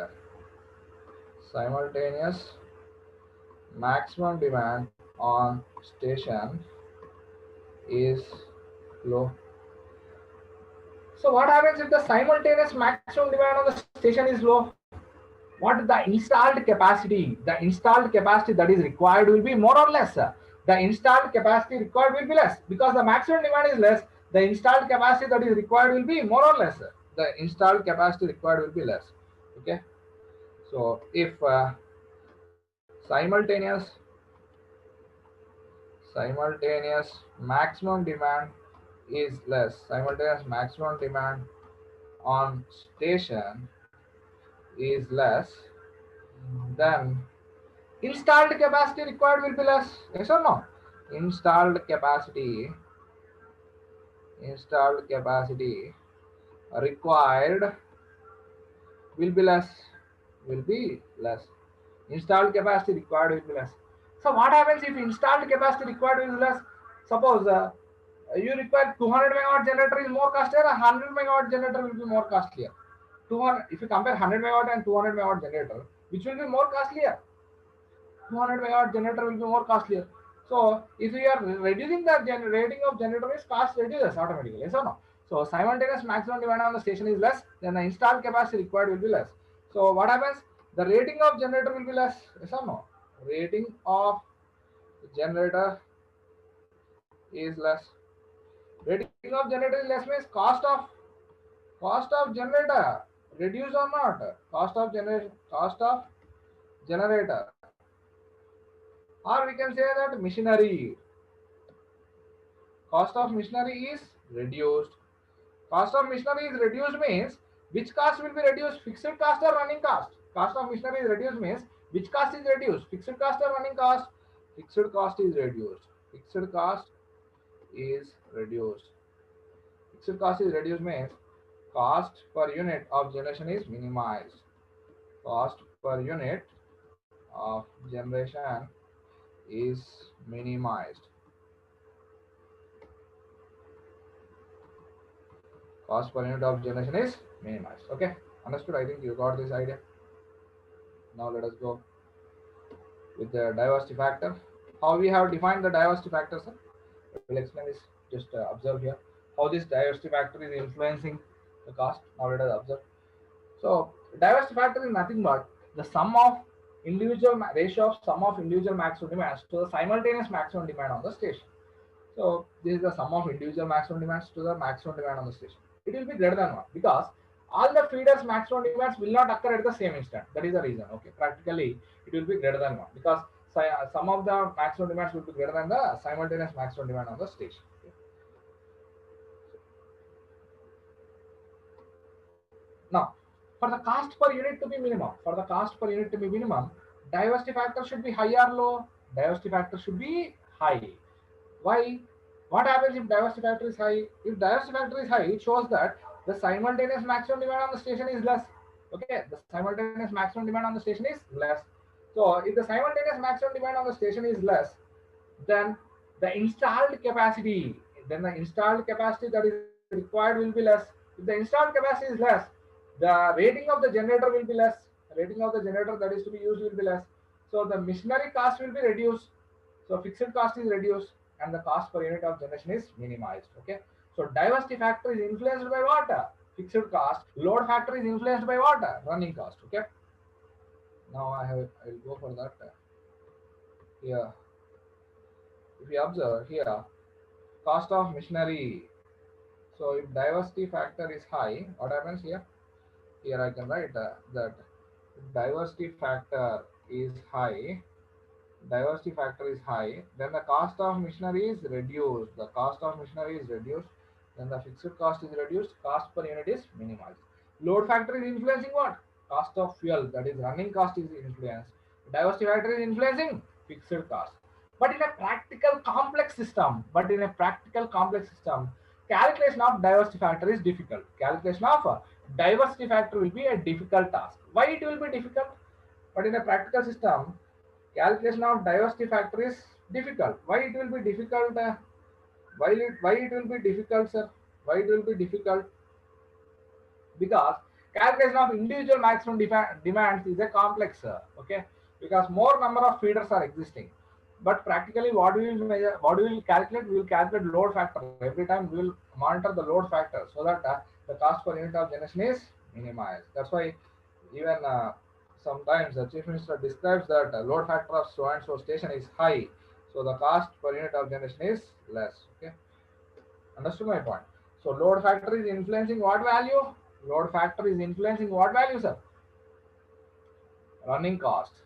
Diversity factor is influencing what value? Fixed cost. Okay. So we can make a point like this. Very important point. For the cost per unit, of generation, for the cost per unit of generation to be minimum, the load factor and diversity factors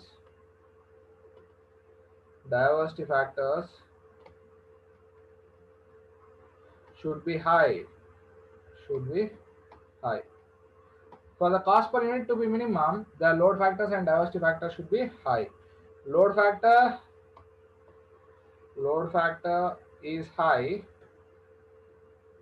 it shows running cost is less, diversity factor is high, diversity factor is high, it shows fixed cost is less, but in a practical system, calculation of diversity factor is difficult. That's why we'll go for load factor analysis. This is about the economic aspect. This is about what? Economic aspect. Okay. So where we have started this words. Where we have started this economic aspect and economic load dispatch. So what do you mean by economic aspect and what do you mean by economic load dispatch? So we operate the system, power generation, transmission, and distribution. Okay. Consumers are connected to the distribution end. As we are our consumers. So when the consumer will be satisfied, the quality of supply is given. The quality is in terms of what? Voltage, frequency, and total harmonic distortion. Interrupt-free supply. There should not be any interruptions in the supply. Okay, interrupt-free supply should be given. And the cost per unit to be minimum. If you are giving high cost, at high cost, if you are providing the supply, means consumer will not be satisfied. No. So cost per unit to be minimum, and the quality of supply should be high. So the bill which you have collected from us by the distribution companies will pay to the transmission companies as well as generation companies. Yes or no?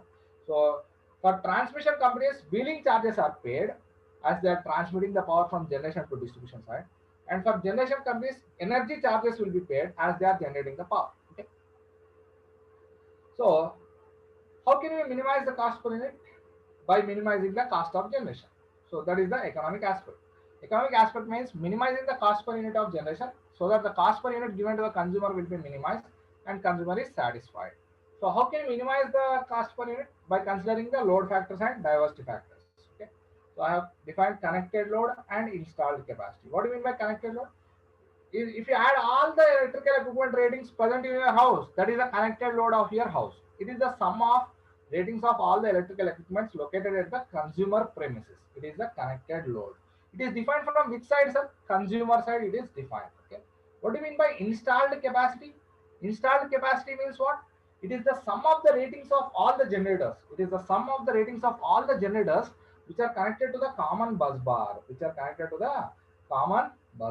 is the installed capacity. Okay. So next we have defined what do you mean by maximum load or maximum demand. Maximum load or maximum demand. What do you mean by maximum load or maximum demand? It is the highest amount of power. It is the highest amount of power consumed by the consumer or delivered by the generator for shorter interval of time. It exists only for shorter duration. That is known as maximum load or maximum demand.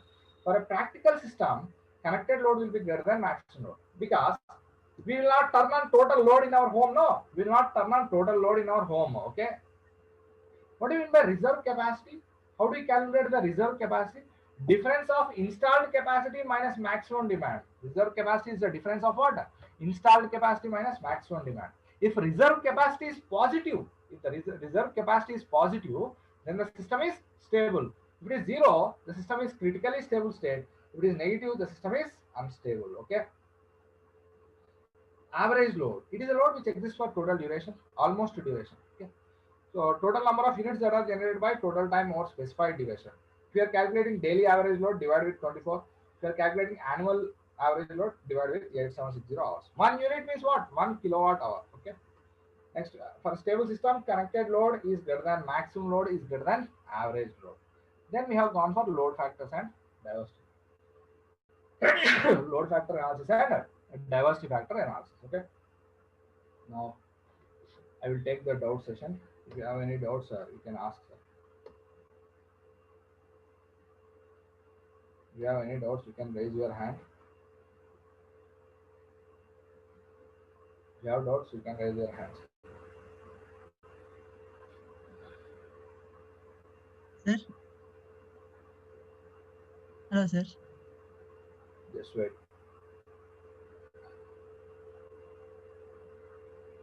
Okay, ask your doubt. Sir circuit breakers కి short time rating ఉంటుంది కదా sir time అనేది Yes, yes, yes. అంటే fault అనేది ఈజీగా sense చేయడానికేనా sir అది అంటే No, short not term like that. Not like that. It is so. If you observe, it should carry the fault current for certain duration. No, a relay Yes, should sir. sense and it should issue the trip signal. Yes or no? Okay It should. That is the time for which the fault current can be allowed through that circuit breaker without any damaging of that Damage. circuit breaker. Okay sir ఇప్పుడు AC source DC source రెండు ఉన్నాయి sir Yes. Current interruption అనేది ఎందులో AC sir ఏసీలోనా డీసీలోనా Current interruption is what do you say? అంటే ఎందులో ఎక్కువ ఉంటుంది ఇప్పుడు నేను డీసీ సోర్స్ ని స్టాప్ చేయగలుగుతానా ఏసీ సోర్స్ ని స్టాప్ చేయగలుగుతానా ఈజీగా Sir, DC braking is somewhat difficult when compared to AC current braking okay okay because that requires complex circuitry there. Because natural current 0 points will not be available. డీసీలో DC. లో. Yeah Okay. Okay that's yes Naveen. K. Naveen. Yes sir. Ask your doubt. Sir load factor అనేది average load to peak load కదా sir? Peak load అన్నా maximum load అన్నా ఒకటే. Okay sir. Sir మీరు CRO questions చెప్తున్నారు కదా, అవును. మాకు ఇక్కడ ఓటీఎస్ ప్లాట్ఫామ్లో ఆ క్వశ్చన్స్ లేవు సార్, వేరే ఉన్నాయి. Okay, I will see that. Okay sir. What he has given there, I will check with that. No problem. No? అక్కడ వచ్చి power system stability, load flow analysis, HVDC transmission అవి ఉన్నాయి sir. అది వేరే T&D upload చేసినట్టు నేను చెప్తాను అండి, అది మార్చమని చెప్తాను. Okay okay sir. Even you can take the screenshot. No, when I am showing that question, you can take it. Okay sir. Okay, I will ask them to upload, sir. No problem. Okay sir.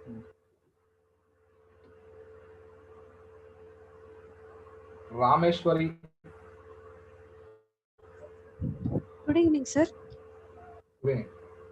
Sir ఇది breaking current system current equal అని ఎందుకు అంటున్నారు sir? Because that is a short circuit MVA, no? At the breaker location, we will calculate the short circuit MVA. That will be the breaker rating of that. మనం 2000 MVA అనేది ఇచ్చారు కదా, ఆ breaker పెట్టే location దగ్గర మనం ఏం చేస్తామంటే అక్కడ షార్ట్ సర్క్యూట్ MVA క్యాలిక్యులేషన్ చేస్తాం. Okay. That will be the rating of that breaker.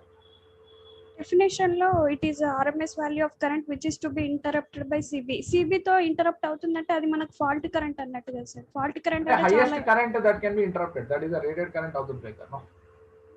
అంటే మనకి మనం ఏం చేస్తామంటే మాక్సిమం ఫాల్ట్ ని క్యాలిక్యులేట్ చేస్తాం. ఆ బ్రేకర్ ఎక్కడైతే ఇన్స్టాల్ చేస్తున్నామో అక్కడ మాక్సిమం ఫాల్ట్ లెవెల్ ని క్యాలిక్యులేట్ చేసి that will be the rating of that breaker. Okay okay sir. ఇది మాక్సిమం ఫాల్ట్ ని కూడా ఆ బ్రేకర్ ఇంటరప్ట్ చేయాలి కదా.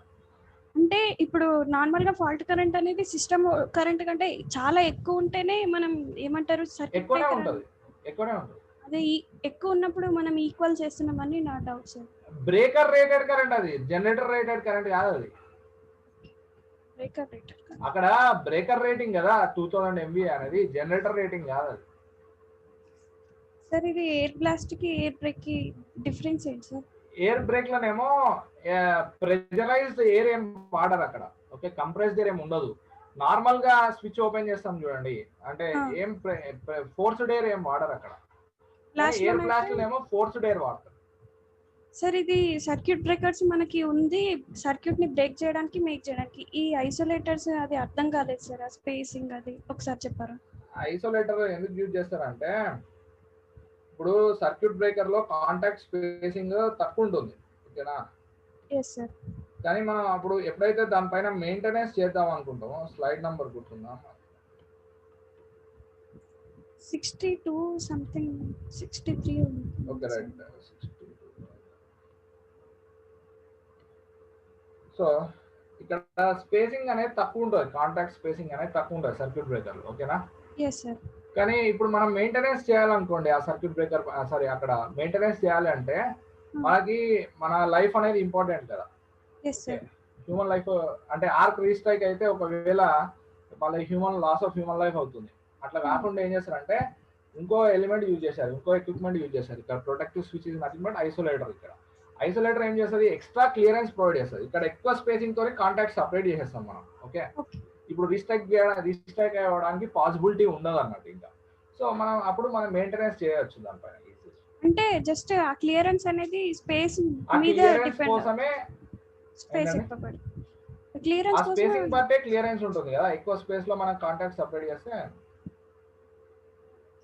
అది అక్కడ స్పెషల్ ఇన్సులేషన్ ఏమి ఉండదు ఐసోలేటర్ లో, ఎయిర్ ఇన్సులేషన్, ఎయిర్ లోనే ఎక్కువ దూరం కాంటాక్ట్ సపరేట్ చేస్తున్నాం. కాంటాక్ట్స్ ఎక్కువ దూరం ఉంటాయి కాబట్టి రిస్క్ అనేది తక్కువ ఉంటుంది సార్. అంతే. రిస్క్ ఉండదు, ఇంకా కరెంట్ మళ్ళీ రీస్టాక్ అవ్వడానికి ఛాన్స్ ఉండదు. Thank you sir.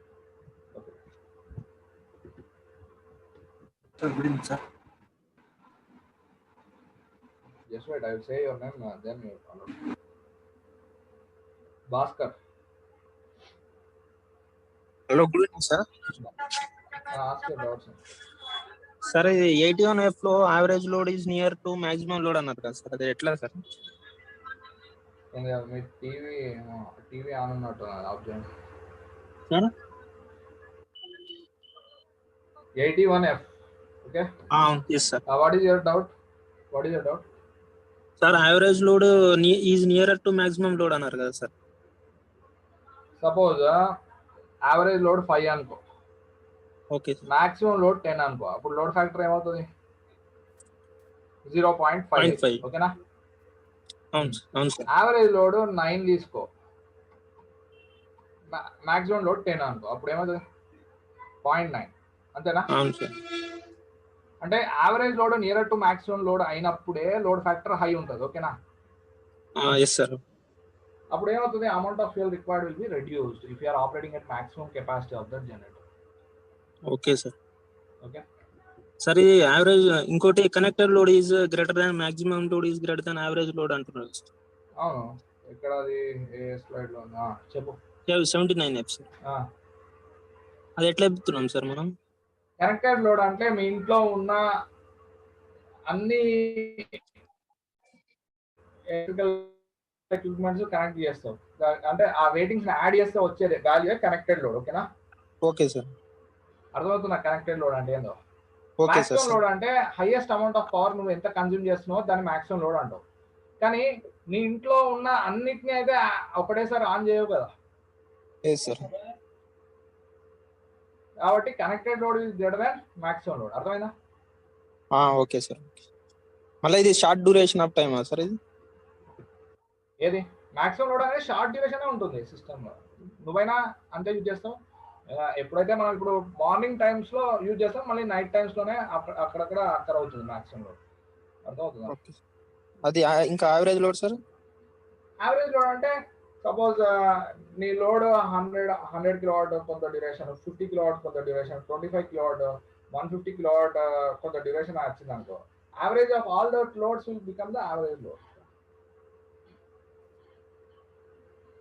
సార్, ఇది డిస్ట్రిబ్యూషన్ సిస్టమ్ ఉంది కదా సార్, వాళ్ళు ఎనర్జీ చార్జెస్ ఒకటి, మళ్ళీ వీలింగ్ చార్జెస్ అన్నారు కదా సార్, వాళ్ళు దేని మీద డిపెండ్ అంటే ఎట్లా పే చేస్తారు సార్ వాళ్ళకి? అంటే వాళ్ళు ఎంత ట్రాన్స్మిట్ చేస్తారు, వాళ్ళు ఎంత జనరేట్ చేస్తారు, వీళ్ళు కొనుక్కుంటారు కదా వాళ్ళ దగ్గర నుంచి. Yes sir. డిస్ట్రిబ్యూషన్ వాళ్ళు జనరేషన్ వాళ్ళ దగ్గర బుక్ చేస్తారు ఇంత పవర్ అనేది. Okay sir. అప్పుడు వాళ్ళకి ఎనర్జీ చార్జెస్ కడతారు, దాన్ని ట్రాన్స్మిట్ చేయడానికి ట్రాన్స్మిషన్ కంపెనీస్ ఉంటాయి కదా, వాళ్ళకి వీలింగ్ చార్జెస్ కడతారు. Okay sir. మణివాన్.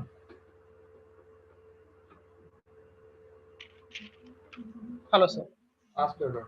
Sir, in the diversity factor diagram, the alternator rating is around 200 megawatt, but the load like connected that, are like more than the. Not like that. This is the simultaneous maximum demand on this alternator. Can you explain that? I can't understand that simultaneous maximum. Suppose if you are having 5 feeders I have taken here, okay? These feeders are having the maximum demands of this, okay? This generator is delivering that 5 feeders. Simultaneous maximum demand occurred on this generator is 200 megawatt.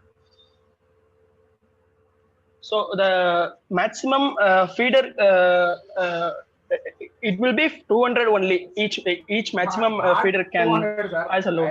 Example I have taken. Not like that, no. Okay. Simultaneously it should be less than that, no? Otherwise, if you take here 350, it cannot be 200. Okay.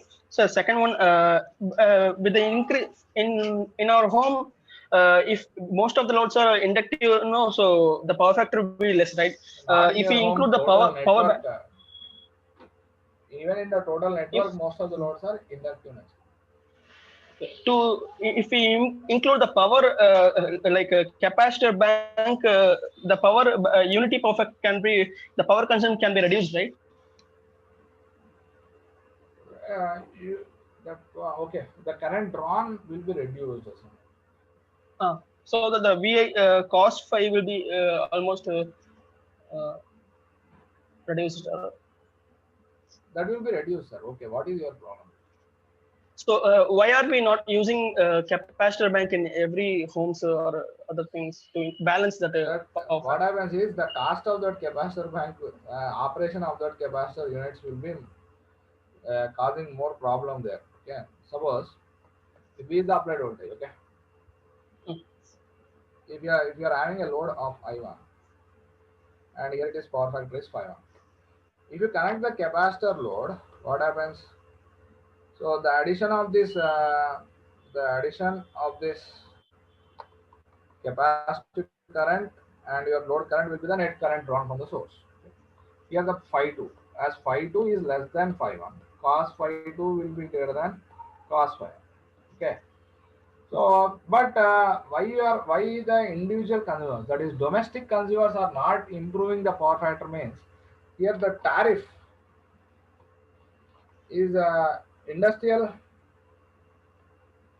that is different, and the domestic tariff is different. Domestic tariff is fixed tariff, that is some rupees y per kilowatt hour, on based on kilowatt hour consumption only it is there. But industrial, rupees x per kVA plus y per kilowatt hour. This is two-part tariff.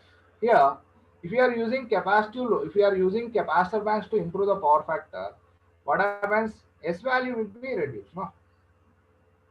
So S2 will be less than S1. So net apparent power is reduced. So whenever this is reducing means the tariff, that is the bill that is given for the industrial consumers, will be reduced. But there is no use if you are using the capacitor bank at your home. That's it. Thank you. Understood? Yes. Got it or not? Are you there? Yeah, understood, sir.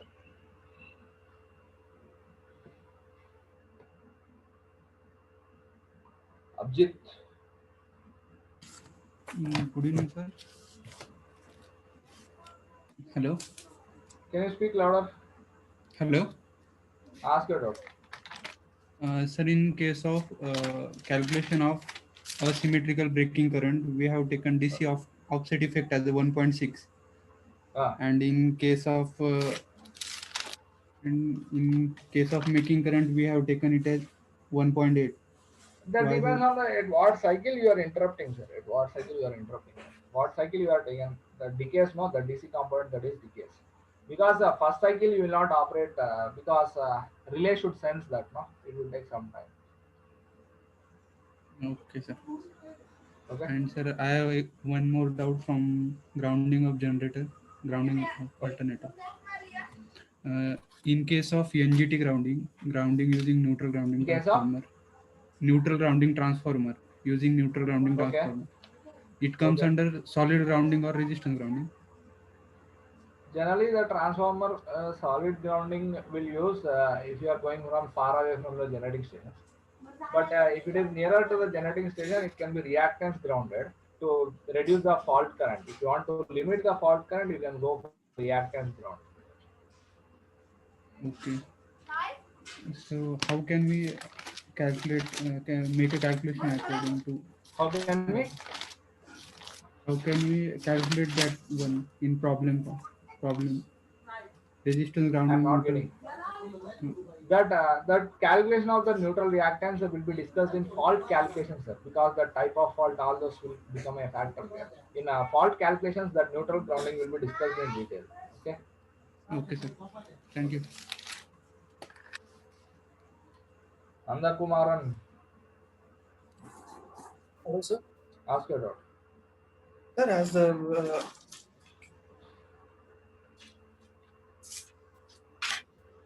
Sir, in load figure, generator rating is increased from 100 to 200, so twice. Why can't the fuel consumption was also not doubled, sir? It is less than the double. That depends on the, what do you say, thermal power plant, the thermal cycle will be there, no? So in this factor only, we are saying that average load is more than the is nearer to the maximum demand. Yeah, in this aspect only that is defined. So it cannot be twice the fuel consumption, sir. It will be less, sir. It will be less.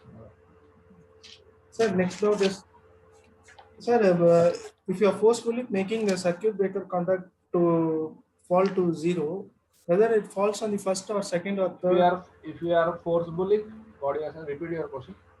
So forcefully making circuit breaker to become zero. So if it falls on the first phase, what zero? Current zero, sir. If you are forcefully reducing the current of the circuit breaker to zero. Zero. So if it is at what point? At this point. First point, if it is first swing, and it's a second means second swing, sir. That means not second swing. At first point only you are achieving that current 0 point. That means you are quenching the arc at this current 0 point, first current 0 point. Okay, so that first swing stability. That means while analyzing the stability, you will be going through that. So that's why the first swing stability can be obtained at this vacuum circuit breakers, because restacking of arc is not possible in case of vacuum circuit breakers. Okay, sir. Sir, restrike means arc is again persist, no, sir? Again restacking. That's it, sir. Thank you, sir. Okay.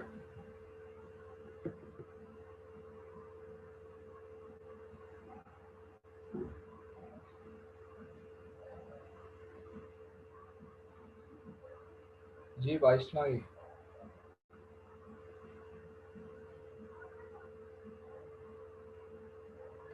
Vishnu Ajit. Sir, it's regarding this economic aspect, sir. In this, you mentioned that connected load must be greater than the maximum load for stable purpose. Generally, for a stable system, that values will exist like that. Sir, but actually, if you're designing if a generating station is generating, it will generate according to the maximum load, no, sir. But if connected capacity will be more than the maximum load, no? Yes, sir. But if connected load itself is greater than maximum load, then how can the generating station supply it? Here you can also write, instead of connected load, you can also write this installed capacity also. Installed capacity will be greater than the maximum load will be greater than the average load. General relations, sir. Okay, so the connected load can be maximum up to the installed capacity only. Not like that. What I am saying here is, here I have given the relation between connected load, average load and maximum load. Okay, sir. What is your doubt? You are saying that installed capacity. My doubt is usually if a generator, for instance, if the we are not designing based on connected load. We are designing based on maximum load. So then, if connected load itself is greater than maximum load, now then how can this connected load will be greater than maximum load only? No, suppose if you take your home, are you turning on the total load continuously? No, sir. No, even if you are not turning on some of the loads throughout the day also. No? Okay, sir. Okay. Okay, all right, sir. Okay. Like we are not literally running everything in our house. No, yeah. We will not turn on the total loads, no. So if for instance, if somebody just randomly does all this thing, like he ons almost all motor, AC, everything, means that's it. It will be tripped, sir. Why it will be tripped? He's already exceeded the entire. He has almost reached the maximum load, no, sir. So what happens? So if it reaches maximum, if you are isolated generator, that means if the system, you are saying for a total unit, yes, sir. Total system. In such case, the system becomes unstable. No, if you are adding the total connected load to the network, then the reserve there will not be any reserve. No, total reserve will be negative in such case. Okay, sir. Okay. Thank you, sir. Right. Any other student? Any other student having Hello, doubt? sir. Hello, Ask sir. it, ask it. Sir, in 77F, sir. 77. Sir, same doubt I am also getting, sir. Connected load is greater than maximum load, sir. That one I didn't understand, sir. For stable systems, sir? Do you know Telugu? Yes, sir. Telugu. ఇప్పుడు మీ ఇంట్లో ఉన్న అన్ని electrical equipments ని add చేస్తే ratings sir. ఇప్పుడు చెప్పేది నేను. Okay. మీ ఇంట్లో ఉన్న ఎక్విప్మెంట్ లిస్ట్ అంతా యాడ్ చేస్తే వచ్చే రేటింగ్స్ యాడ్ చేస్తే దాన్ని కనెక్టెడ్ లోడ్ అంటారు. ఓకేనా? Okay sir. మీరు అన్ని యాడ్ చేస్తారా? మీరు అన్ని ఆన్ చేస్తారా? లేదు. యాడ్ చేయాలి. కానీ మీ రోజులో అంటే మీ యొక్క డైలీ కరువు తీసుకుంటే ఒక పీక్ ఉంటుంది. దాన్ని ఏమంటారు అంటే మాక్సిమం లోడ్ అంటారు. Okay sir. కనెక్టెడ్ లోడ్ ఎక్కువ ఉంటుందా మాక్సిమం లోడ్ ఎక్కువ ఉంటుందా? సార్ మాక్సిమం లోడే ఎక్కువ ఉంటది కదండి. మాక్సిమం లోడ్ ఎందుకు ఎక్కువ ఉంటుందమ్మా? అది మొత్తం యాడ్ చేస్తే వచ్చే వాల్యూ, మీ ఇంట్లో ఉన్న ఎక్విప్మెంట్ అంతా యాడ్ చేస్తే వచ్చే వాల్యూ కనెక్టెడ్ లోడ్. సపోజ్ మీ ఇంట్లో 10 బల్బులు ఉన్నాయి. అవును సార్. 10 కిలోవాట్ బల్బులు. అన్ని యాడ్ చేస్తే ఎంత వస్తాయి? 100 కిలోవాట్. 100 కిలోవాట్. కానీ మీరు రోజులో వాడే 2 బల్బులు. Okay 20 kilowatt. సపోజ్ ఒక 5 బల్బులు వాడతారు రోజు. Okay sir. కానీ ఎక్కువ టైం 2 బల్బులే వాడతారు. అప్పుడప్పుడు 5 బల్బులు వాడతారు. అంటే మాక్సిమం లోడ్ ఎంత అవుతుంది? Maximum 50 kilowatt. 50 kilowatt. Connected load ఎంత అప్పుడు? 100 kilowatt. Okay sir. Another doubt sir. Sir 86F.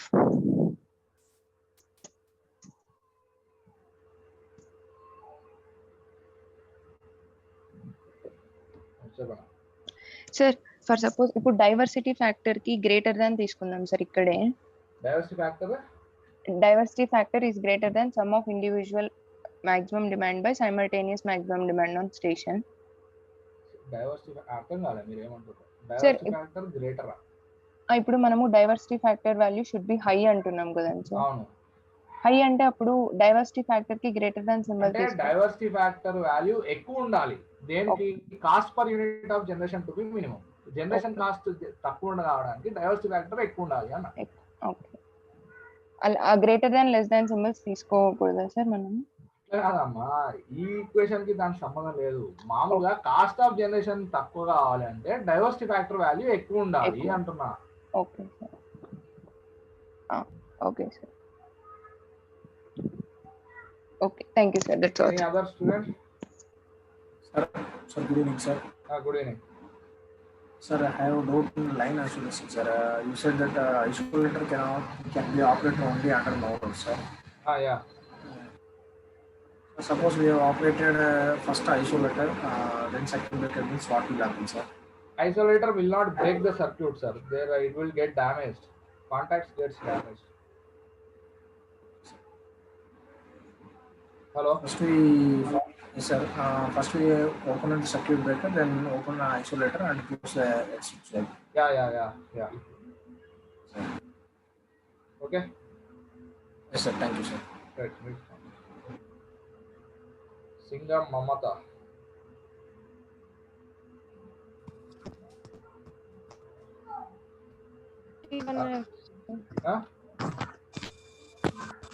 Sir, 31F.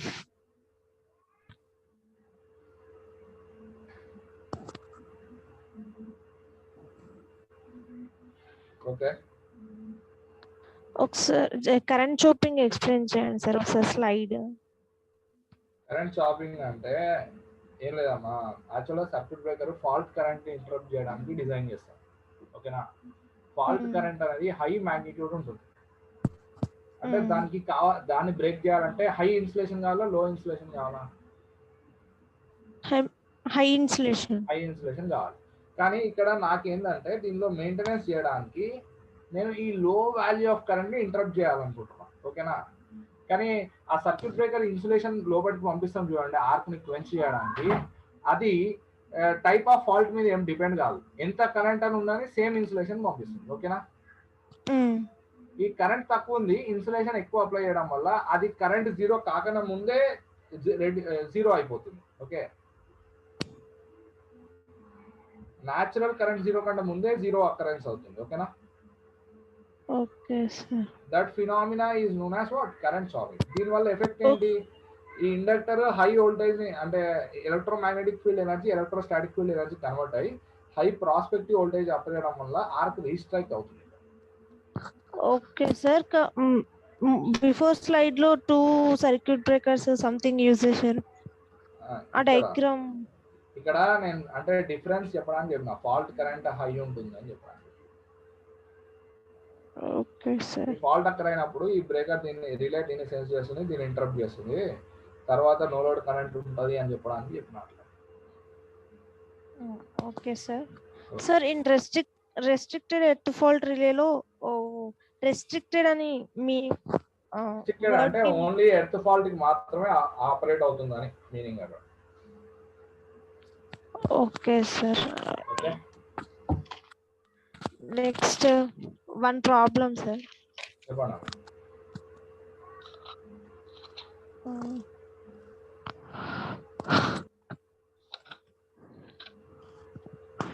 చెప్పండి.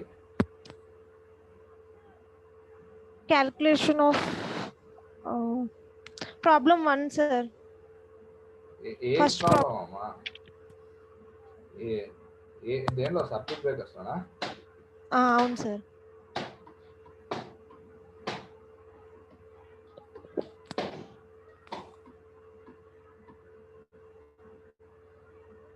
అంటే సిఆర్1 మీరు అడిగేది ఇదా?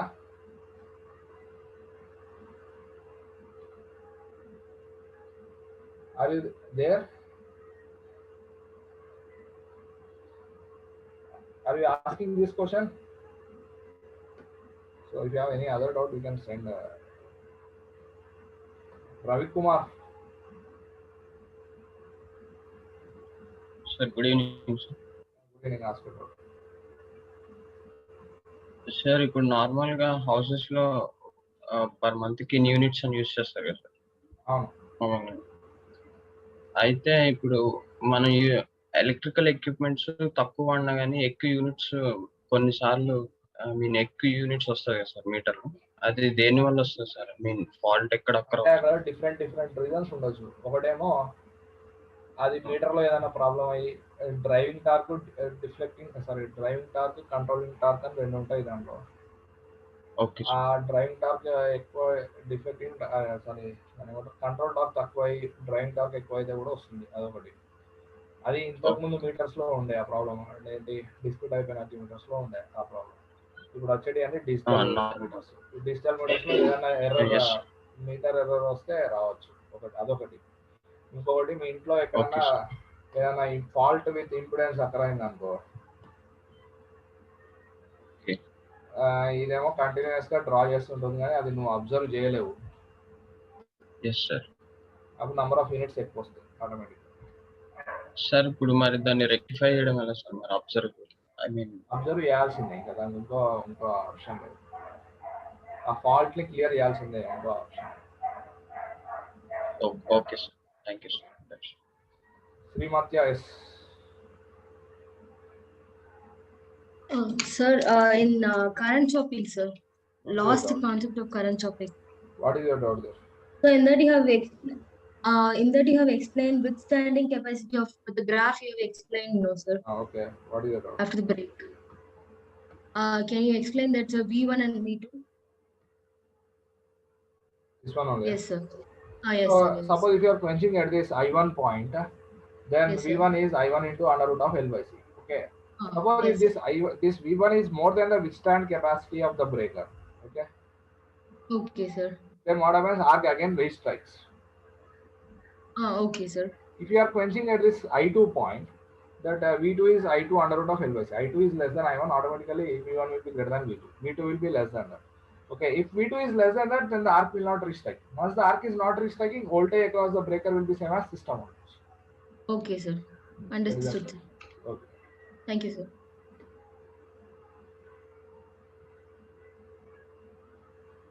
Okay, right. Thank you for your cooperation for today. So we will discuss remaining tomorrow.